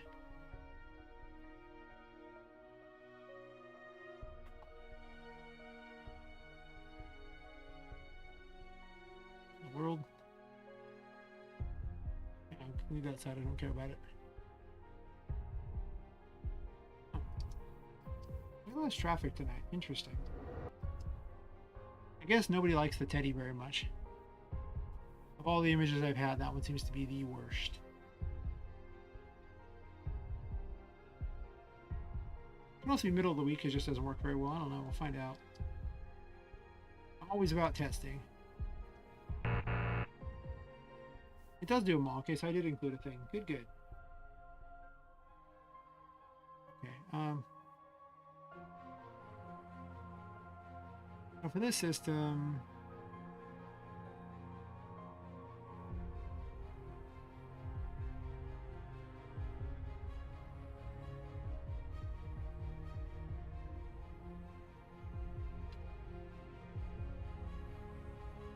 create my list of rewards again.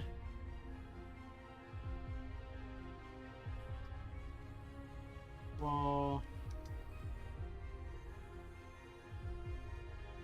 okay, that's weird. How in the world does that even happen? It's like it's somehow brought up.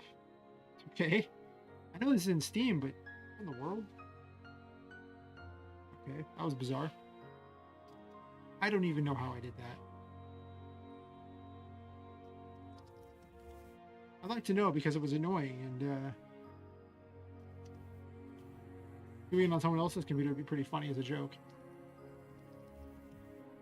I remember once I actually took someone's computer and I screenshotted their desktop and put the screenshot over the desktop, and they were trying to figure out why things couldn't be clicked on. It was hilarious. It was just a fun little prank. It didn't hurt anything, of course, but it was adorable.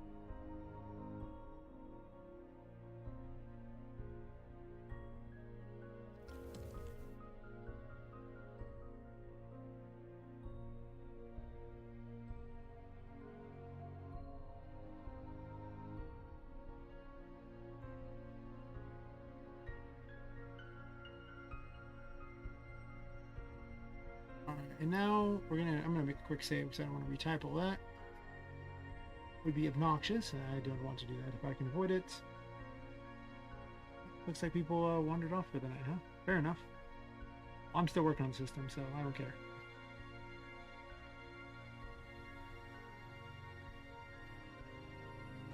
I wonder if this is just not a very good time of day. But I do actually have one person who watches, so that's nice. I tried it earlier in the night, and it was like no one watched. It was, but earlier for me doesn't necessarily mean good for other people's time because I'm on the Pacific Coast, so Pacific time is behind everybody. So midnight for me is like 3 a.m. for East Coast or something, and so I actually need to get up early intentionally to do it. So I could actually stream at like 8 in the morning here, and that would be like 11 a.m. for them. I don't know. I've considered adjusting the times. Because originally I was doing like, I think like 2 to like 5 or something, which is stupid. And 1 to 4. Or like 1:30 to 4:30 or something. I don't know. Anyway, let's figure out this command here. This command is NPC rewards and then the name of the reward.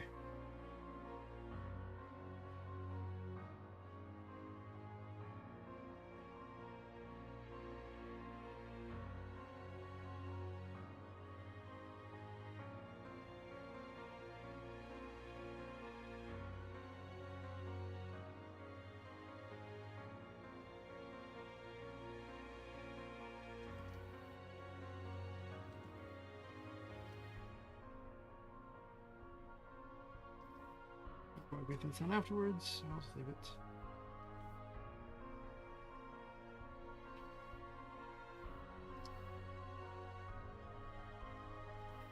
Heal.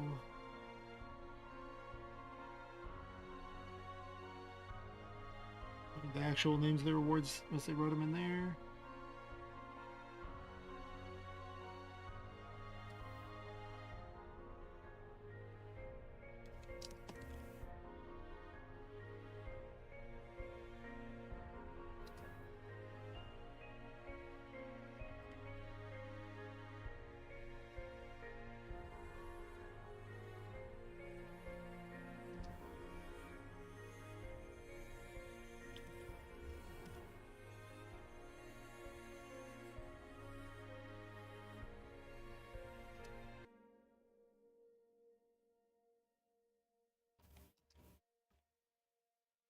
I'll probably space the rewards out more and include more like cheaper, crappier rewards on various things until you get the once I get more things, you won't be able to get all these spells quite as quickly, but for purposes of this, it seems like it's a better idea to just do that. How do I write this? I don't know if I care about those at the moment. Do I want to code them in yet? I mean, I guess I can. Just code everything in and get it over with. Not a bad idea.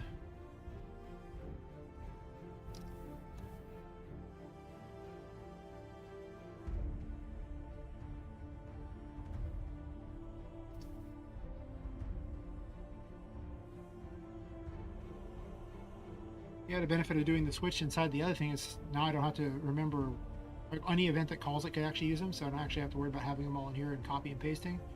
I'll just have to copy and paste this one command in there, and it'll run everything I need. So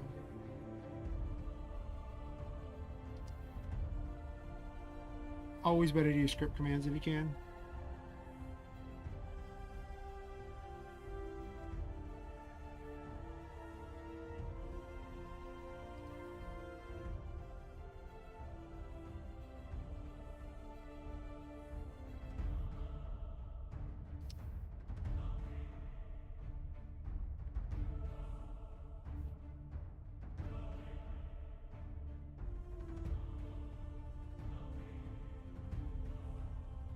Okay, I skipped one. I was like, wait a minute. One reward short? No, I am not.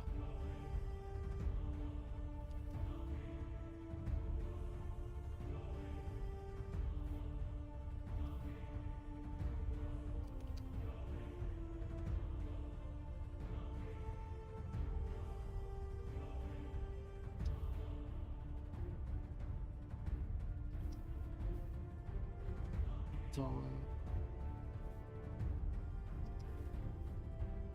This one should be really easy, the secret reward. Actually, I can set that up right now. Um,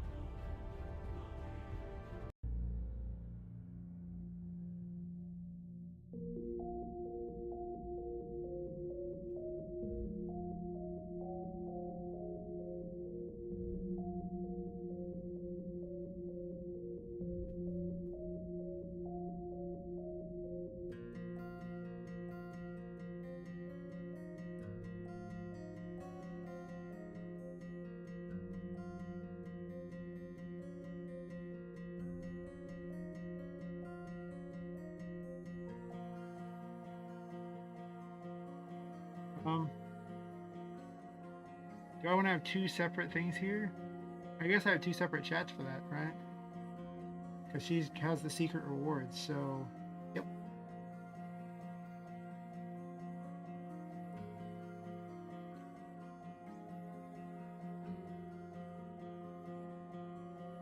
Looking for if secret reward unlocked is on. Let's do that.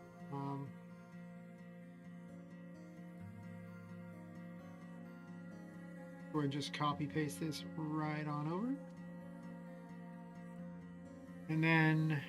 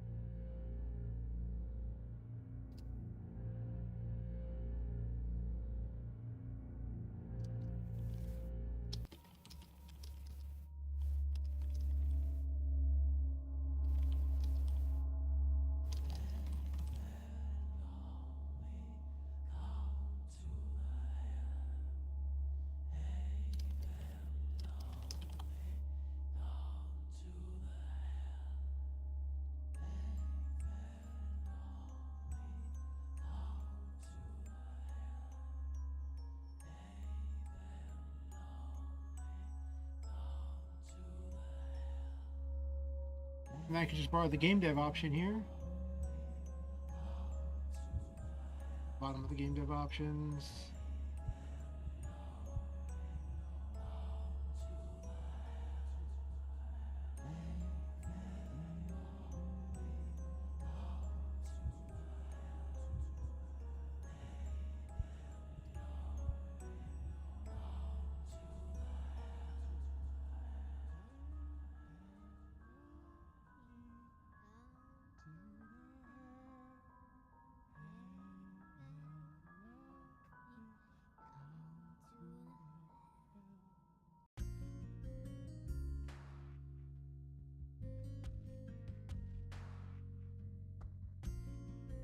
Put that down here, right? Let's see.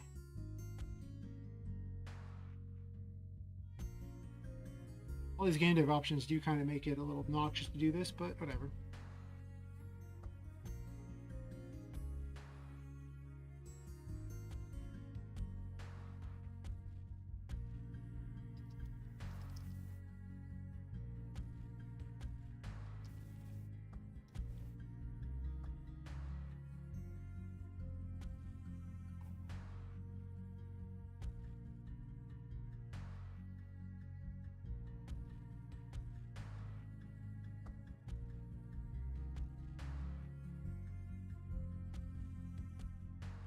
Okay, so every one of those should work except for the HP ones and the MP ones. We can fix that real fast. So we need the variables for HP, MP, and ghost form.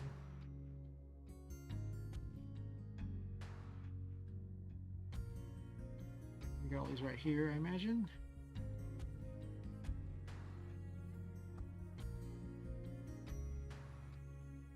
Alright, so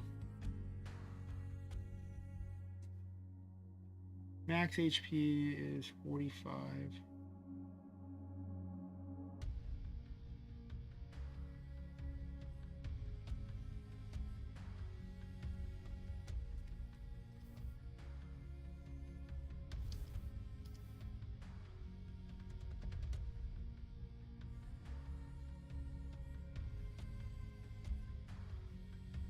I don't know why I'm doing that way. I could see it the other way.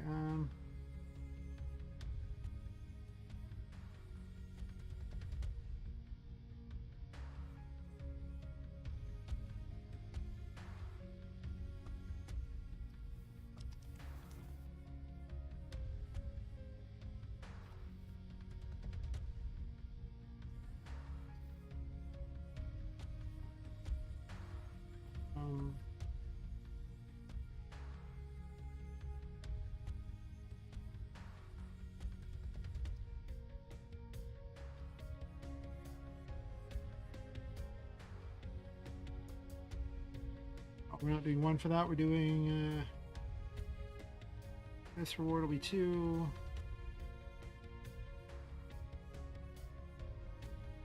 Because this is also HP, it's really easy to write this reward as well.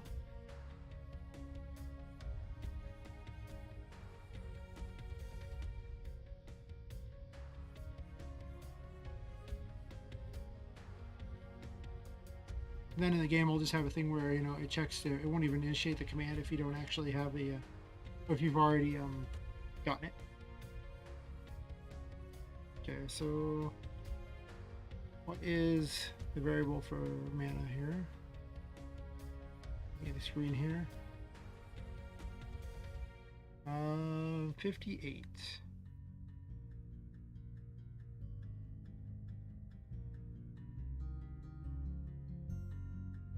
I believe I was going to add 2 and then 3.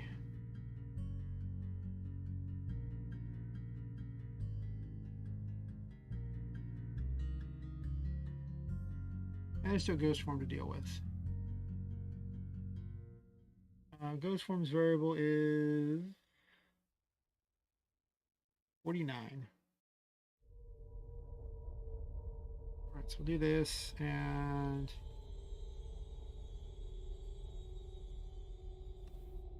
these are just going to add by 1, so it's literally just going to be the same command, except for you've unlocked both of them. You'll have 5 seconds of it, or well, whatever 5 counts as. I don't think it's 5 seconds necessarily. And secret reward is easy because I just need this switch. Because it's coded into the game, and it's going to be Tinka that does it, so she's already got it. Well, let's do some testing. That should be literally everything I need.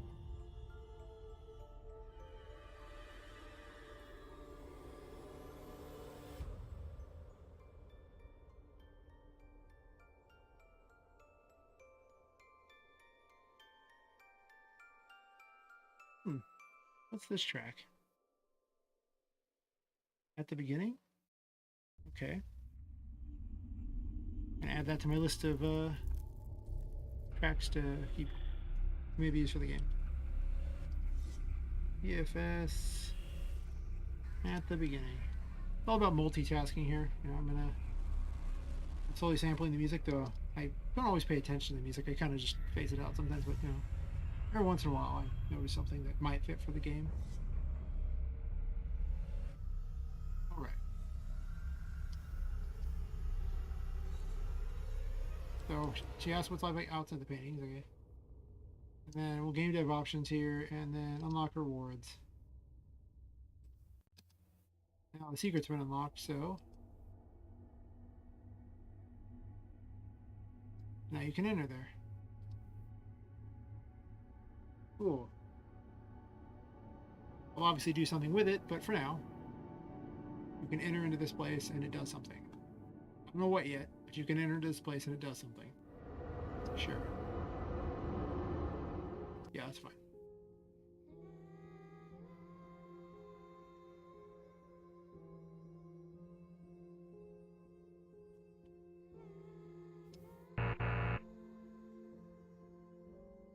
Game dev options, unlock rewards. Well, the MP set to 10, so we'll unlock this, and now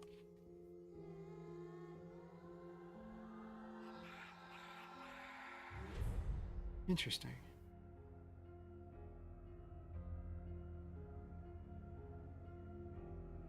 16:13. Did I do something dumb? I mean, it's getting kind of late for me, so I could have done something dumb.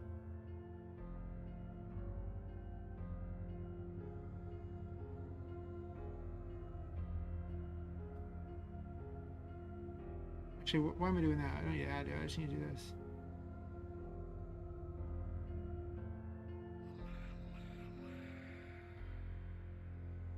You know, listen, it was stupid.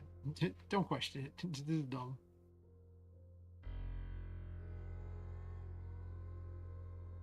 Let's try this again, but this time with feeling. Wasn't feeling it last time. It's just a quick test. Yep. Now it's with feeling. Hey, J. Marie, how's it going?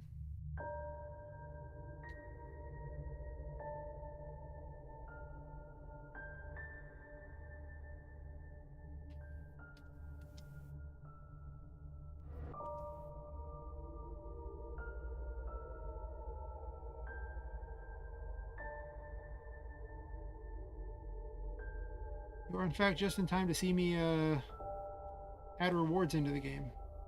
As I try to make something that's playable by Saturday. It doesn't have...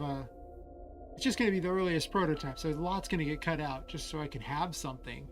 But I want to have something playable by, well, my Saturday. I don't know if it'll be your Saturday or if it'll be your Sunday. Being on the Pacific Coast, I'm so far behind everyone else's time that, you know, happens. Okay, so her HP now is higher. Good. Magic Blast, the element's unlocked. Okay.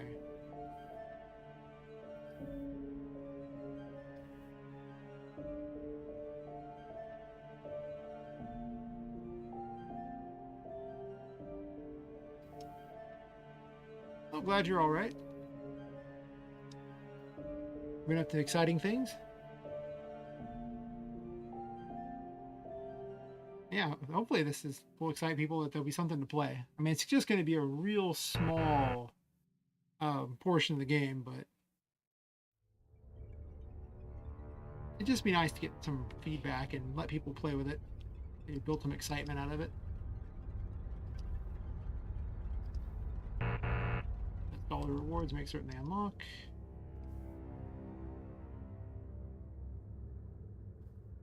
SATs are on Saturday. Why are the SATs on Saturday? Doesn't it seem like something they would have during the week? It seems odd.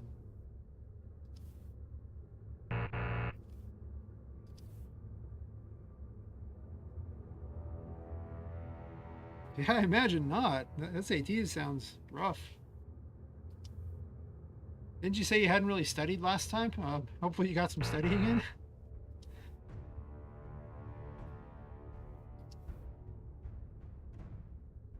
Works.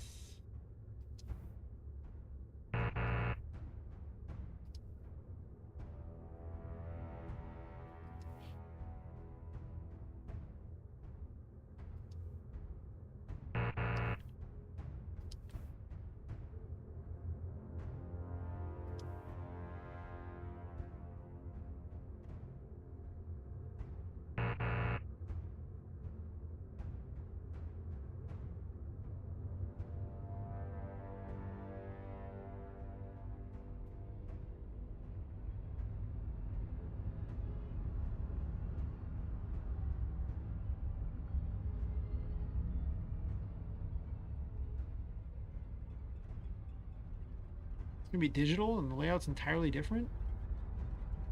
Huh. I guess it makes sense. Everything else is digital, so why would they hand you just regular paper stuff now? I don't know about that whole. I've been kind of studying. That doesn't sound so good. As much as I want you watching the stream, don't do bad on the SATs on my account.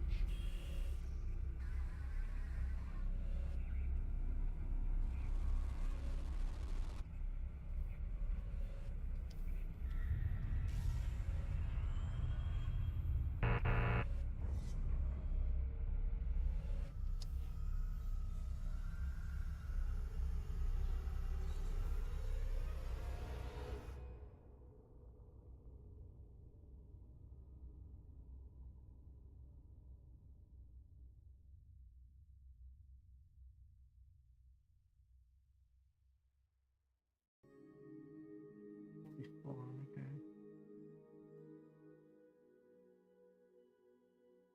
Oh, well, hopefully you survived the math thing and you can come back and report that you've done amazing. Maybe you're a better mathematician than you ever thought you were. Maybe, possibly, hopefully. Mm.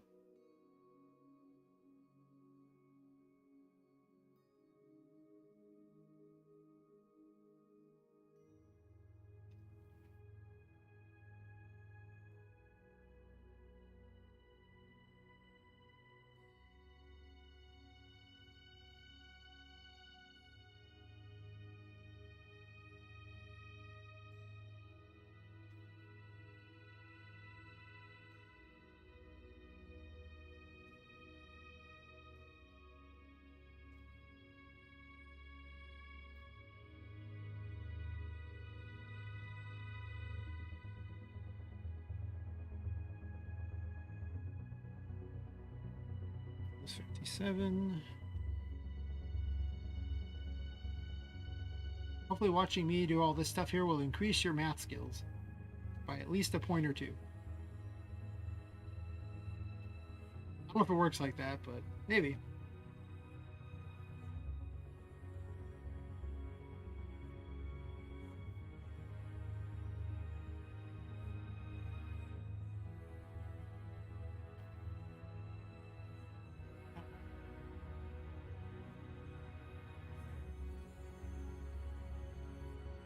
It's very slow at math and you don't recognize what you're supposed to be doing.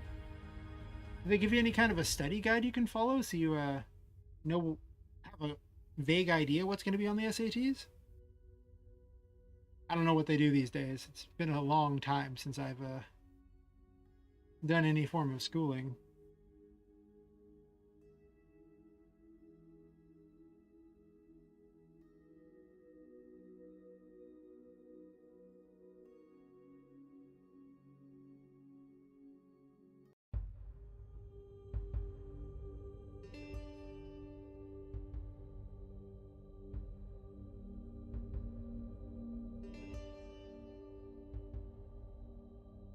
Okay.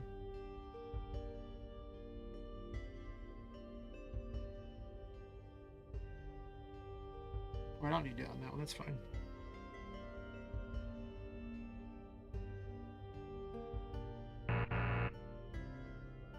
Make sure that's the other ones. 310.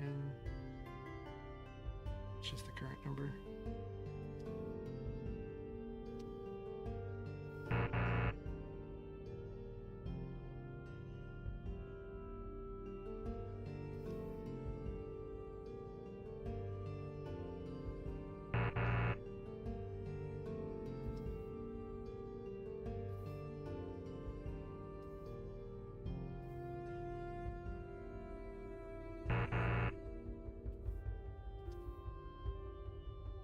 This appears to work pretty well.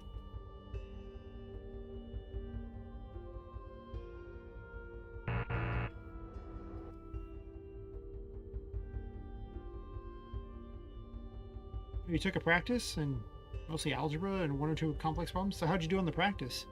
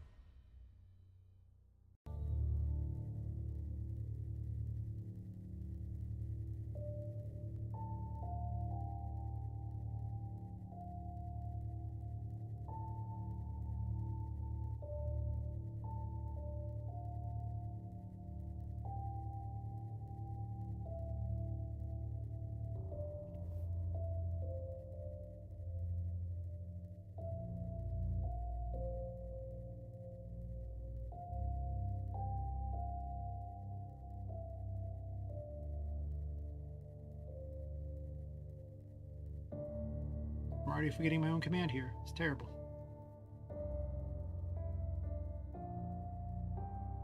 I just wrote it. I mean, what the hell? This is the worst. Goldfish brain.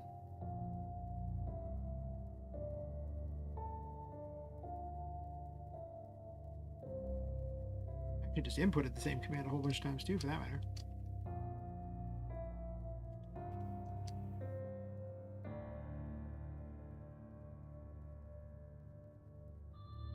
That's probably a good idea, Jamie. You should probably do that. Probably want to remember that one. That seems important. Yeah.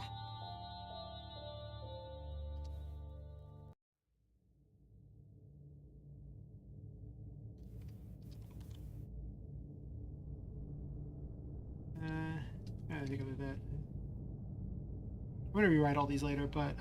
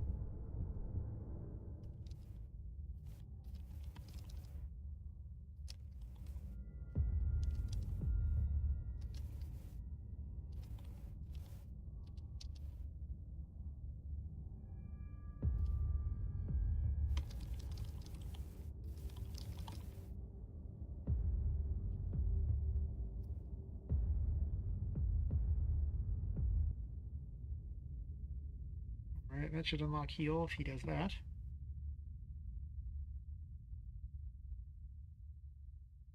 Right now I'm doling out rewards in the game to all the people who are supposed to unlock them.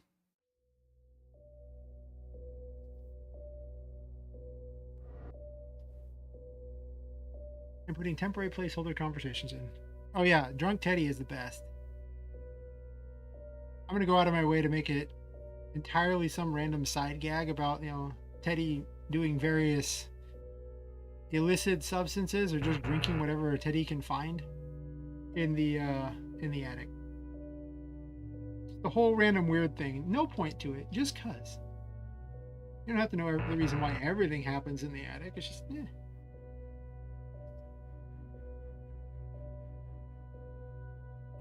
Oh. Yeah, I just unlocked the secret, I guess. Okay. I need to unlock Teddy. Teddy is not on the list. Really? Really? I left Teddy out? Oh, I feel like a dick now. That's no good.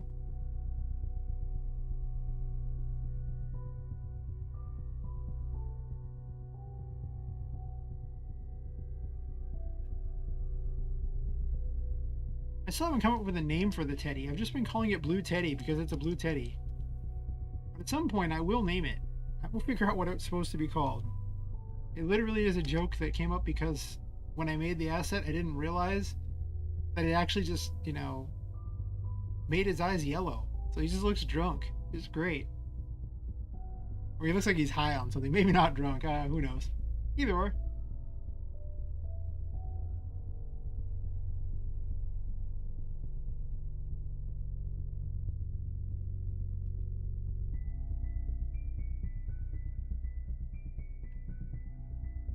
In hindsight, I wish I had not made two different versions of this, but I did.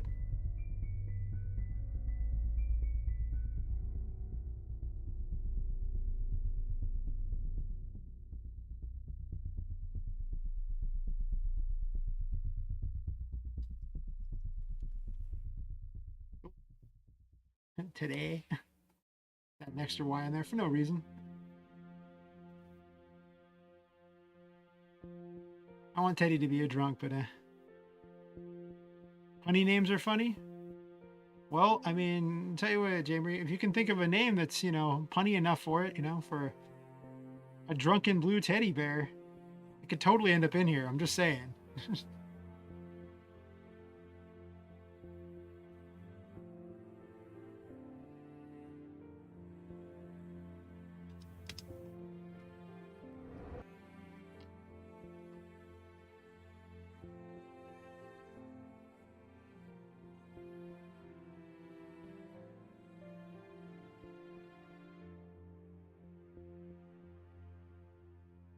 We need her to unlock the teddy.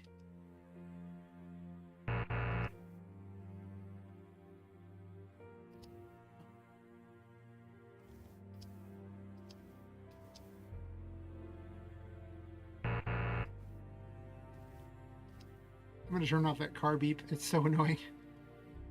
Boom. Hello, Teddy.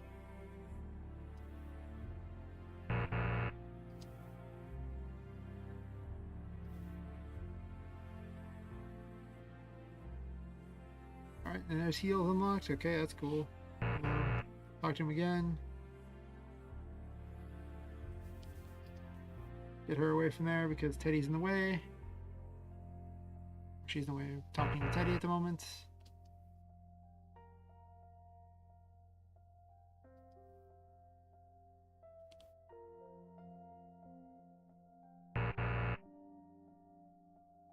It'd be really fitting if you came up with a name for the Blue Teddy in this one because Blue Teddy was in the thumbnail, so.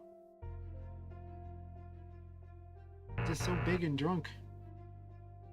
I need to actually enlarge him in the levels. Yeah, I do. Because in the levels, he's tiny. And Poppet looks way bigger. I don't want that. That's no fun. Because he's clearly bigger than Poppet.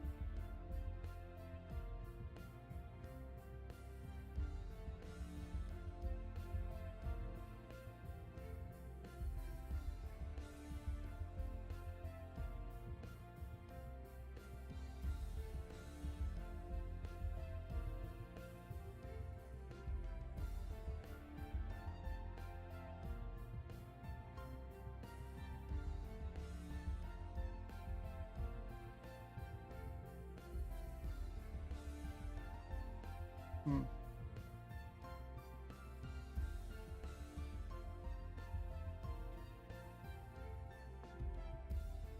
So where was Teddy at? How'd I code this?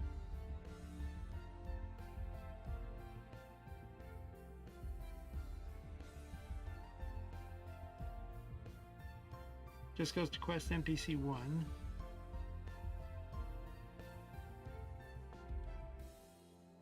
Looks like it's farther down here.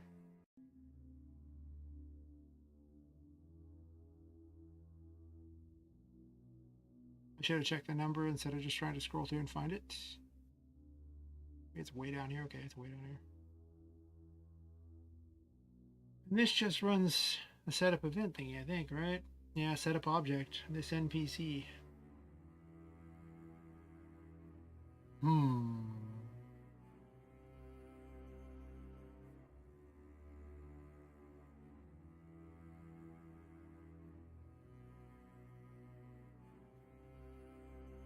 That's the thing, but then, did I do it any different over here, or is it the same?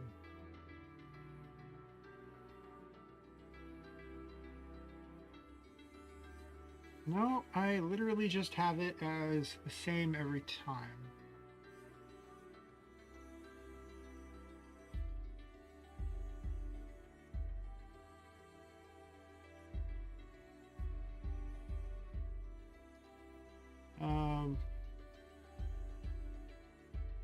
Call it the 2D one, and then we'll make another one.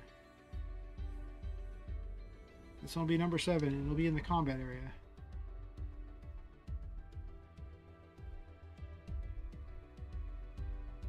So, and then this one I'm just going to make a lot bigger.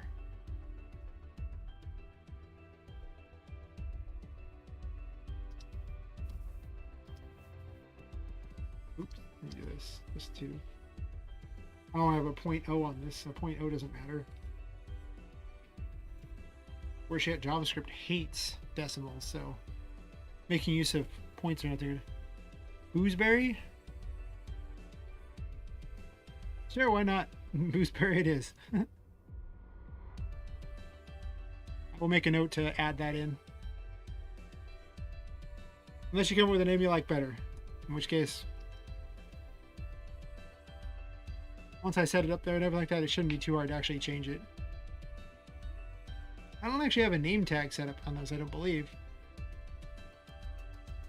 I might need to get a message system that has that. Sounds good to me, J. Marie. Just, you know, send those names my way. We'll go with whatever the best one is. So this will be number 7. Combat.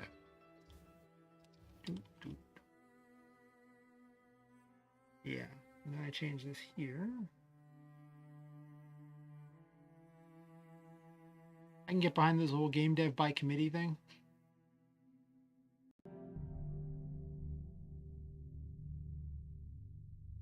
The whole point of doing this is that, you know, people could actually offer up ideas to improve the game. So a few of the design decisions so far have actually been because people have suggested it in the chat. End up recoloring the entire game because of that, because, you know, I had like it really blue and then to make it look dark, but instead I made it a more grayish color. I ended up redoing Poppet's like ghost trail behind her to be black instead of white because of that. It looked better. She's also more transparent because of the chat. Boozeberry is with no. Okay. I didn't even notice you misspelled it. I actually, when I wrote down the name, I actually wrote down the normal song.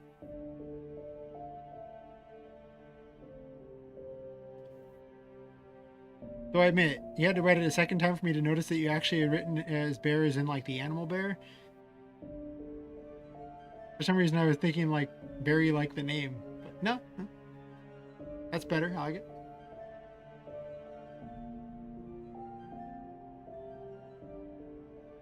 So I changed that there. That should make him bigger than that. He's in the first area.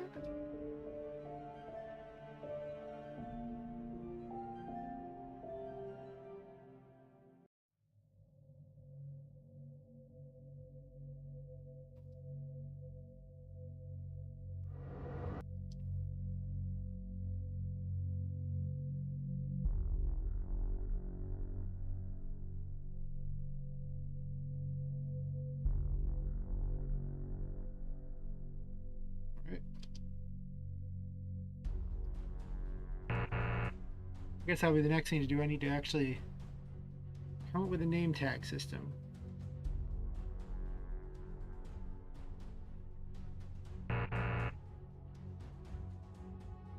Yeah, I noticed the extra L there, J. Marie. I was like, bluesberry. I actually thought that might have been intentionally. He corrected the name. I was like, oh.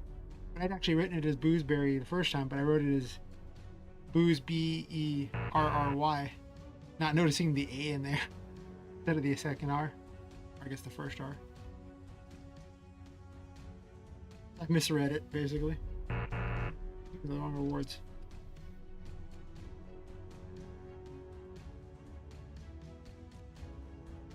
I'm not sure.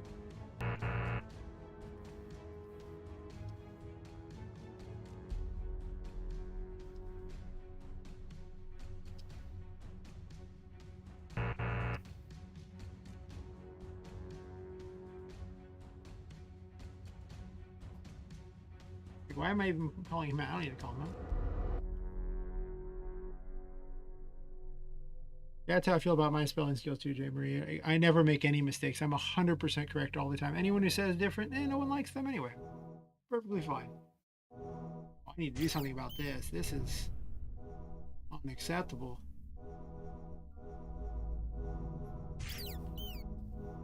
I gotta find the Teddy. Without a heal spell, oh boy. That made this way harder.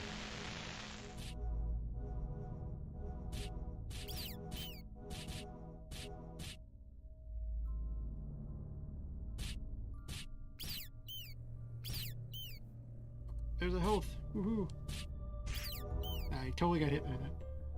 I made the game way harder, so.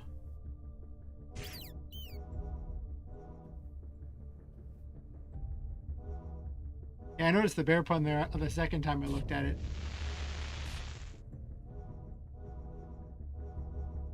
Oh, never mind. That's how you spelled it. Okay. I was like, wait a minute.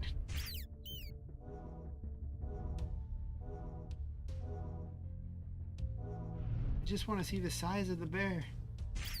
Come on, where are you at? I guess I can't just keep running from these things because they do too much damage to just keep running from them. You use the dodges and stuff.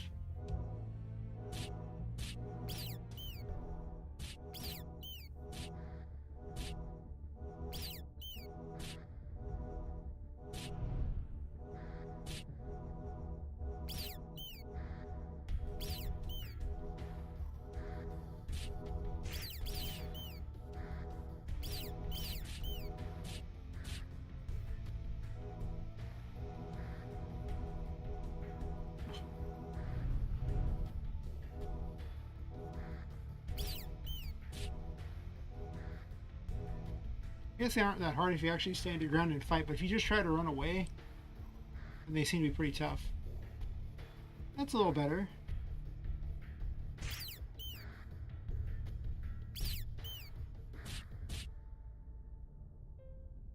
There you go. That's probably about the right size.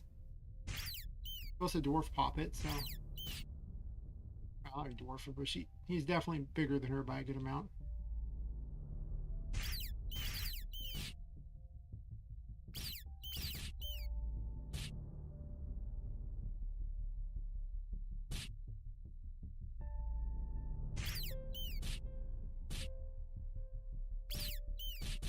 I think the clowns are a little too good.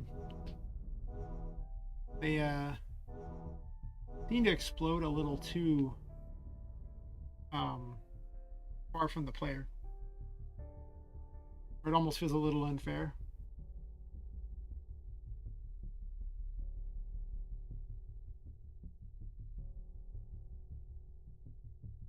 Maybe I do 100.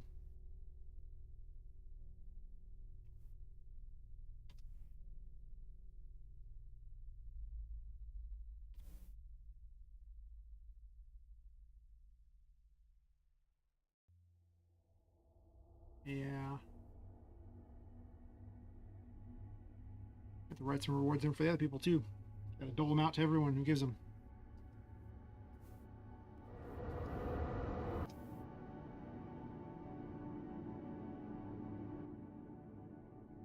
have to set up some variables for the tarot game too, so that if you beat each of the tarot games, it remembers. So you can't get a bonus reward.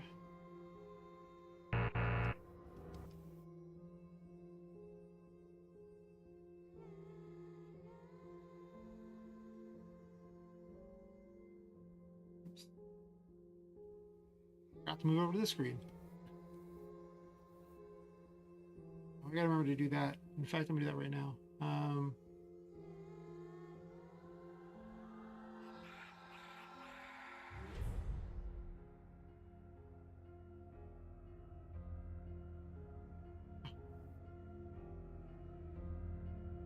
well.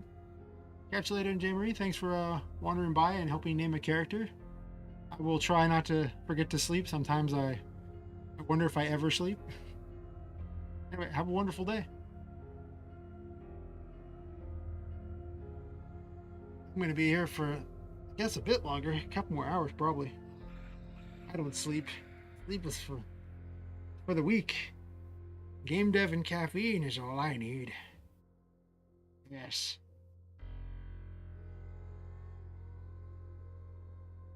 I need a blank image that's the right size. Should just set it to empty.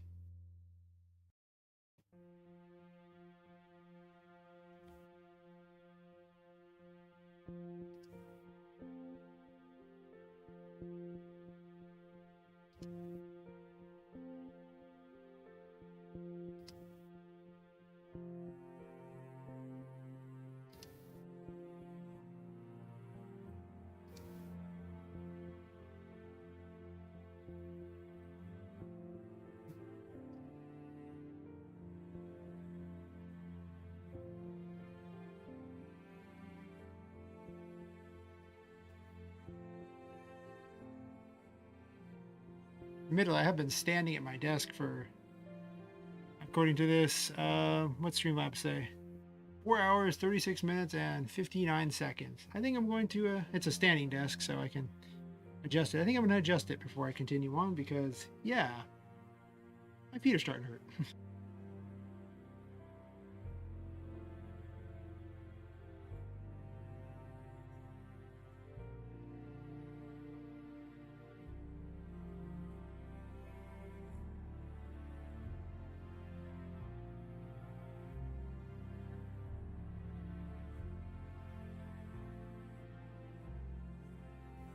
All right, much better. Not healthy to sit at your desk and game dev for, 4 or 5 hours, all hunched over or anything like that, but I can only handle standing in one spot for so long. For quite a while, usually. There was one night I think I stood for like 7 hours. I often just stand a lot for work, so it's not really that big of a deal.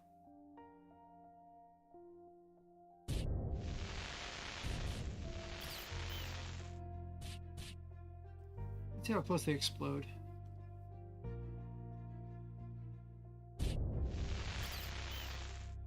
Still exploded, so that's good. I was a little worried that they might pop its collider. There's something here. Oh, it's just not the best thing there. Okay, I can get behind that. Sure, that seems reasonable. I made that fix there, and then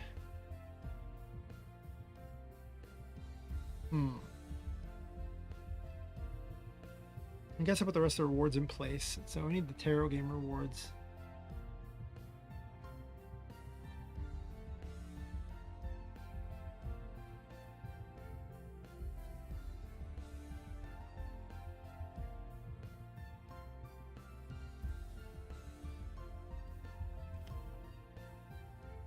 All right, let's go ahead and change that name there. Well, I'm thinking about it.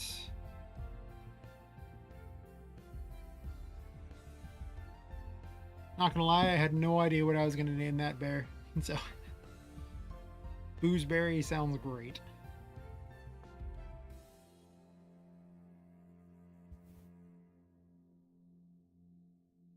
I kind of want everyone in the game to be somewhat quirky.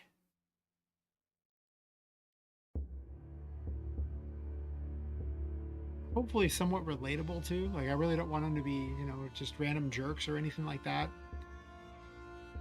They're not going to be always the best of people, but they're all essentially victims. So after all, one doesn't end up trapped in a toy in a cursed attic by, random chance. Well, probably not by random chance. I mean, maybe. I suppose anything is possible.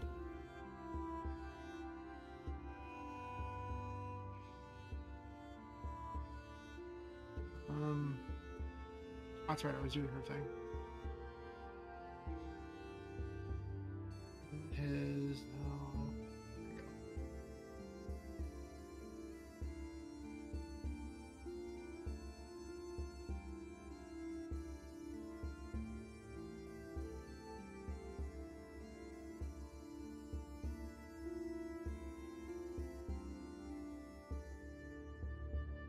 Set up some switches for this one just to see if they've actually won those or not.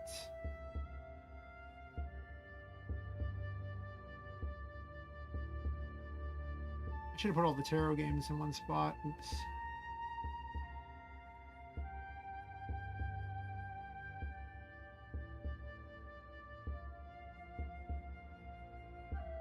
I don't think I'm even using these story switches. I'm pretty certain I'm not.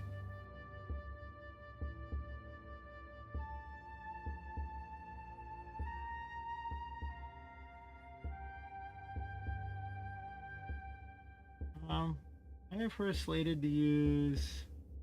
Let's see. She's given. The first reward will be 20 years. So I guess I'm just gonna check for the switches. Um,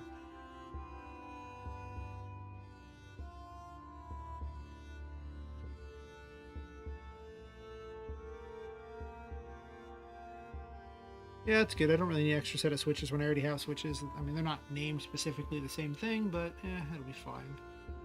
So if we beat in the first tarot game, you get the ghost form +1? Sure.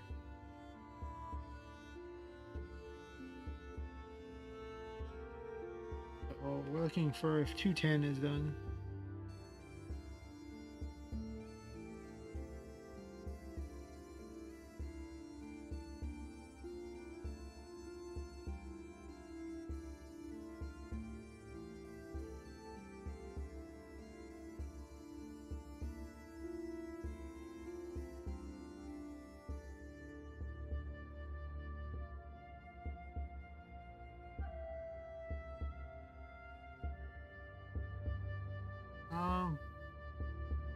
I need to set one other thing here, I think.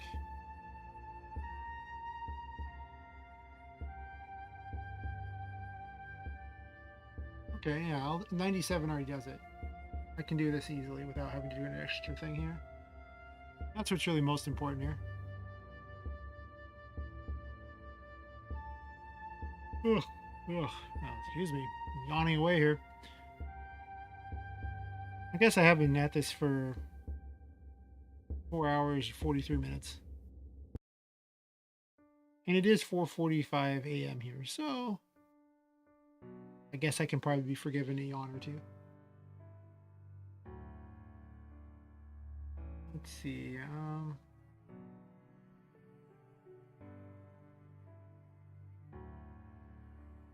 really hate doing it this way, but I don't think I want to write a function just to handle this. Though maybe I do. So why didn't I put all these next to each other? It'd be so much easier to find them. It's so dumb.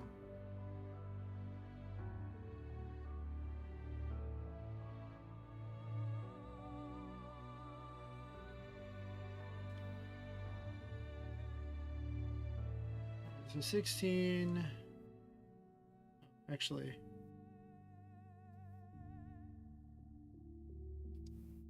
it's like 8 matches.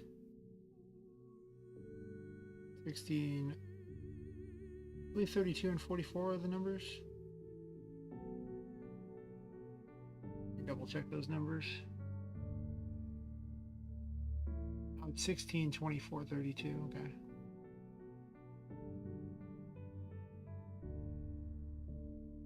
Those numbers make a little more sense since they're all spaced by 8.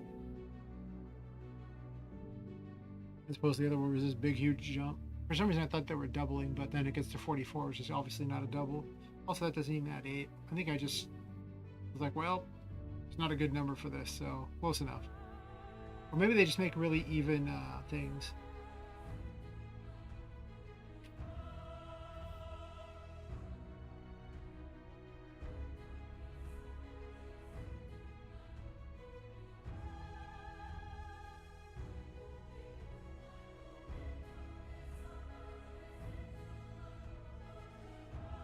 Probably gonna do this.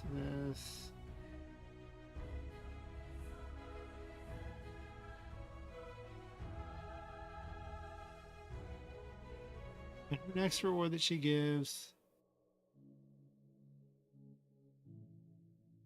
is the HP plus 4, so it is the third hit point reward.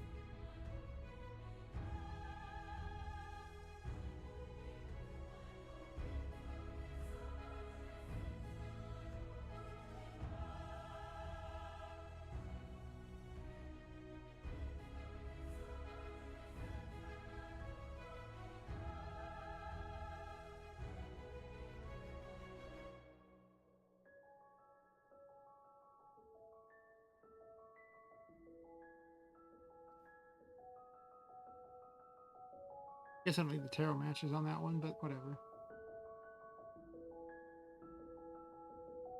I want to have a thing set up here so that when the player enters one of these, if they have already gotten the reward, it'll warn them they have the reward. So there's no point unless they just want to do it. Like, I mean, if they enjoy the little matching game, it's not going to stop them. I can even make it harder by having even more. I don't have to use tarot cards. I can use other cards too.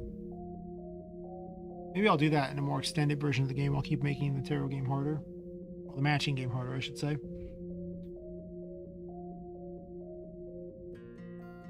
For some reason, I thought the game had been started because this is the title music of the game. So I was just like, wait a minute, I'm not running the game. I was a bit confused.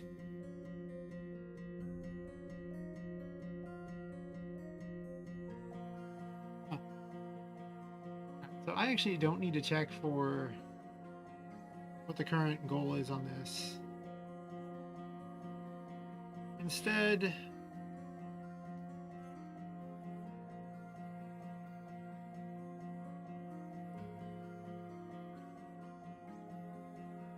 do that, and then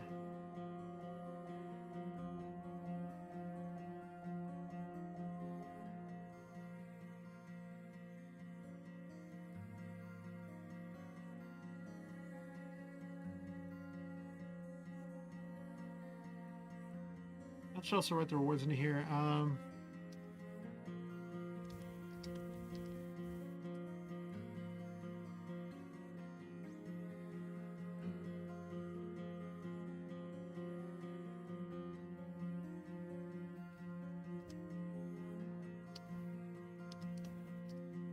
don't really get a lot of space in here to write these. I don't know how I feel about this.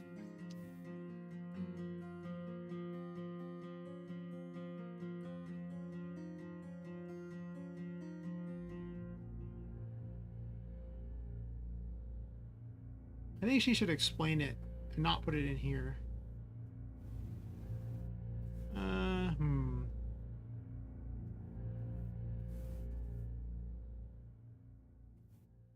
Just because there really is so few characters to work with.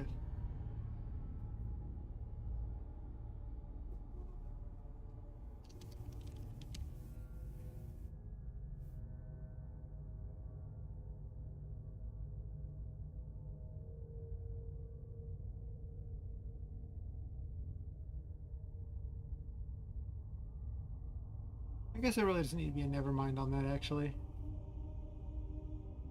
They can always leave it any time anyway, and it'll reset the game. So it's not a big deal.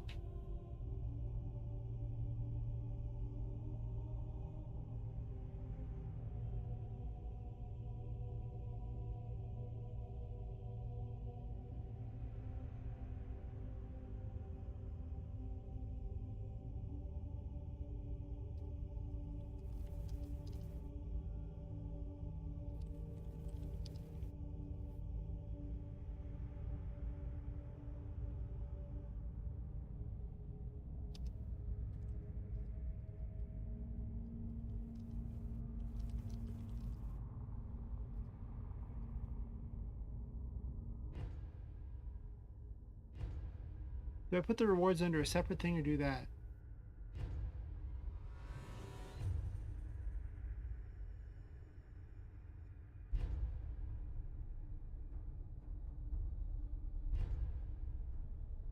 I could just put it farther in the thing there.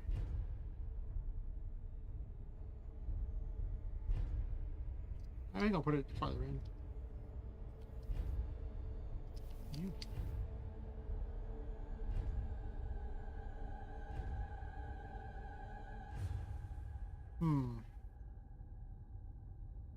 I'm also considering putting a restrictor on this game where you have to win in a certain amount of things there, as opposed to just having it be you can keep trying until you do it. Like if there's a restricted number of attempts you can make before you're just SOL. If that's the case, though, I probably want to put a giant number on the side there, counting down every time you fail. Tarot game upgrade. Write this on my list here, because I'll forget otherwise.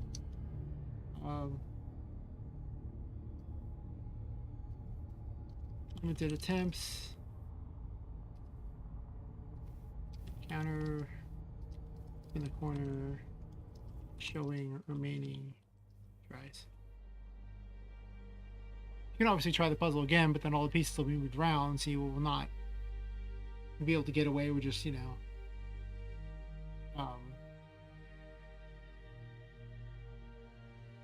just continuously attempting it and everything like that, and to get additional information. I mean, you'll get better at it because you'll have better memory, but I guess you could just get really unlucky. But if there's like 44 matches you need to get, and I give you like 44 fails, that's a lot. It should be fine. I don't know if you need that many, but I don't want to make it punishingly difficult. Because to be honest, I think people would find it kind of boring if it was punishingly difficult. But with a bit of extra stakes in there, I might add that in. That could be something that actually makes it to the prototype. It's not that much of a thing to add.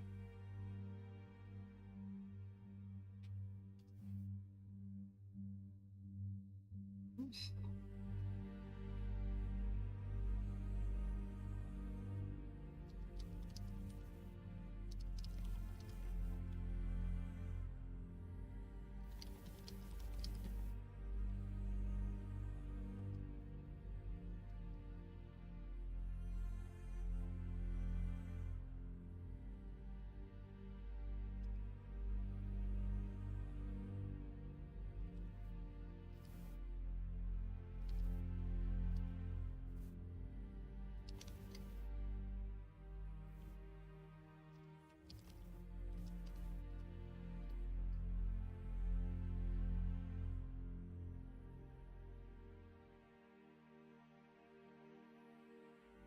Don't hand out the reward here, so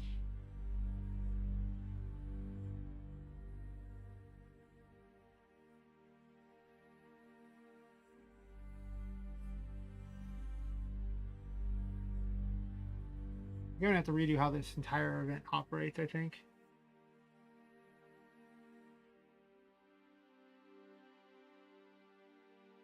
Almost certainly.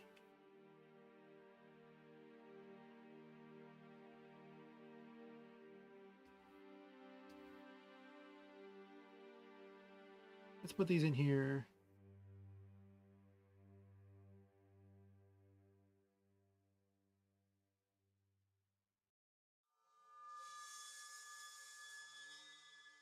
I probably have it loop around. That does mean I'm gonna have to repeat some code. That's very unfortunate. I don't like that.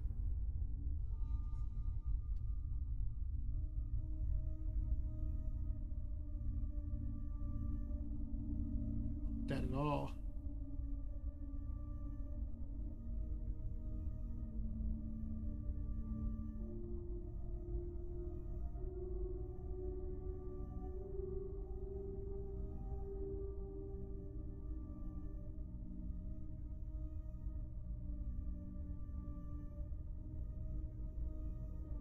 These have got to go in here.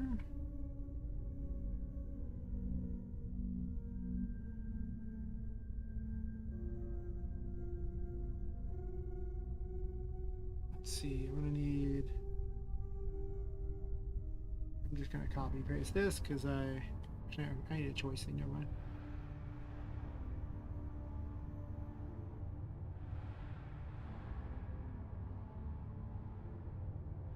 Sometimes I forget where everything is on these things here. Boy, the organization is just awful.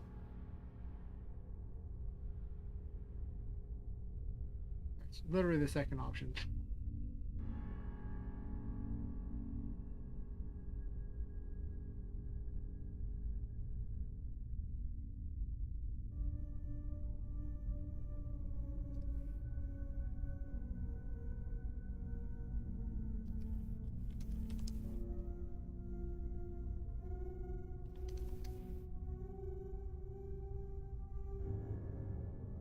I want her to be very weird. The kind of person who keeps, a random eyeball in a jar kind of person.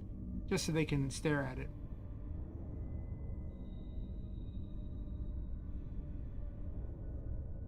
Who everyone looks at a little weird and kind of moves a little bit away from. That kind of person. Pretty much this setup will be pretty solid, I imagine.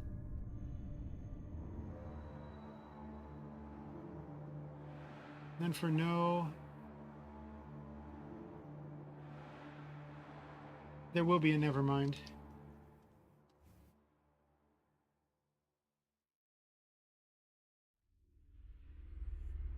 And on the nevermind, I'm redoing how this entire thing is set up here, so it's going to be very, very different. Needs to be sheet flip to this page and just pick the number and be good, but no, not anymore.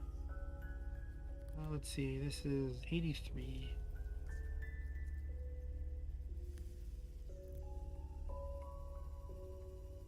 Okay, what am I doing? I want it to be 80, I just want to turn that off. Let me turn her cell switch B off.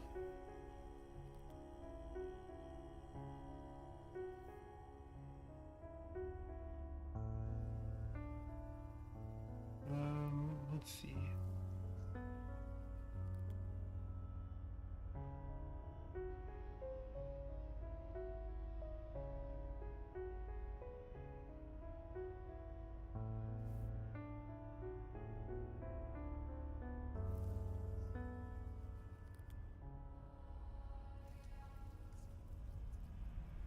This is all the stuff necessary to turn it off, so what I'll do is I'll just I guess I don't have to turn our cell switch B off. No, I do want to turn it off, don't I?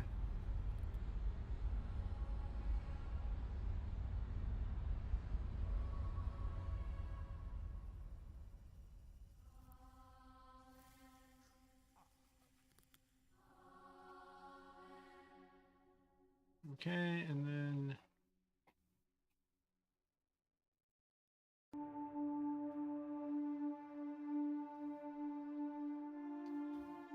recycle dialogue because I'm a terrible person. That's okay, I'm square with that, so sure.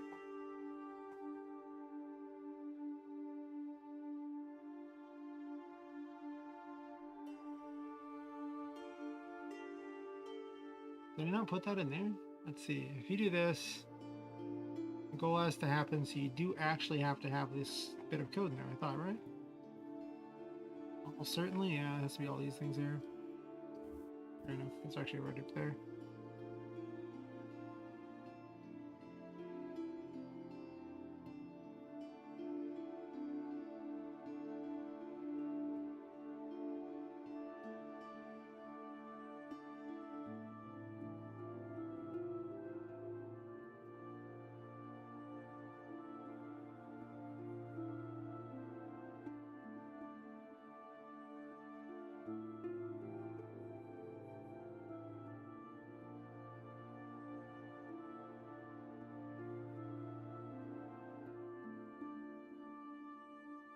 This one here, the turn metric goal needs to be 24.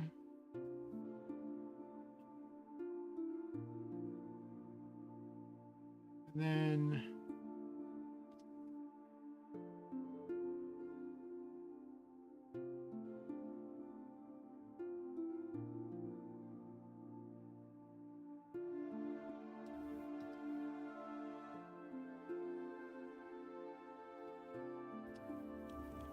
I'm going to come up with something better for that, but I don't know what else to write right now.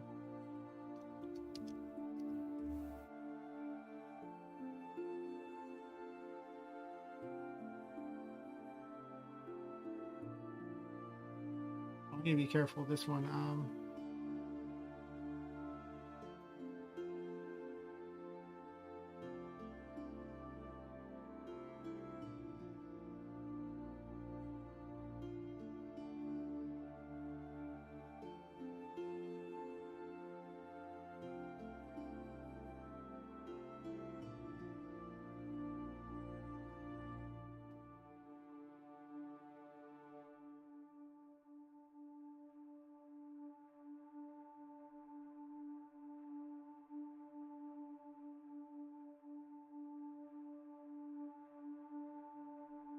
First one does 16, so that makes sense.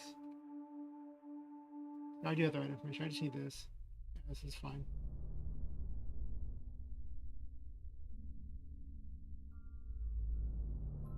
Almost messed up there when copy and pasting this. But I would end up with something that was very wrong. Okay, it also doesn't need to be that other thing there. I need to remove this because this will never equal what I want because it gets added afterwards, not before.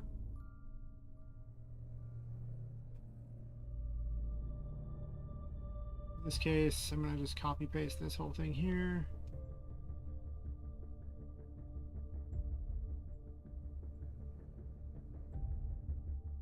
And then grab these two things, migrate them up to here. Then the third reward she gives is what again? How many notes I gotta keep track of? I was writing all this up earlier so I know exactly what people were doing.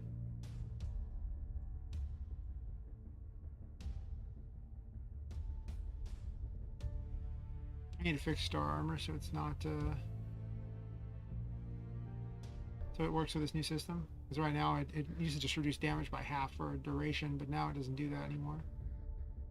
Well, it could, but everything's doing like 1 for the most part because we're doing more Zelda stats, so it just needs to produce an armor that soak X damage before it breaks. Well, it won't work.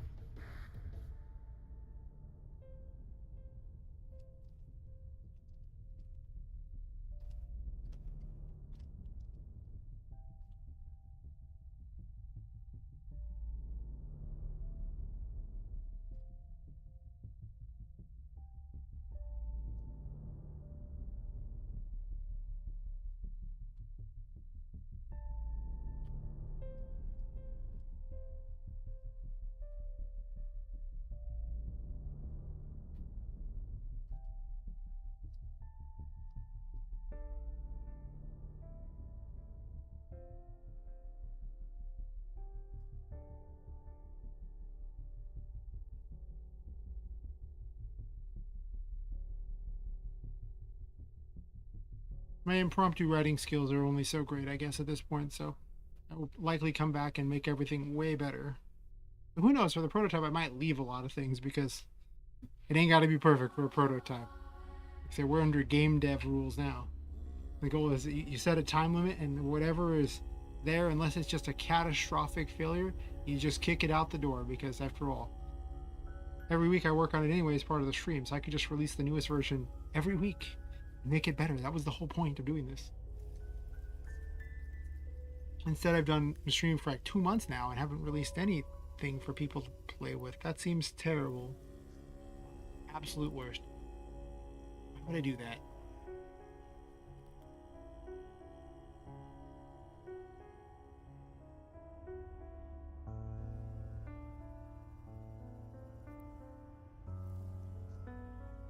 Right. Lost a bit of focus there on what I was even working on. So you can tell I've been doing this for probably too long for the night. That is for 32. I've already moved all this stuff here.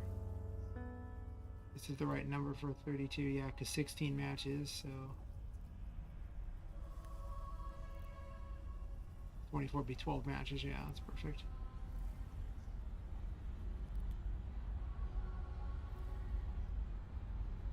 Sure.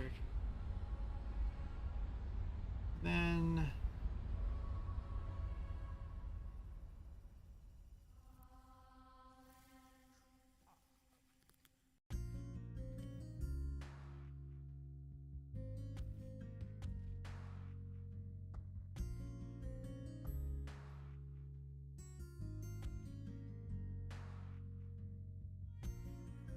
okay, and what's the reward for the fourth one? The fourth one unlocks lightning storm. Oh yeah, that's the goods right there.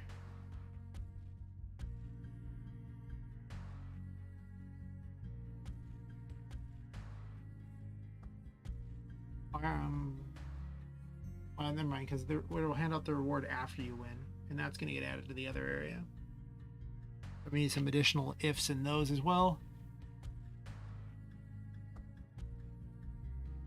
It's one of the few times that you're actually going to see me putting stuff into RM itself, because the conversation system is... I mean, doing it via function is a lot harder. I actually did it in the original Game Jam version, and it just was... just not worth it. I do kind of want a little name tag box. I wish there was already a built-in thing for that. I might have to use... I don't want to use the VS message plugin, though. Ugh. I don't like how it looks by comparison to Galv's one. I guess I could add my own name tag thing into there.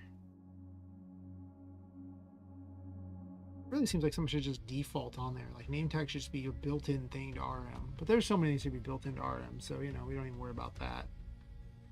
After all, earlier I was ranting about not having self-variables or switch statements as part of RM, or heaven forbid being able to have something, you know, equal to the variable or less than the variable or something, instead of just greater than or equal to. It's a condition for a page. It wasn't really much of a rant, but it is awkward.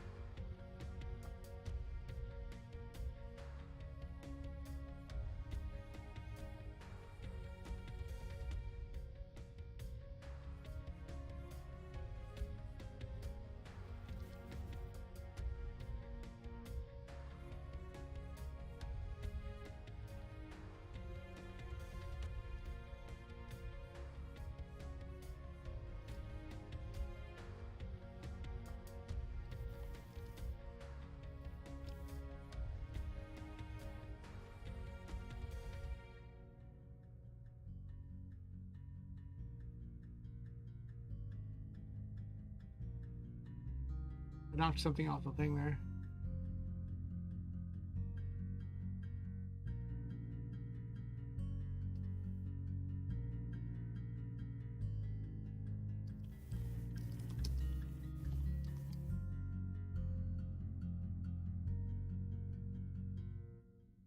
Okay, that should be everything I need for this.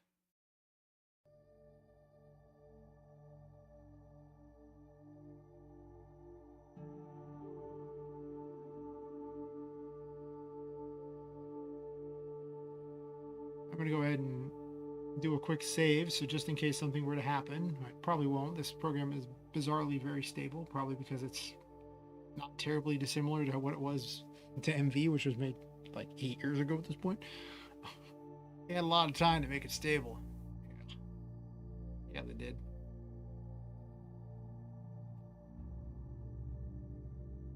Okay,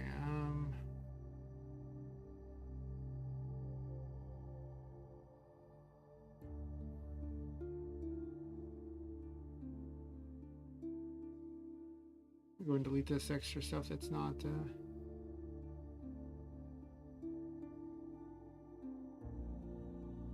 maybe I'll have her actually the fortunes will be she'll give you hints, unlockable hints. You can note that Martina's fortunes are unlockable hints. Because if I have a character that gives hints like that, I can also put in much more complicated quests. You know, they're just like, you know, or weird interactions that you can only trigger if you do the right thing. And she'll tell you about them. Or give you basically secrets to solve. Which I think would be much more exciting.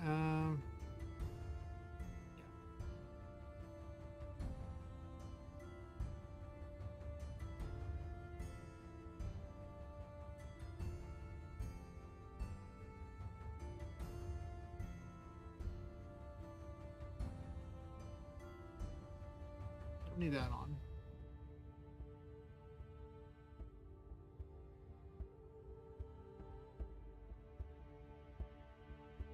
She doesn't need a shop.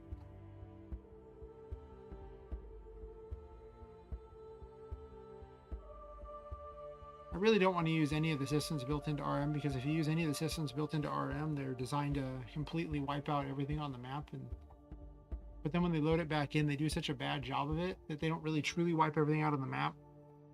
So one of the things you'll discover is that if you have enough events going, it'll re-trigger them all and reload a lot of images and stuff without having successfully cleaned them. So opening those like, you know, various menus and everything like that, and then closing them really fast can actually lag your game. It won't matter if you're not doing a whole bunch of stuff, but because I'm doing a lot of stuff, even the use of one of those menus can cause a problem. I did work it out where I could successfully open the built-in menu and then close it again, and it would eventually go back to normal, but there would still be a brief window where it would like drop off 60 FPS and it dropped to like 40, 45 or something like that. And then, you know, a few seconds later go back to 60, but I didn't sit there and keep spamming it. And some people will do that, and it's also really bad for the particles thing, because the particles don't clear themselves out the same way either. Like if you go between maps, they great, but otherwise. So I find it best to just not do that, because the shop system's not that great. Definitely not worth giving up all my cool graphics and other toys. Maybe at some point I'll find a way to fix that issue, but whatever. Let's see, I was doing the rewards.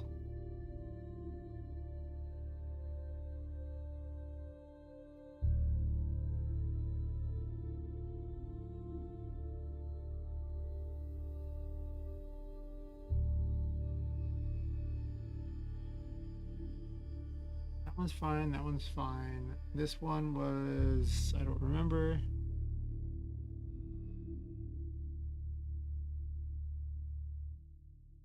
Star armor.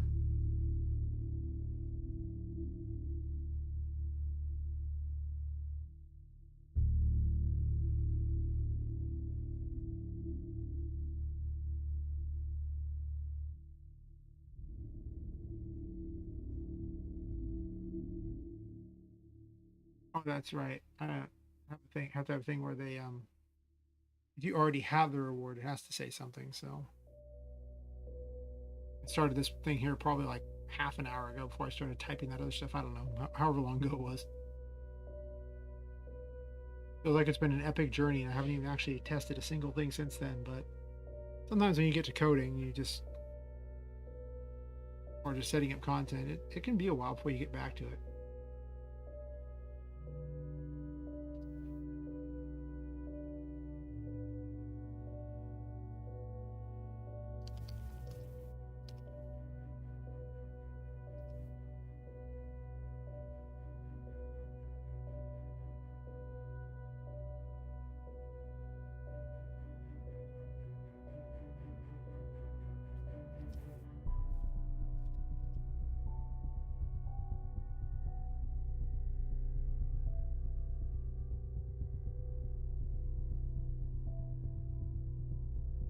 What was I going to type? Totally forgot.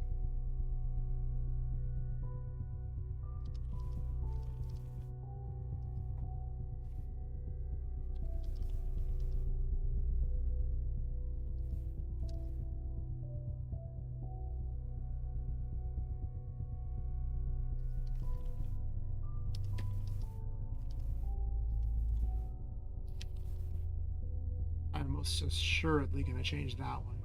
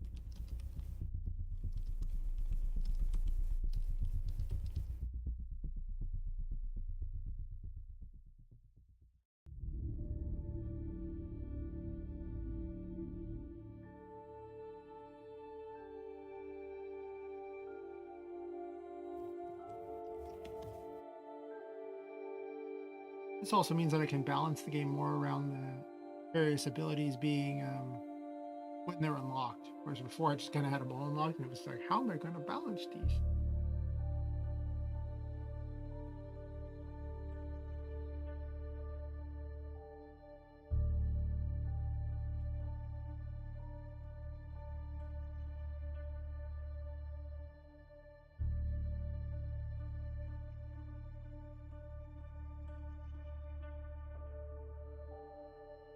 This one is star armor. I'm going to run all this stuff through a Google Doc to make certain it's not awful, but 5:21 a.m. me is just going to make all manner of mistakes in writing this stuff. Doesn't matter. Doesn't matter.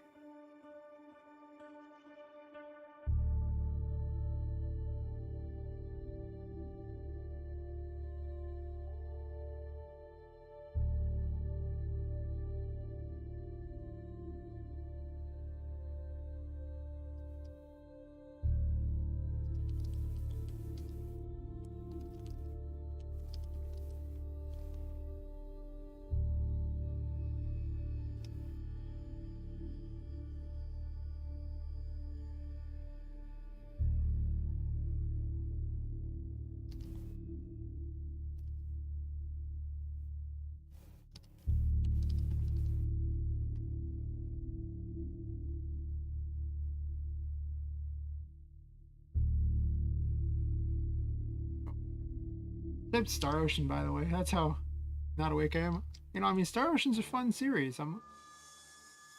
Definitely had a lot of fun with it. I played what, 2, 3, and 4 on it. I haven't played the other ones. No, wait, no, I played 5. I played First Encounter. Yeah, it's fun. I like the combat system. The story of 5 was stupid. Story 4 was fun. Had a fun surprise back before that was a regular anime trope. Don't want to spoil it just in case for some reason you play for it. Also was the first game I ever saw with achievements. They were all on a memory card. And there were like 300 achievements. And the one I remember most was beat the last boss with an average party level of 1. It was on the normal difficulty. And then there was like 4 difficulties, and on the hardest difficulty, like beat the last boss with an average level of 10. And I was like, oh gee, thanks. Those extra 9 levels are gonna make all the difference. Spoiler, I never got that. They would not make all the difference. Someone's much better at the game than me, or much more patient.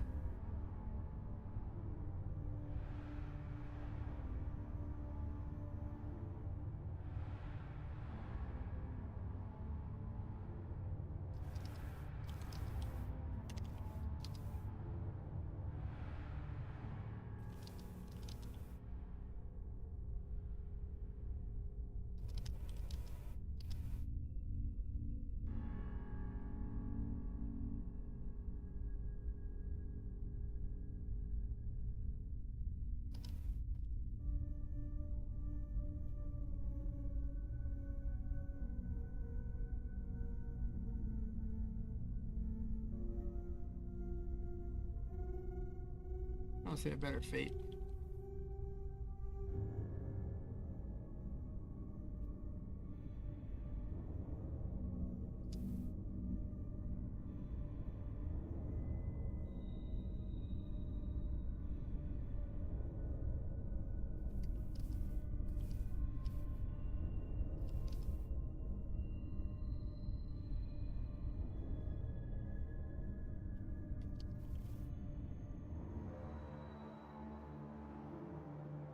I'm definitely going to come up with better ideas on this.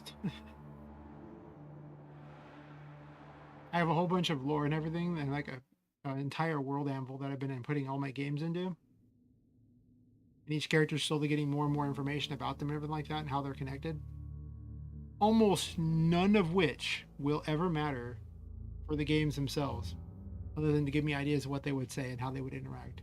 That's about it.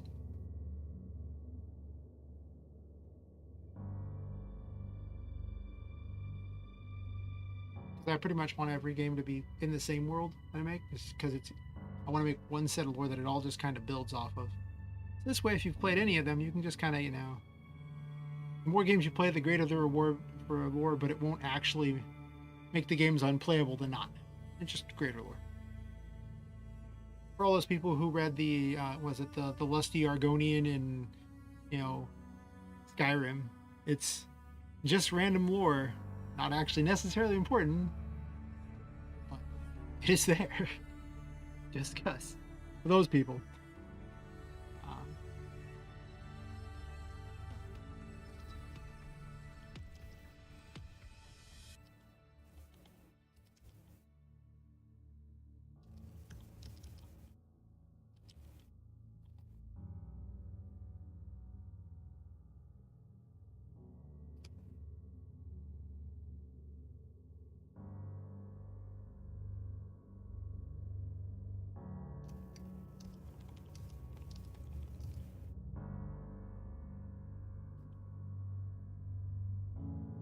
I'm most certainly going to add more.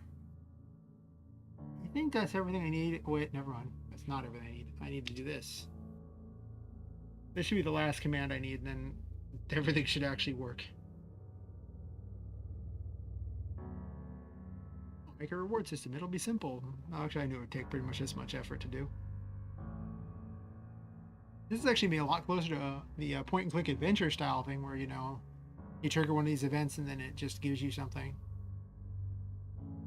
I considered having more point-and-click adventure style options in here. The only problem is the actual point-and-click option isn't very strong, or the mouse cursor doesn't really click on things very well. Because Q Pathfind, which handles the mouse movement when using Q movement, is kind of crap. That feels like I'm being generous too. It's not very good. This one needs to say Star Armor. Just like that. So we'll be certain not to write Star Ocean this time, even though I really wanted to. Actually, that one needed to say... That one actually says Star Armor. Actually, I think I already had it right. Gosh. Alright, well, listen. I'm clearly reaching the The end of my day.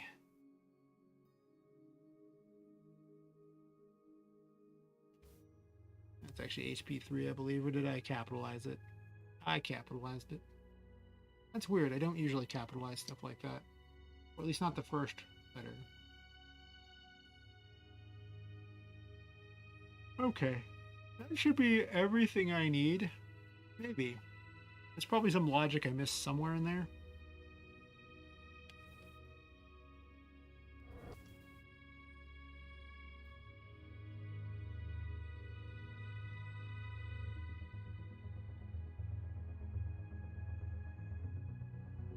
Alright. Need you to unlock a character for me.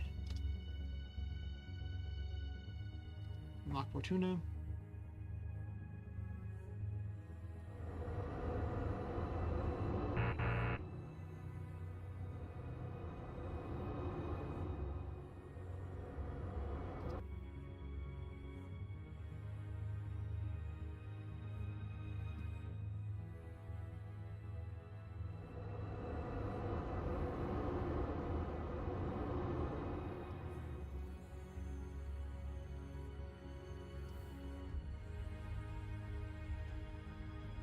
Our house is really colorful today.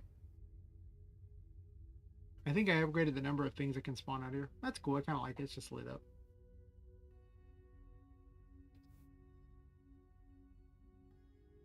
Let's get note what happens. Click never mind. Another time then.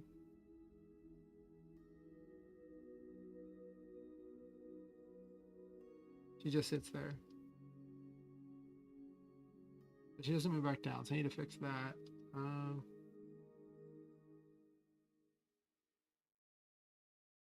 Sure. Well, that's not what I expected at all.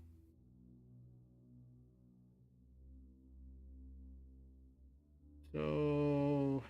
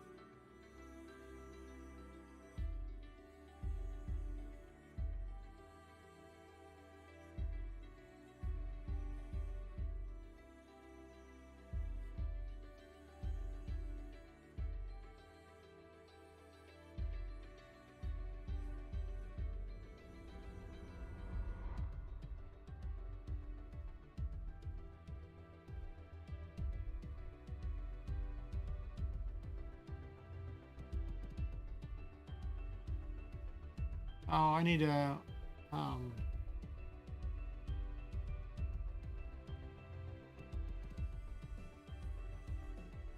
Hmm.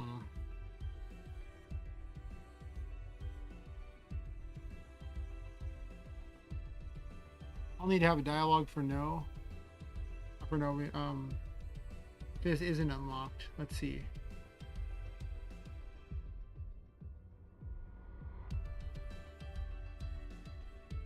Yeah, 'cause she doesn't have anything like that.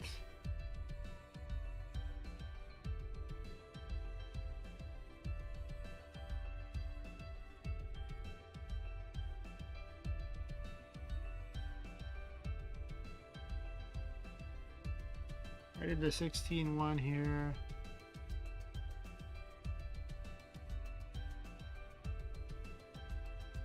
But typically, if they all just burn like that, it means that there's no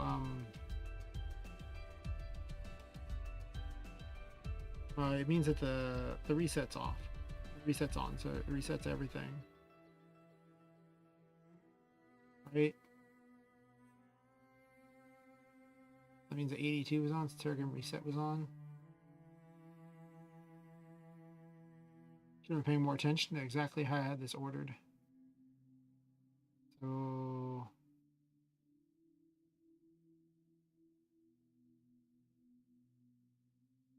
our game active, our game resets there.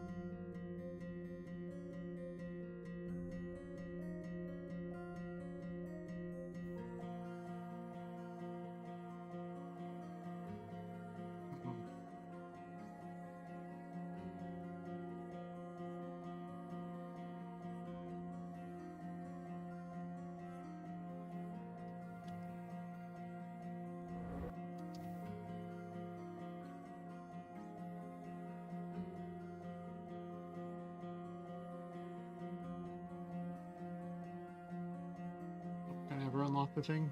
I should just leave Fortuna unlocked the whole time I'm doing this. Still have to set up Annie's on as well.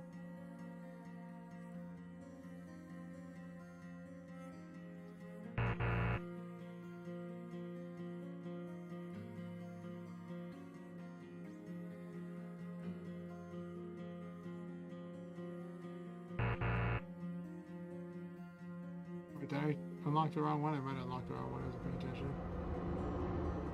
I clicked the wrong one. Oops. I was talking about her.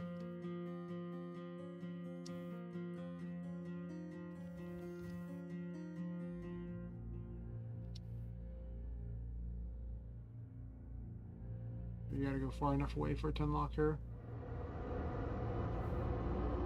Go over here and then go back.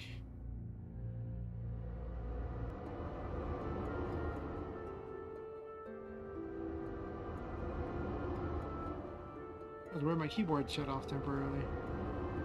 Now it's only going to the left. Is it dying off or something? Oh, let me plug it back in.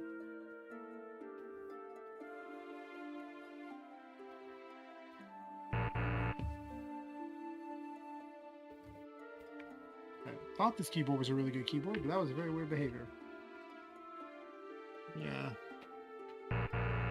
Find the plug for that. A plug. That'll be right there.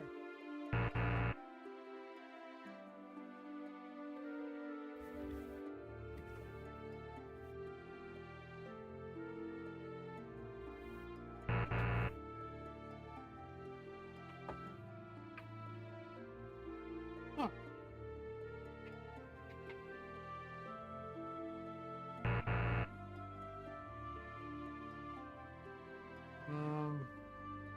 Let's go back over here now. I almost want to shorten her hair or something like that. It's just a little too long, I think. I'm not sure if I want to go to all the trouble yet, though, before the first prototype. But she might get a slight redesign.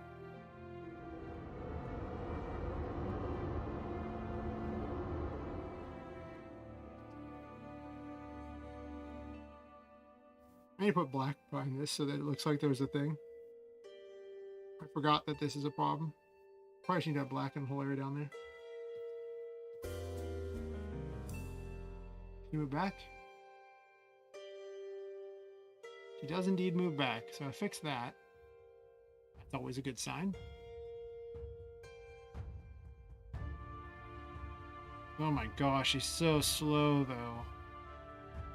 I guess she's not really in any particular hurry for the most part as a character, but oh, it's because it's on this page. I can't handle that slow. That's just not working for me.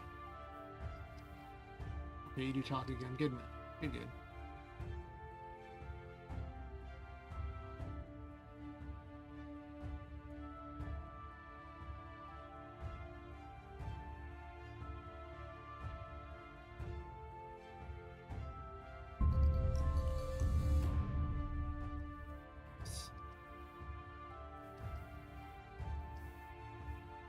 a little hard to see the things. She's in the way.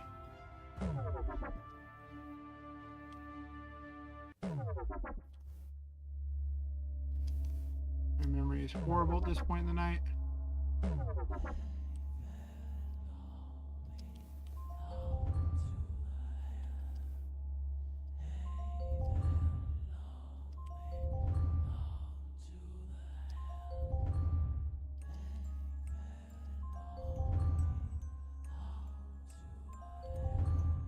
Where that was at.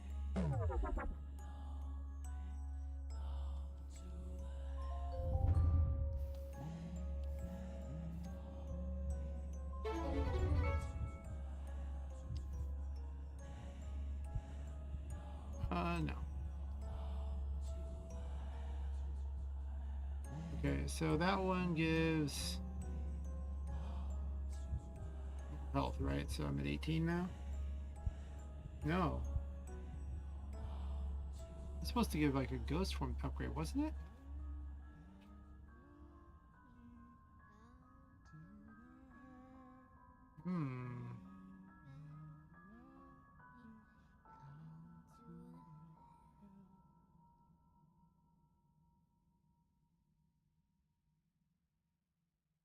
Interesting.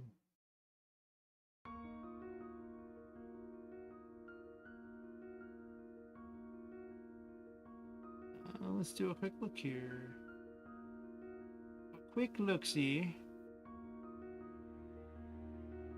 Well, they're all in that, so I'm not concerned about that. Wait, let me double check where that was even at.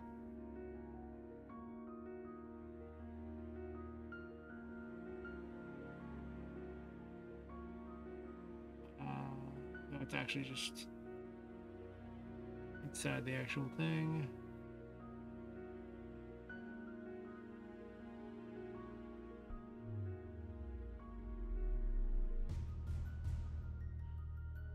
Set in a position here.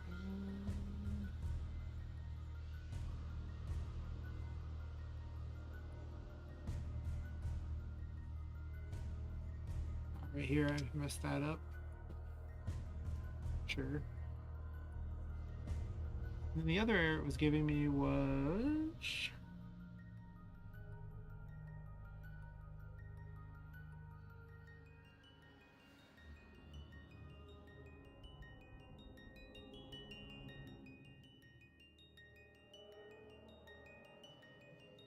At 67, it doesn't like something. Why does it not like something at 67?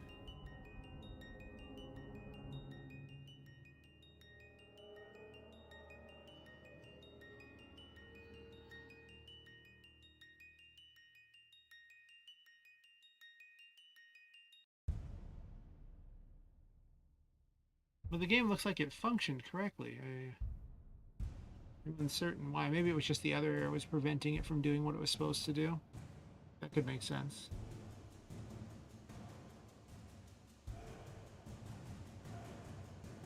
But what perturbs me more was that I don't think she gave the reward she was supposed to.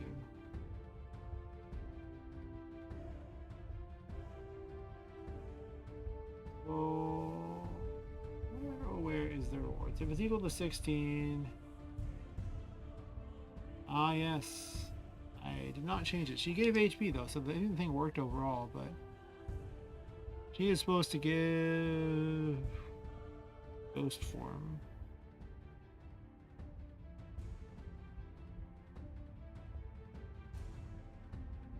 She's supposed to give this one.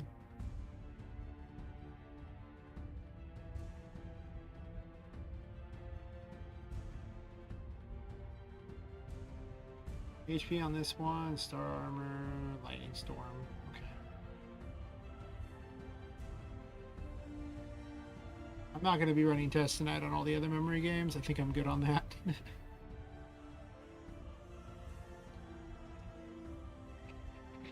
As long as the base code works and I'm just copying it, it just means that there might be a syntax error in there, so it's not too big of a deal.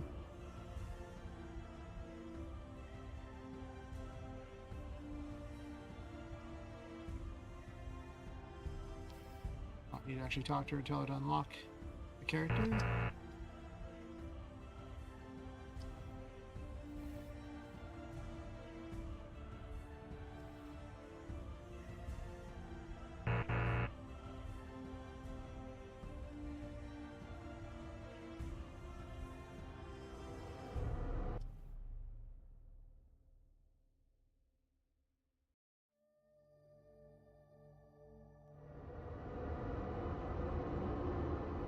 After this, I'm going to take a bit of a bio break here. I realize I've been sitting here for almost 6 hours and drinking a lot of tea, and at this point, I think the tea is winning the battle. Plus, I should probably be drinking water at this point anyway. It's like 5:44 a.m. Yeah. Why do we need caffeine at this point?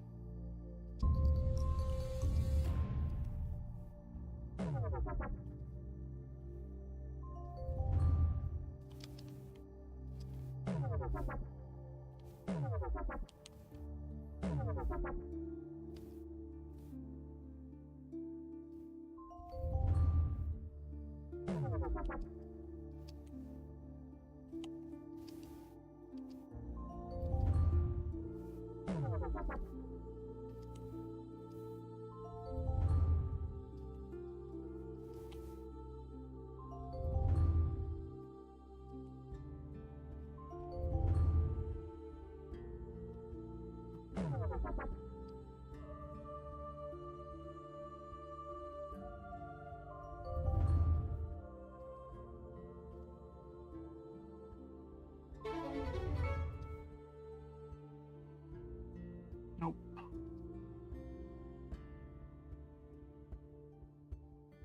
Yep, now she has the additional ghost form. Perfect.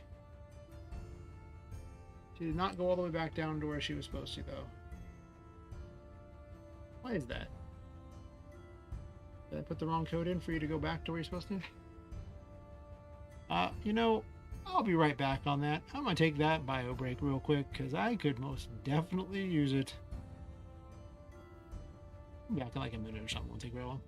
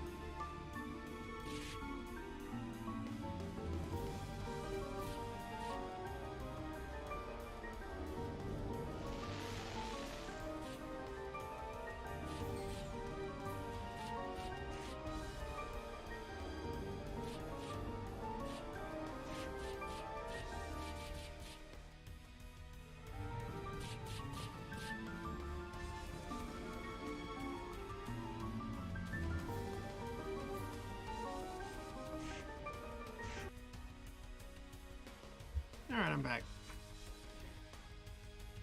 I realized that if I have two earbuds in, and one of them actually hadn't been playing sound for I don't know how long. As I was walking back from the kitchen to, I was sitting there like, going, wait a second, I can hear the music through only one of these.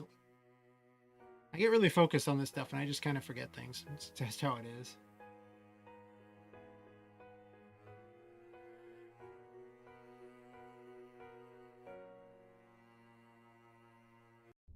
Okay, so my thing to move her back to where she's supposed to be isn't very good. Um, when I did Nevermind, she moved right back to where she was supposed to.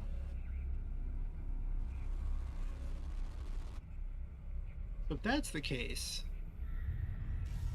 why in the world am I not just using the same code? Actually,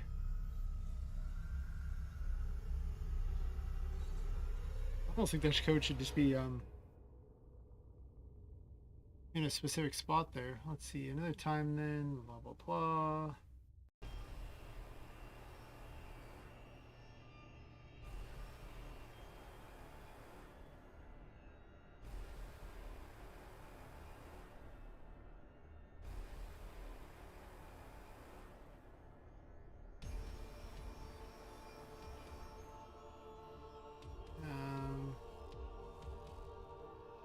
That's the one that triggers off winning.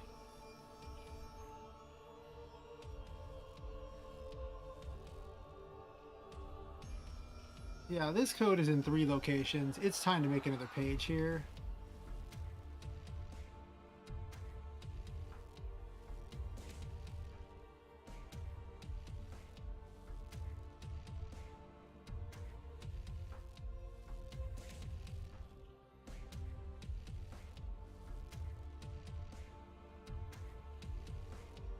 We'll turn off both cell switches just in case she happens to trigger this from B.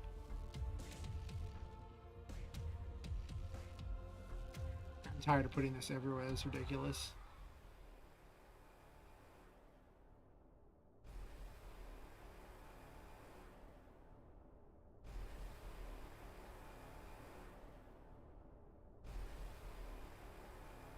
Don't need any of that. If you have the code in more than 2 locations, you should always set up some things so you can recycle code. Even then, I've been guilty of recycling code just in case there'll be a third one. It's like, well, if I'm already making 2, I might as well just make it able to be used by everything.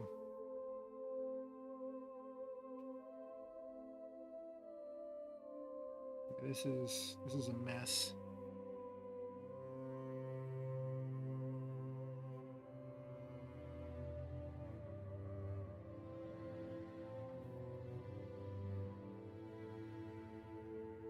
Let's deal again.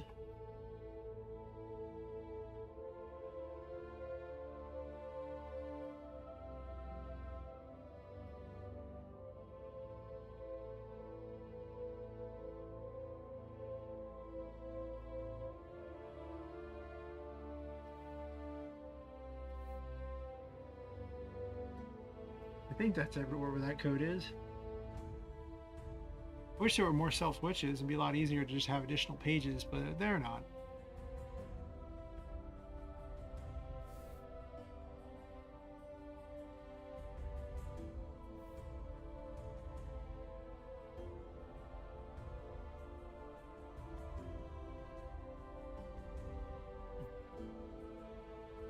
I don't need this open anymore. I gotta test it. But I gotta test it with the new code.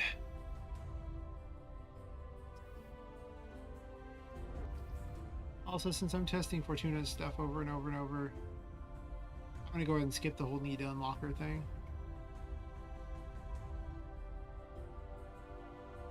He's just permanently unlocked until I say otherwise. I'll have to unlock her this time, but yeah, whatever.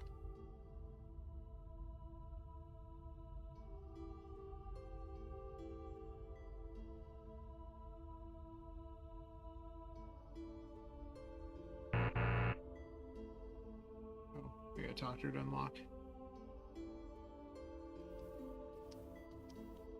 her over so she'll actually talk to me.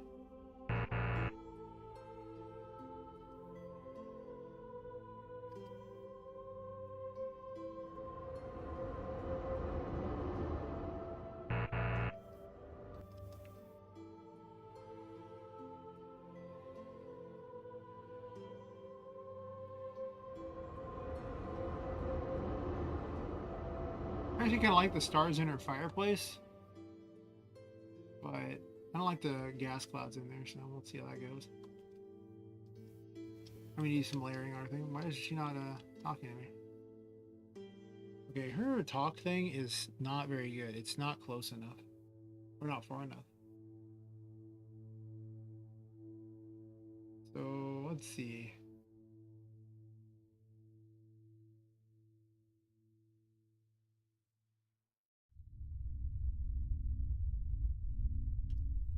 It's at 200 right now. Let's increase it to.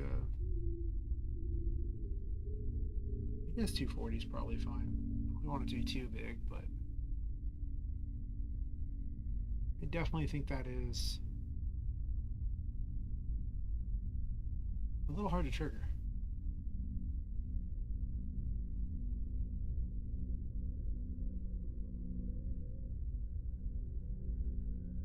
She should probably say something before going up there.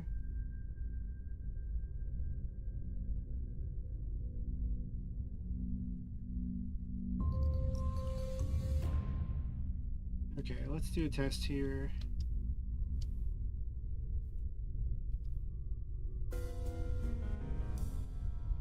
The good news is if it works on one, it'll work on all of them because it's the same code. But you know what's also awkward? On this new page I just added, their movement is set to really slow. Let's see if at least goes back to the right location. That's an easy fix, so.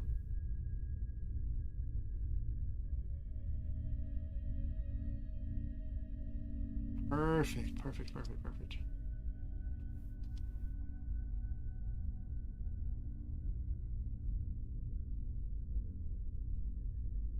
I'll test this one here. It'll work on all of them if that's the case, so I'm not too worried about it. Never mind it. False alarm. She's like, oh, I came all the way up here for nothing. Oh my gosh. It'd be funny if there was a counter. So if you keep doing that to her, it does a funny thing. Make an Easter egg section as a joke. Easter eggs. Make Fortuna complain if you make her fly up to do tarot too often without actually playing. This probably won't be in the next version or anything like that, but it would be kind of a funny thing to just toss in there. Just lots of Easter eggs. I love Easter eggs and things like that, so she's pretty good to go as far as I can tell. I'm not going to play the 44 game like that. I guess I do want to.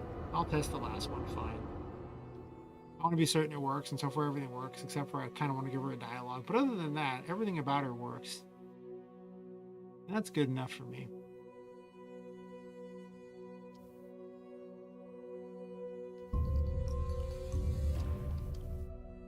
Oh, I love when I get ones right next to you. Ooh, look at that. Look at how random that was. That's like the least random ever. Beautiful. Why can't they all be like that? I don't remember what it was. It is.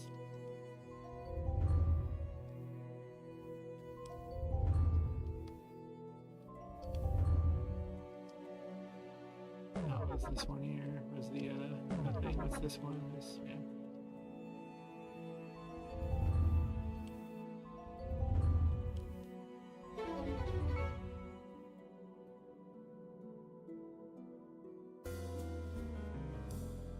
She floats back.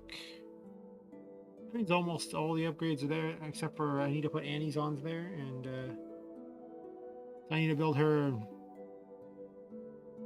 kind of like a shop of sorts, but it's going to be a generic ghetto shop.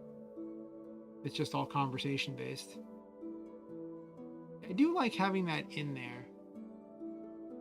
Having the little stars thing and all that. I don't know if I want to have it I don't know how I feel about it, honestly. I could go either way on this. Because one of the options I could do is I could just put a black background behind that so that this way it just looks like a normal fireplace. That's fine. I mean, it's probably what I should do. I should probably also blockade off this area here, to be honest. I don't really know if I want people seeing things here because it looks kind of a little weird, but I guess it is in the shape of a pumpkin. Hmm.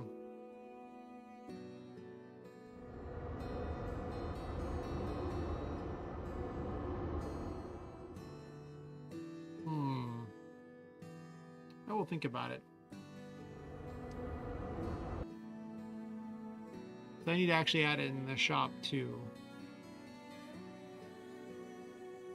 Um,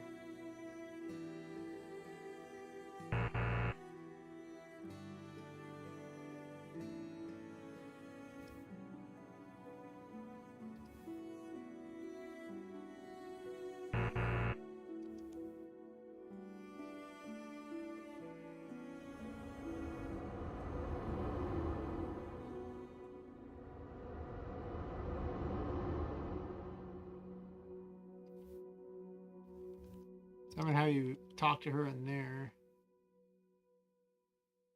Um, I'm not sure I want to turn towards the player because if you get to right about here, we would normally talk to her.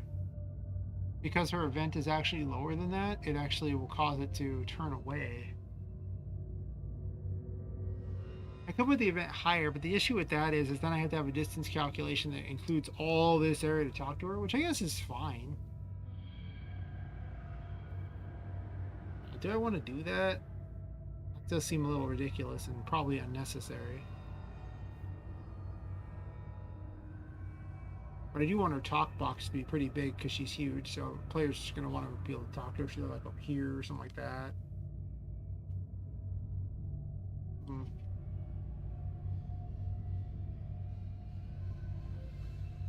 Let's see.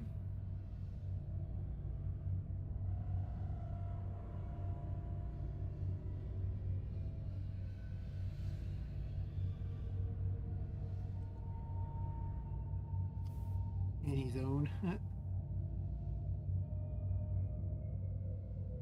She's my random joke based on Amazon because she's an Annie Bell doll. She opened Annie's on.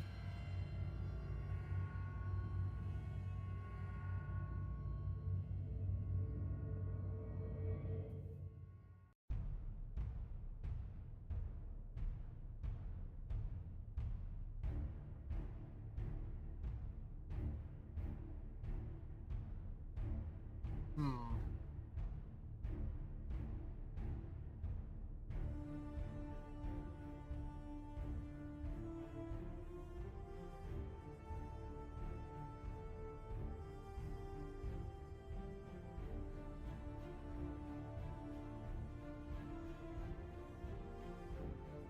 I actually don't know what the point of having this in here was. I'm sure there was a reason for it. I'll keep the if status menu is off. I don't need to compare it against other events on the map. That doesn't seem. Oh, I know actually why I had that original. No, maybe I copied it off the other code. I have a code that for each of these sections that is saying that if it happens to be one of the painting frames, it pushes that variable to an array. And then the character walking through the paintings, Tinka, she's looking for if she's within a certain range of one of the ones in that array, and if she is, she'll talk to you because she's standing through a painting, so she can actually that's how she knows she's at a painting. Otherwise, if she's behind a wall or something, like she won't because the walls don't push that variable. That's how she's smart enough to know where she's at. I probably just copied part of that code out of here because that seems like something I would do. Seems exactly like something I would do, to be completely honest. I had an Annie's on event over here.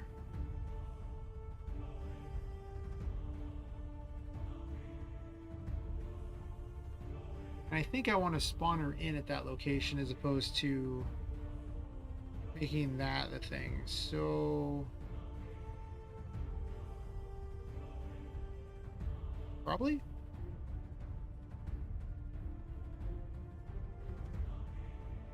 Pretty certain it's set to 7 or something like that. Which I can just look on this here and make it easier.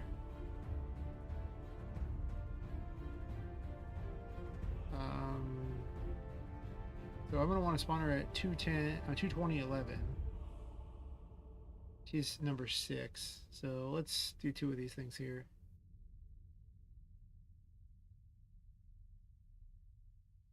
I don't even know what that's supposed to be creating.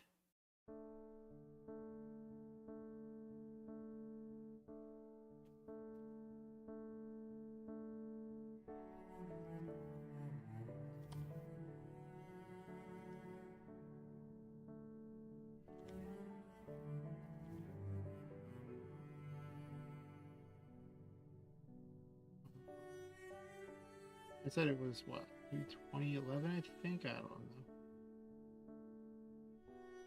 Yep, 2011. Okay.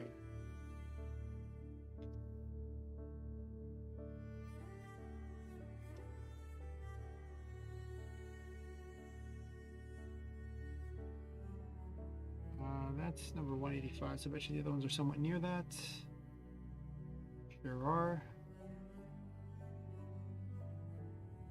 And then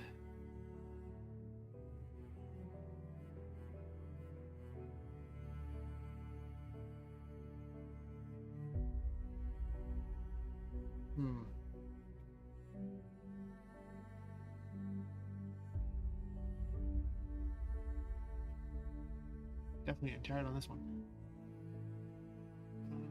Amazon is 303.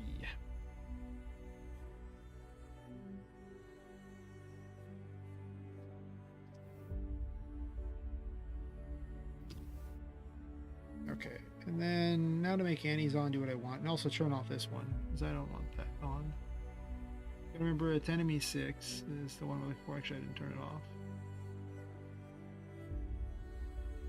So if Annie's on, we make her 6. It's the same thing. It's just this one's rigged to be much. I just set the size on it. I could manually enter it instead of having it done in that plugin, but nah. Easier if the plugin just does everything. Alright, and then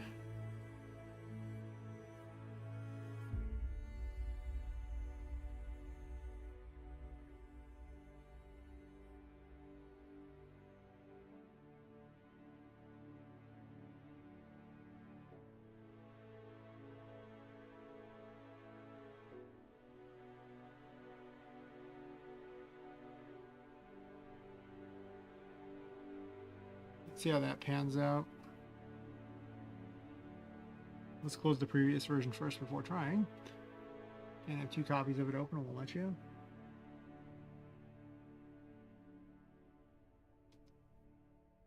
You know, I haven't noticed that problem with the extra copies of. Oh, nope, there's the Qt web engine process. I was gonna say it doesn't seem like that's having a problem today, but I guess one of them's just been going the whole time. I did do that massive memory upgrade to this thing, so to the game where I fixed the issue with the colliders not being removed. Or I was just shrinking them to 0, but now they're just being outright removed. So that array that was getting larger and larger, just getting to be thousands of colliders by the end of each level, is now not, which is just, you know, a huge improvement.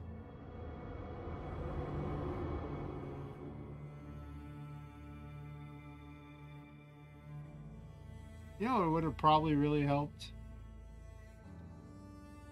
I probably didn't tell that event to actually run in the first place. Right? No, you're supposed to.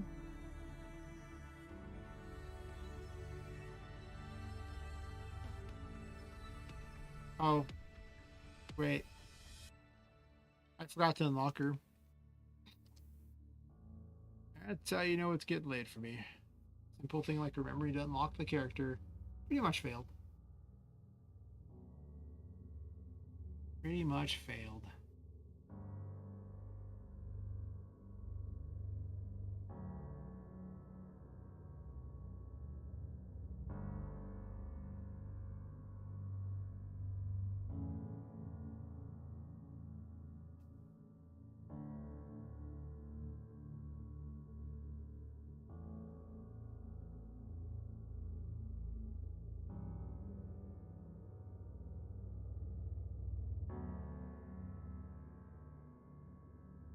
else was I gonna do? I just totally lost my train of thought.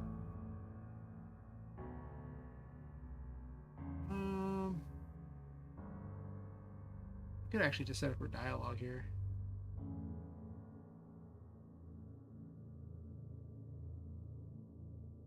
Or she was just blocking a door.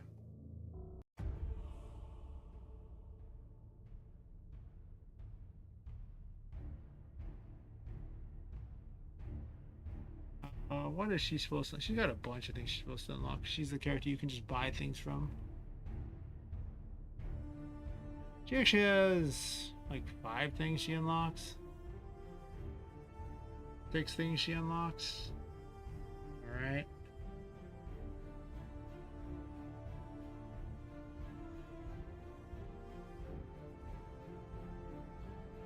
This is going to be pretty much the same as Fortuna's setup, except for it's going to be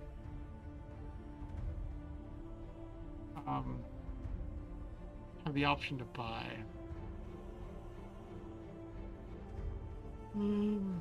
Let's see what I want to put him in, I guess.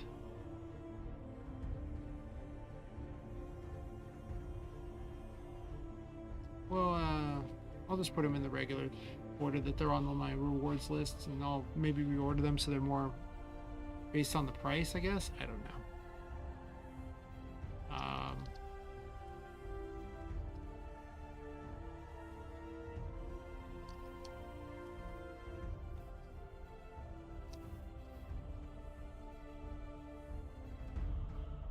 How did I do that? Still not sure how I pulled that off. The second time it's happened tonight, though. It's weird.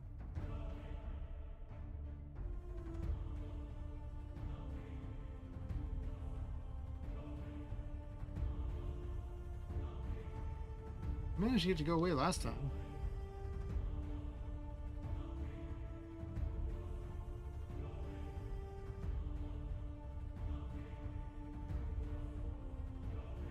But it's not actually clickable. It just says Shift Tab, but you can't actually get it off there. Okay, that's weird.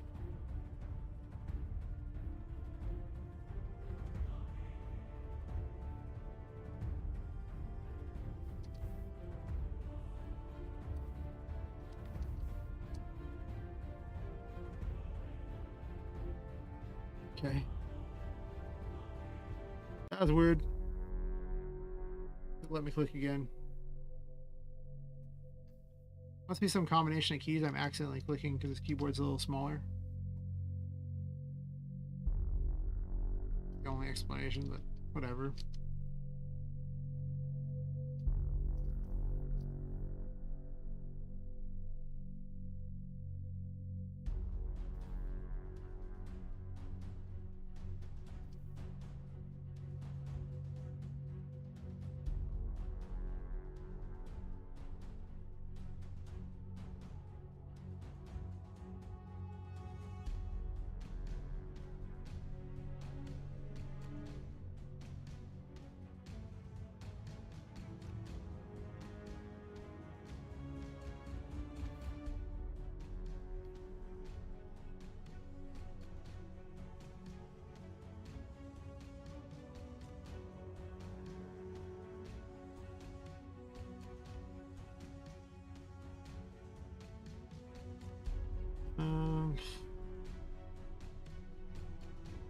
There's the 2 MP3 things there, and then I think that's everything she unlocks, right? The next thing is, let's do a nevermind on that.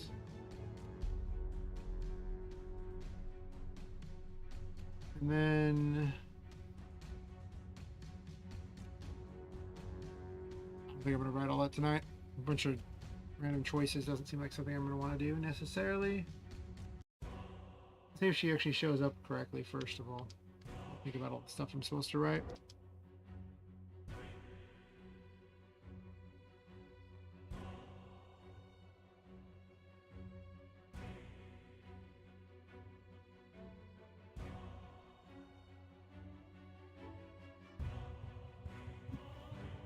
I think I'll give it about another 16 minutes, and then I probably have to head off. I do actually have to go to work tomorrow. I guess later today. Normally I don't actually work later today, but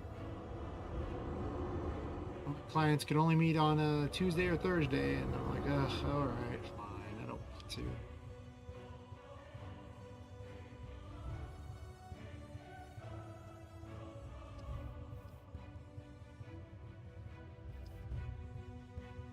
Yeah, just gonna write those in there and probably just don't like that she turns up. It's really annoying. I think it should actually be. She's so big, she shouldn't really turn like that. I don't think.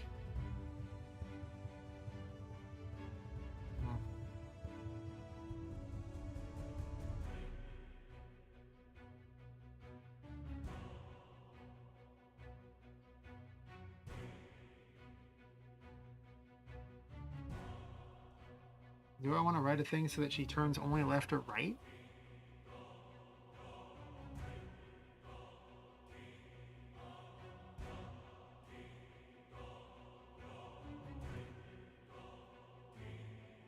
Oops.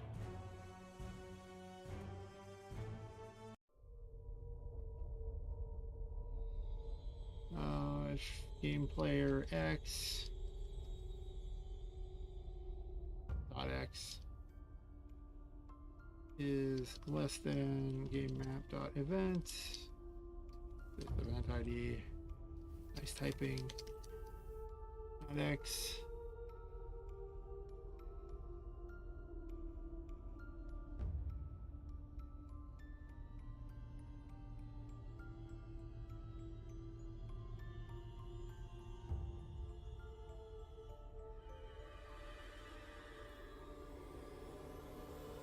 Um,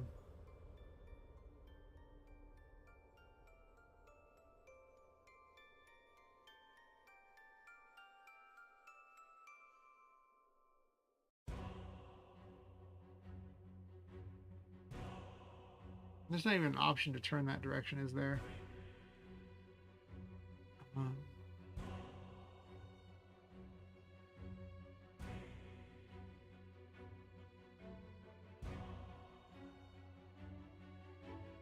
there's a move in that direction, but I don't want to move in that direction.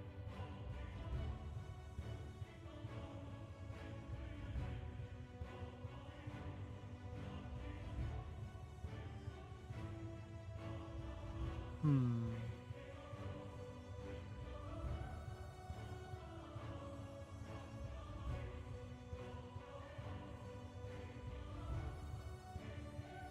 Y is greater than that.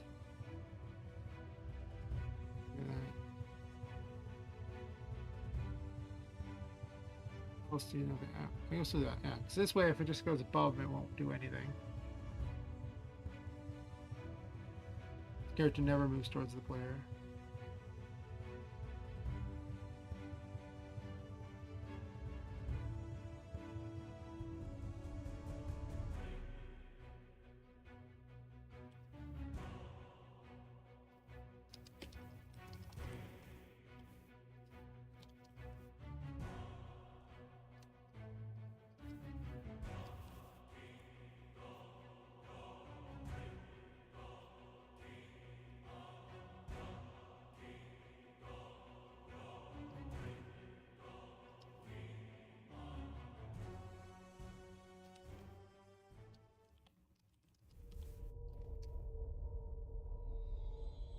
That's right. She gives ads. I'm gonna probably include more ways for her to give ads as a joke. Another Easter egg, Annie's on gives ads. Or Annie's on Prime.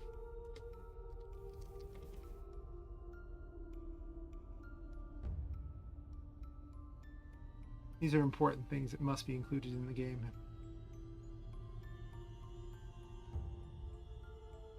Um,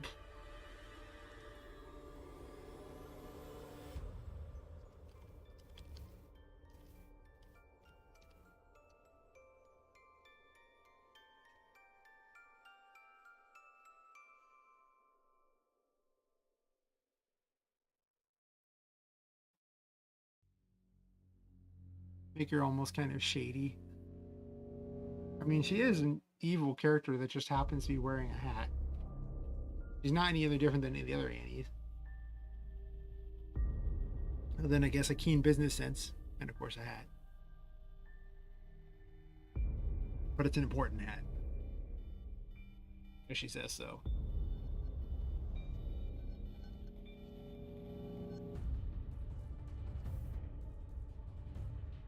We're going to make this real simple. I'm going to put the dialogue in later.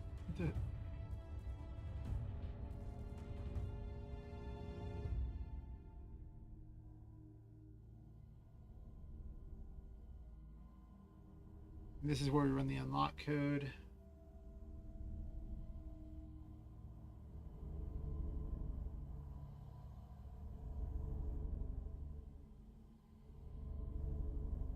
I think this one's unlocked by her if memory serves. I don't even actually. Actually, now I can grab them all from here, can't I?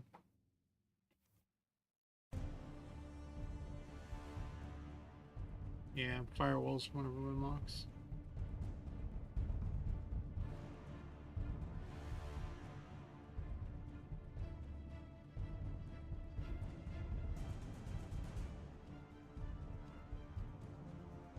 Need a conditional on this.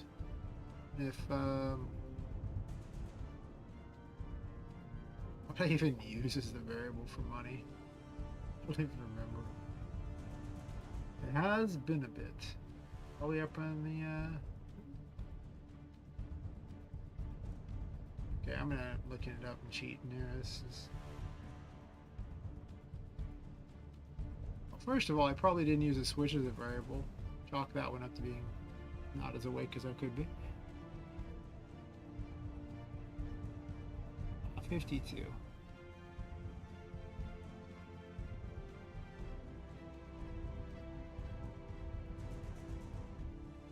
I don't even know what the number would be.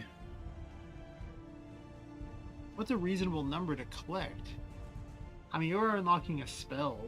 Not like it's just a tiny stat upgrade. You're getting an ability, a unique ability off it, so it's probably going to be a more heavily costed one.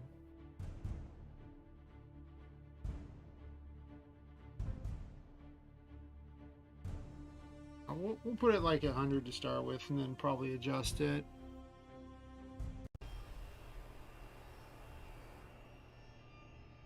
Greater than or equals, if so.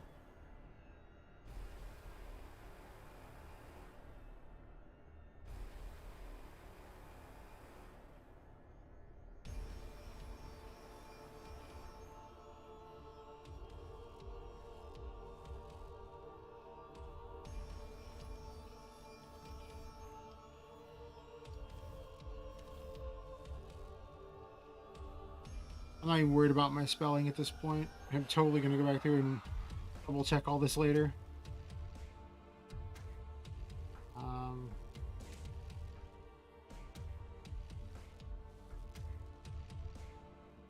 even nesting ifs at this point. I feel bad about my life for even nesting an if ever.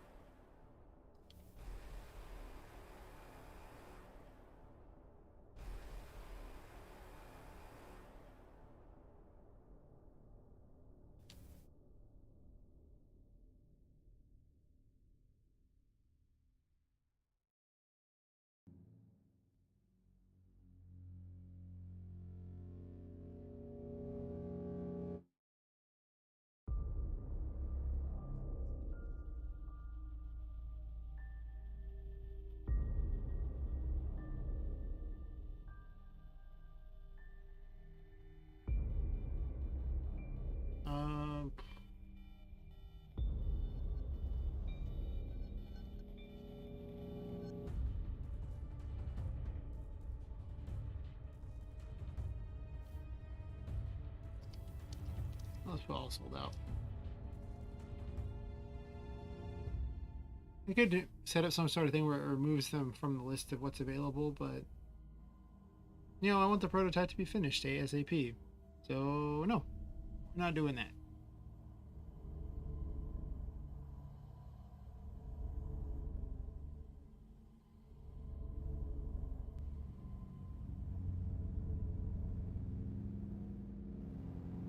I'm at that point where I'm staring at walls more than I should be.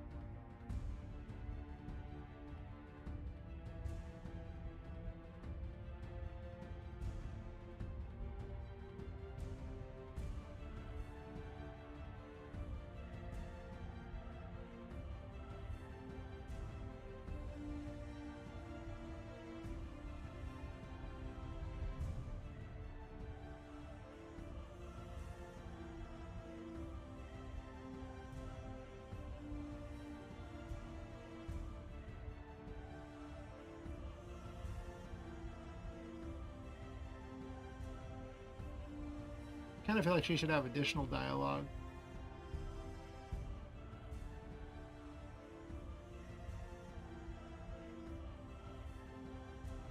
We need to have choices within choices here.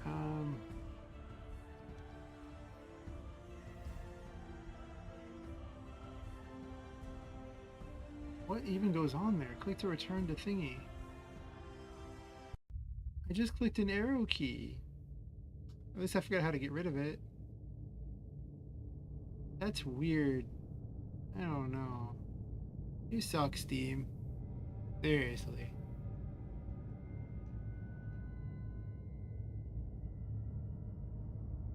Uh,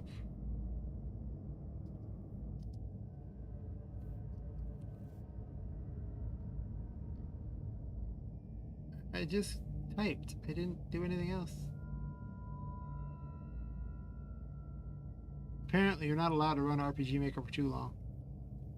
Or stuff happens. Weird stuff, apparently. Yeah, sure. And then...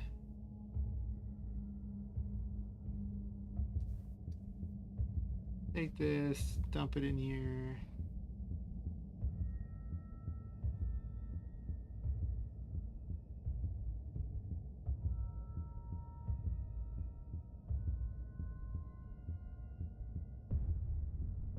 Sure.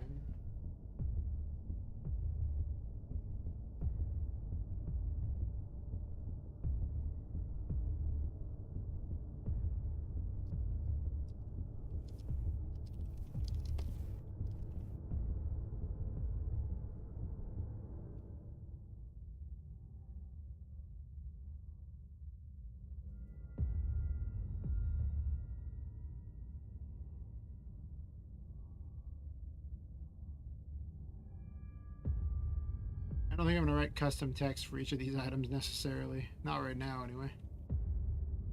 Maybe eventually.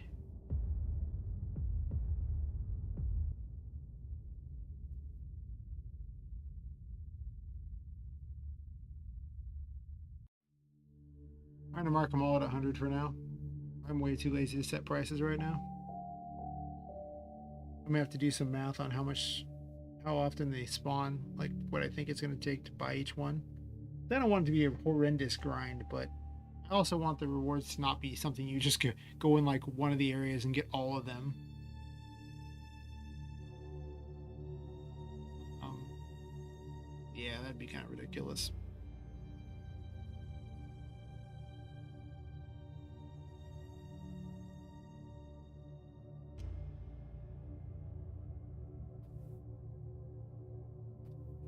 So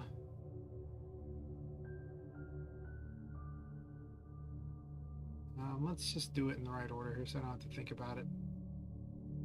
That's firewall. Then this one's ghost form, and that means that I need this code here. I'll just copy and paste them out of there into here. Make my job easy.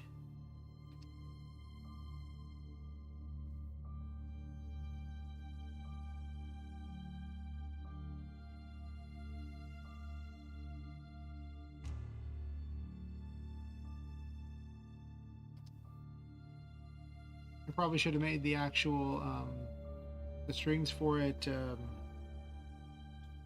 identical to the commands in here, or vice versa, but did not.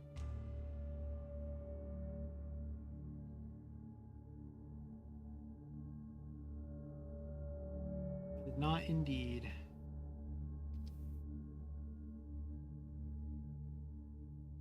It's easy.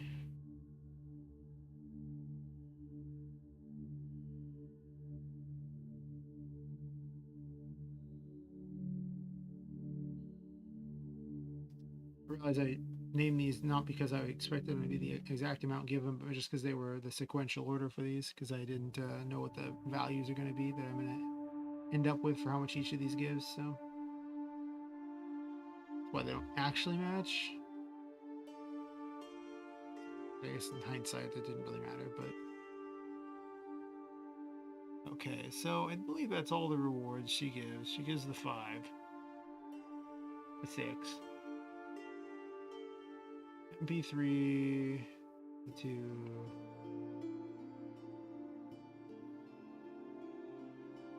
HP3, HP4 is given out by, or plus 4 is given out by Fortuna. That means that these are wrong.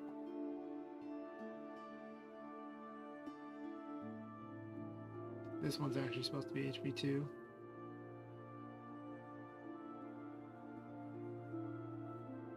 This one's HP1. Actually, that's pretty much all it takes to set it up from the look of it. Except for... Never mind, there's one more thing I gotta do.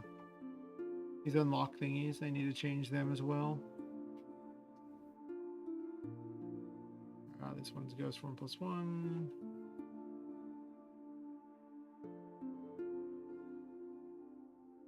I think reward 2 is the one that Annie hands out, right? Yeah, she hands out the second one. Which means that this is wrong.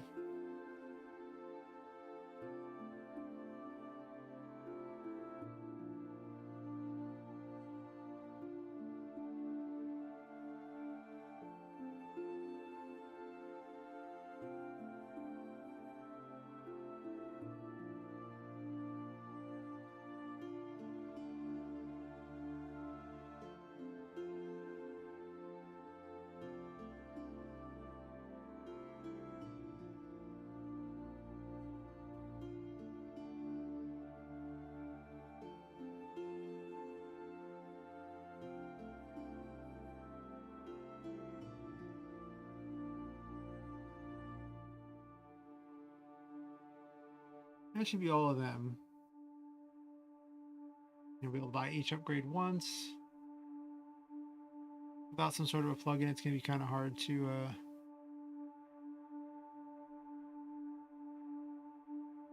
Oh, that's awesome. In the Discord, someone called me wrong for, basically repeating what I was told about Unity, that it has 2 different pipelines, one for 2D and one for 3D, and they're like, wrong, blah, blah, blah, it's just 3D that's done in, that's restructured in 2D, so it's locked to a thing. And like a bunch of really knowledgeable programmers in the community told me all about that. It was because I didn't know, and they informed me that it was actually like 2 different pipelines, and that's why Unity is better at 2D than Unreal Engine, because Unreal Engine is always 3D. And it's just you're locking it to a single plane. So basically what he described is what Unreal Engine does. But if Unity did the same thing, then Unreal Engine would be the better 2D engine because they're both doing 3D, but Unreal Engine is the undisputed king of 3D. So that would be terrible for Unity. So, then Zarib comes along and explains to the truth of it all and provides all the evidence, so I didn't have to because I didn't want to have to look it up. Because to be completely honest, I don't really care a whole lot about Unity. I just don't.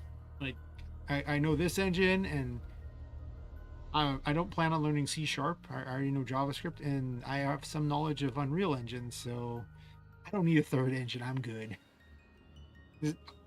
Yeah, I'm good. It's already confusing enough remembering the two. Like, if I switch between engines, and I have to like get back in the mindset of the other one, and it's kind of a challenge. Anyway, tangent there. I was just looking at that, going, "Oh look, someone's saying this." Okay. Um, we're gonna test out Annie's on now.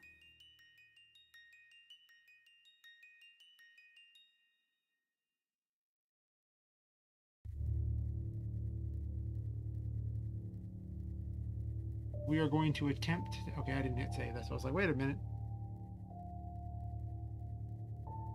I have a really bad habit of looking at the what's currently happening in the stream for like whether or not people are connected to it and everything,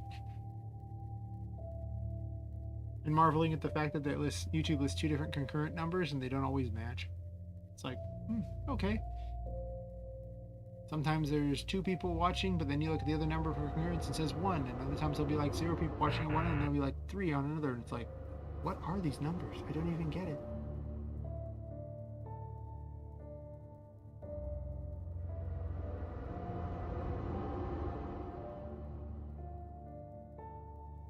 Okay, well, my code for that was wrong.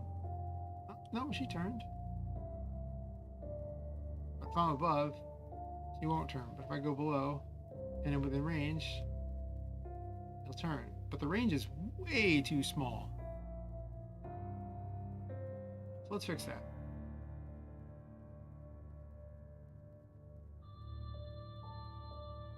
It's kind of a ghetto solution, but okay, it works. I ain't too picky.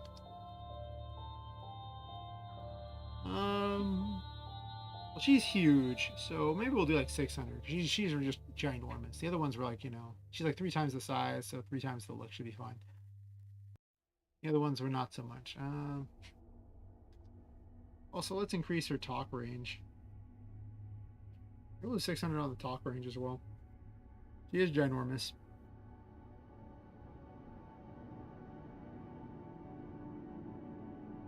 Okay, and then let's stop.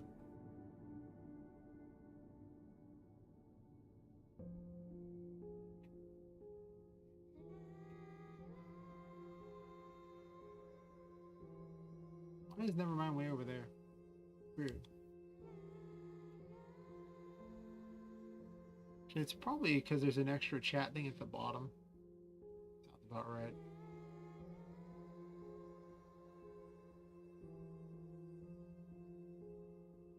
Yeah, I don't know why there's a show choices Nevermind all the way down there, but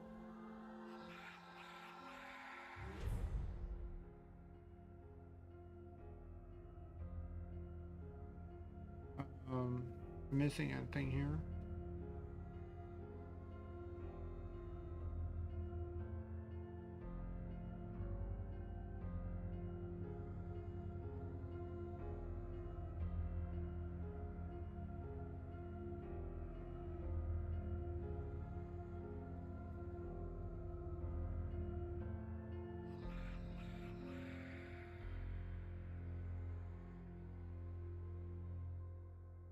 Okay, well I did this wrong.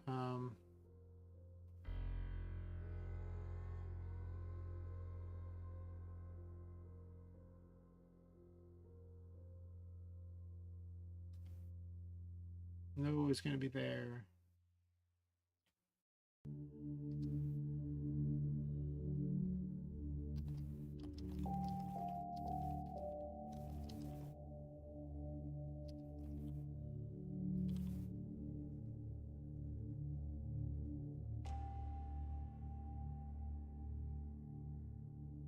When I was saying there were like no really mean characters that are just not with like nothing really redeemable.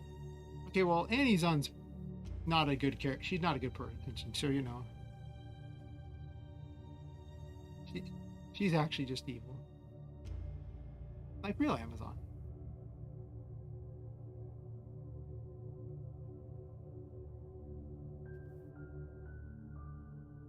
I'm just going to put this in all the no's so not to think about it.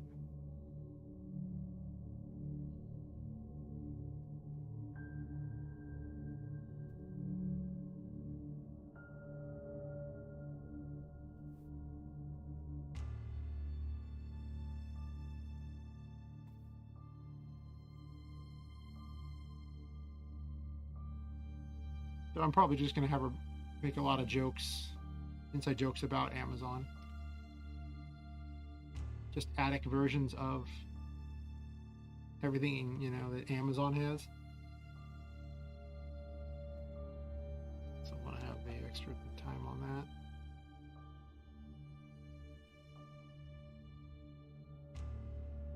Should just put the weight at the bottom. Whatever.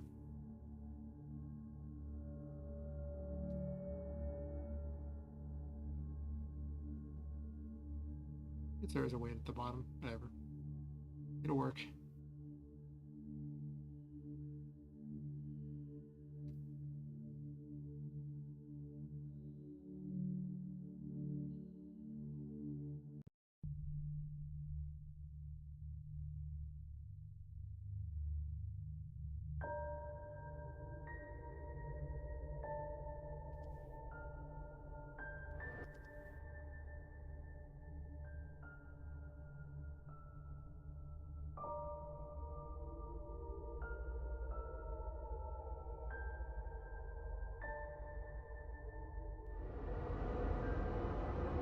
I'm so glad that chat convinced me to change her little trail to black. It just looks so much better off of her outfit.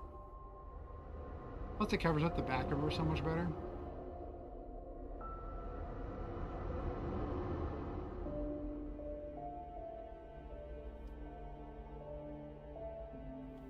Ah, stuff.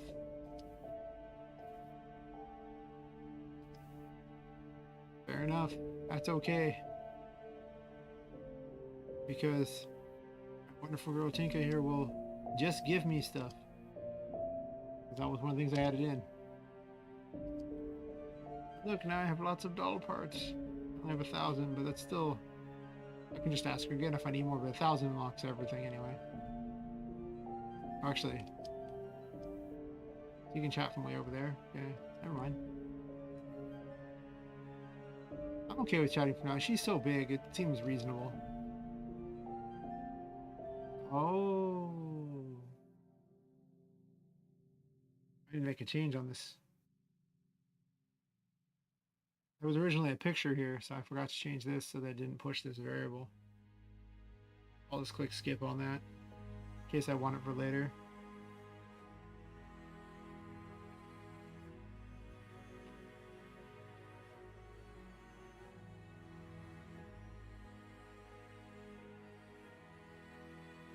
Alright, so that unlocked firewall, perfect.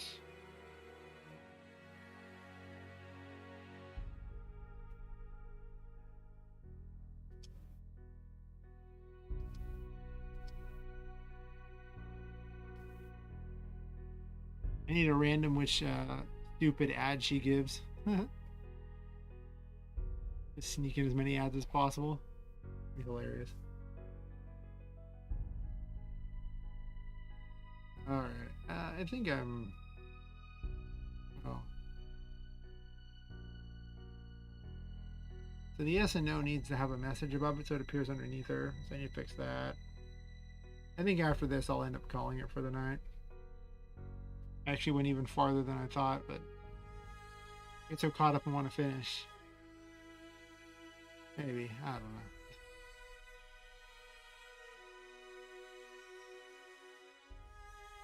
I just need a thing where it's like a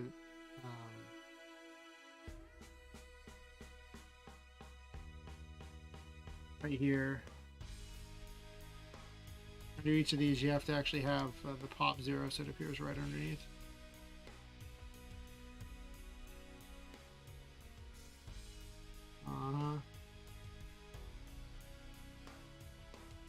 Otherwise it appears all the way on the side of the screen. It looks stupid. No, I don't want that.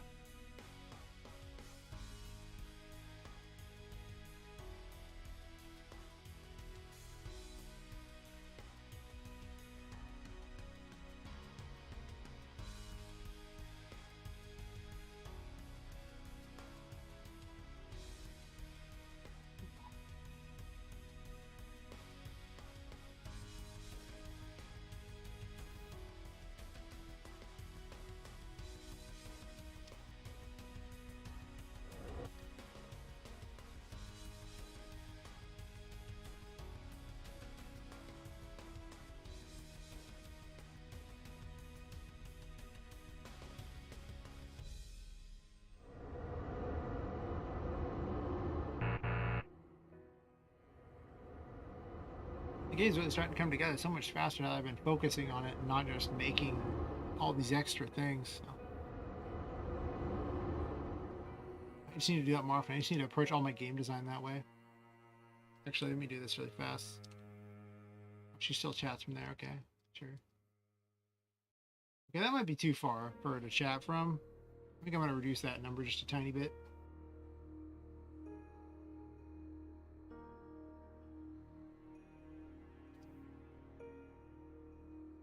Oh, we'll do,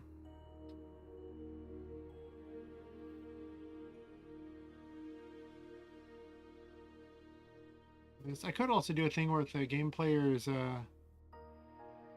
Y is greater than that. Nah, I'll do that. I'll do 400. Close enough.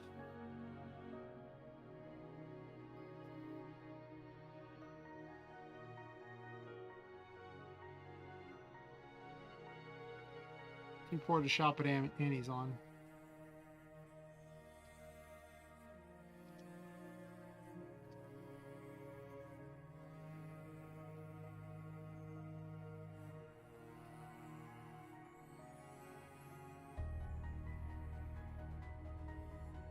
I might want a message in order to actually,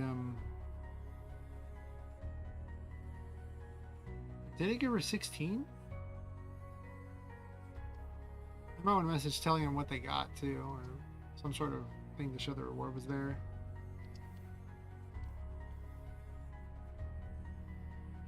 Okay, wait, what do we got here? 17. Okay. Well, that one seemed to work okay.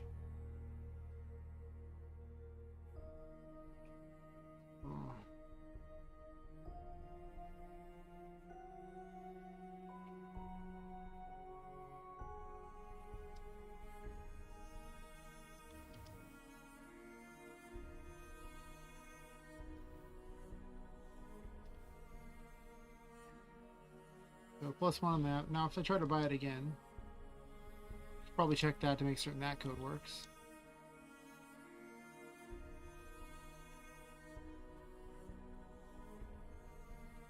Instead of asking yes or no at that point, it should just say all sold out.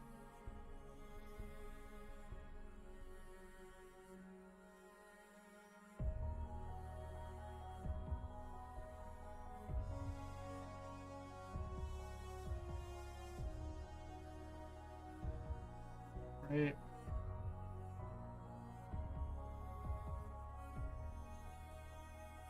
I gotta shift it. It's just logically inconsistent here.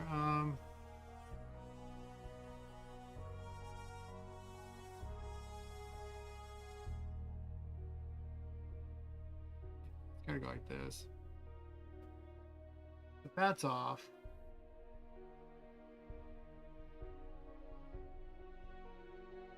Yeah, it's gonna go like this.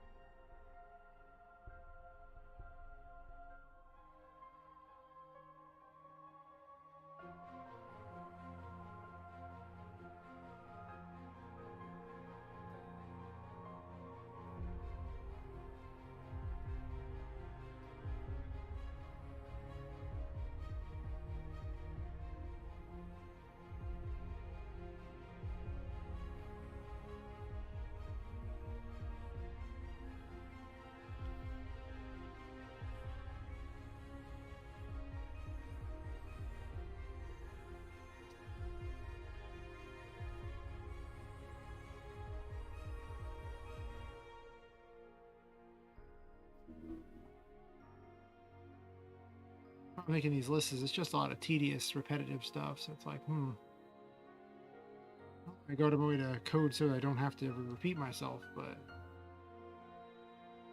a lot I can do here about that.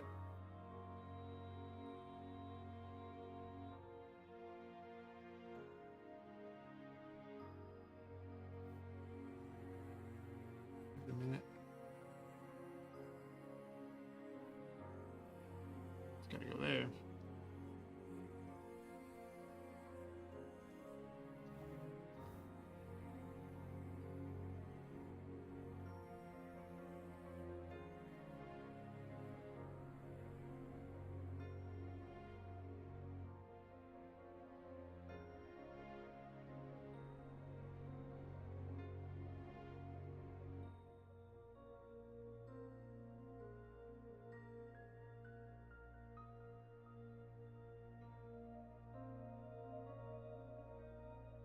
Oh, the wrong text anyway.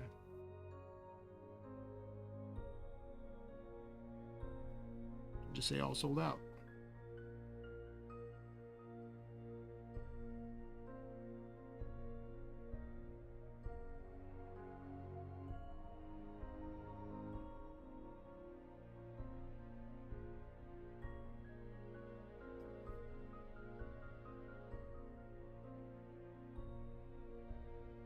I think I'm messing it up. Oh man.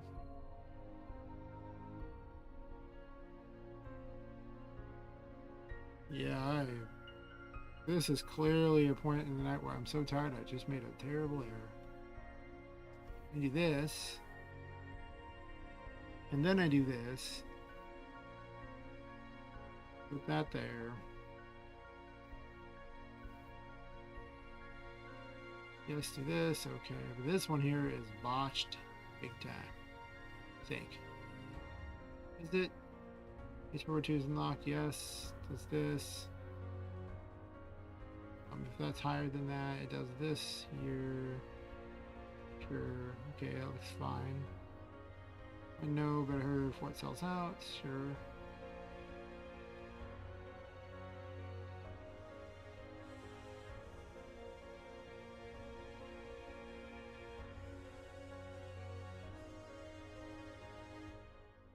That seems fine. Okay. So I thought I messed it up, but nope, guess not.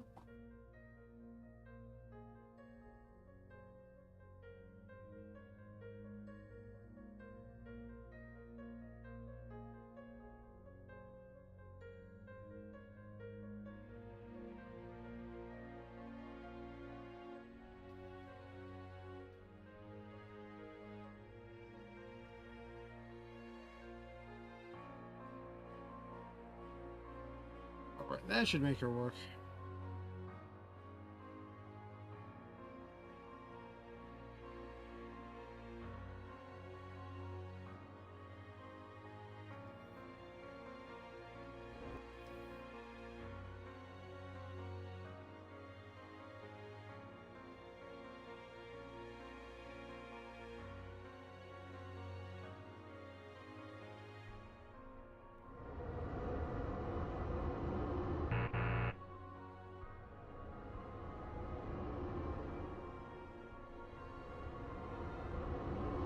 I regret my entire decision of putting Annie's on the other side of the attic.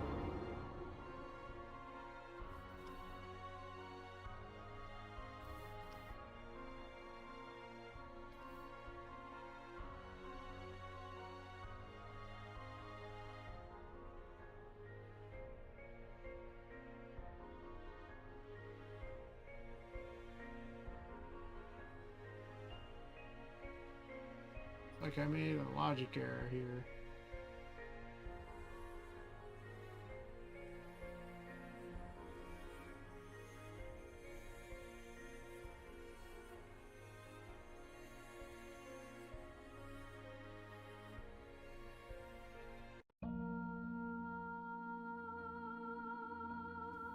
At least it's not that complicated of a logic error.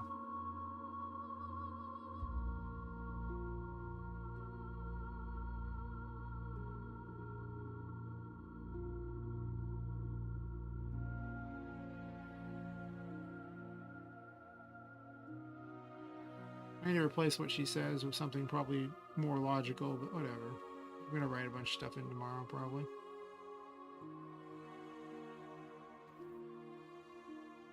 Right now, I'll settle for the logic being sound. Good enough for me.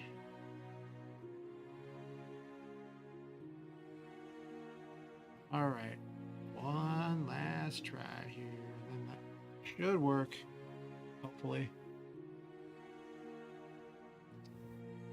It's one of those things that normally wouldn't be that hard, but approaching 7 hours of streaming and it being almost 7 a.m. now, yeah, it's getting a little harder than it was. Still, tonight's been a pretty good night. I mean, I got this whole thing set up so people can go in and out of the box. I've got a whole new giant size thingy going on here. I did all the graphics for the lights. I increased the size of these boxes here and got new graphics. Reward system. I set up all the quest stuff so they were correct. I got a list of all the things I did. Just this many hours I can't even remember all the stuff I did.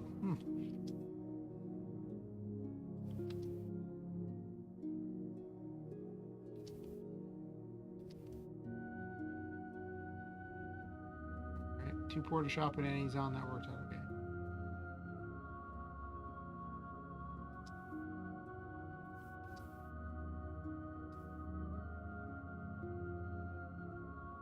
Always have a character you can talk to that just gives you the items you need to complete stuff in your game. It makes testing so much faster. Yep. Okay, now armed with that, should fail to buy it. It's all sold out. Cool. The +1 to that. Perfect.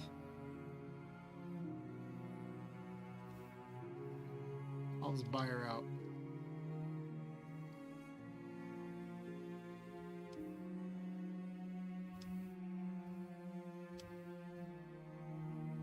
I'll make an Easter egg if you buy everything from Annie's on. Maybe I'll have an item that you buy from her that just literally just costs lots of money, and if you buy it, it causes a extra funny thing or something. So that one doesn't work right.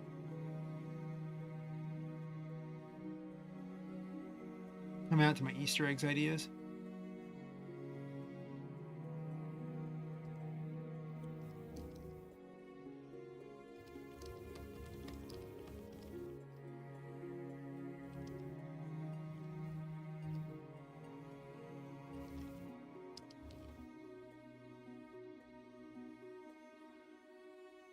So, let's see. That's got a yes, no right there. That should be fine.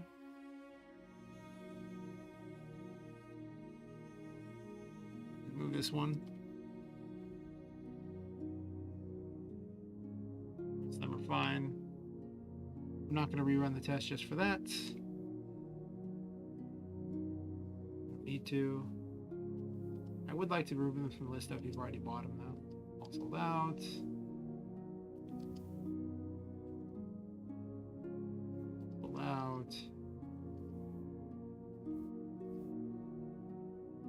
Basically have everything, I think. Nope. Right, so everything is currently done. I got a bunch of stat ups. Cool. She gave me Tinka gave me 1,000. Each of the things costs 100, so all the numbers are right. Pretty much cover it. That, I mean, I'm gonna put some fun things in for as extras, but it should be pretty generic there for what I need. So that means that I think I covered everything like that. The Teddy just gives you the one thing, but he gives it to you for free. I might put some things in there.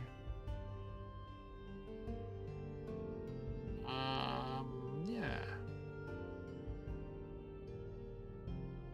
I guess he's been renamed to Boozeberry.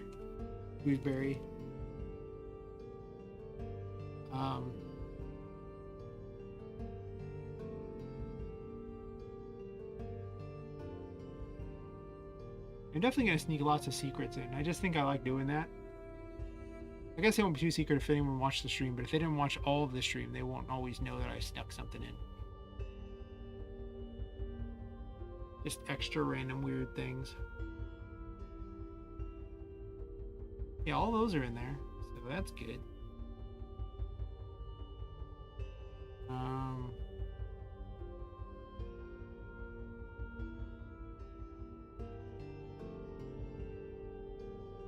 I guess actually I think I can give out more rewards.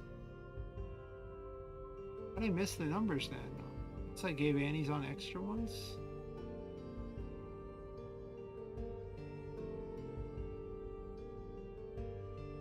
Yeah, I guess I get 2 additional rewards to add in.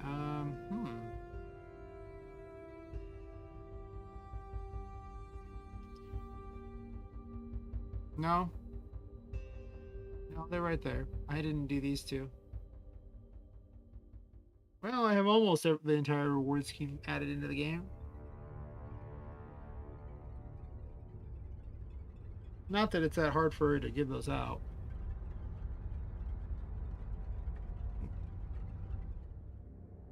Anyway, now that it's approaching almost 7 hours of streaming, we're at 6 hours and 59 minutes. I'm going to call it. So, thanks for watching.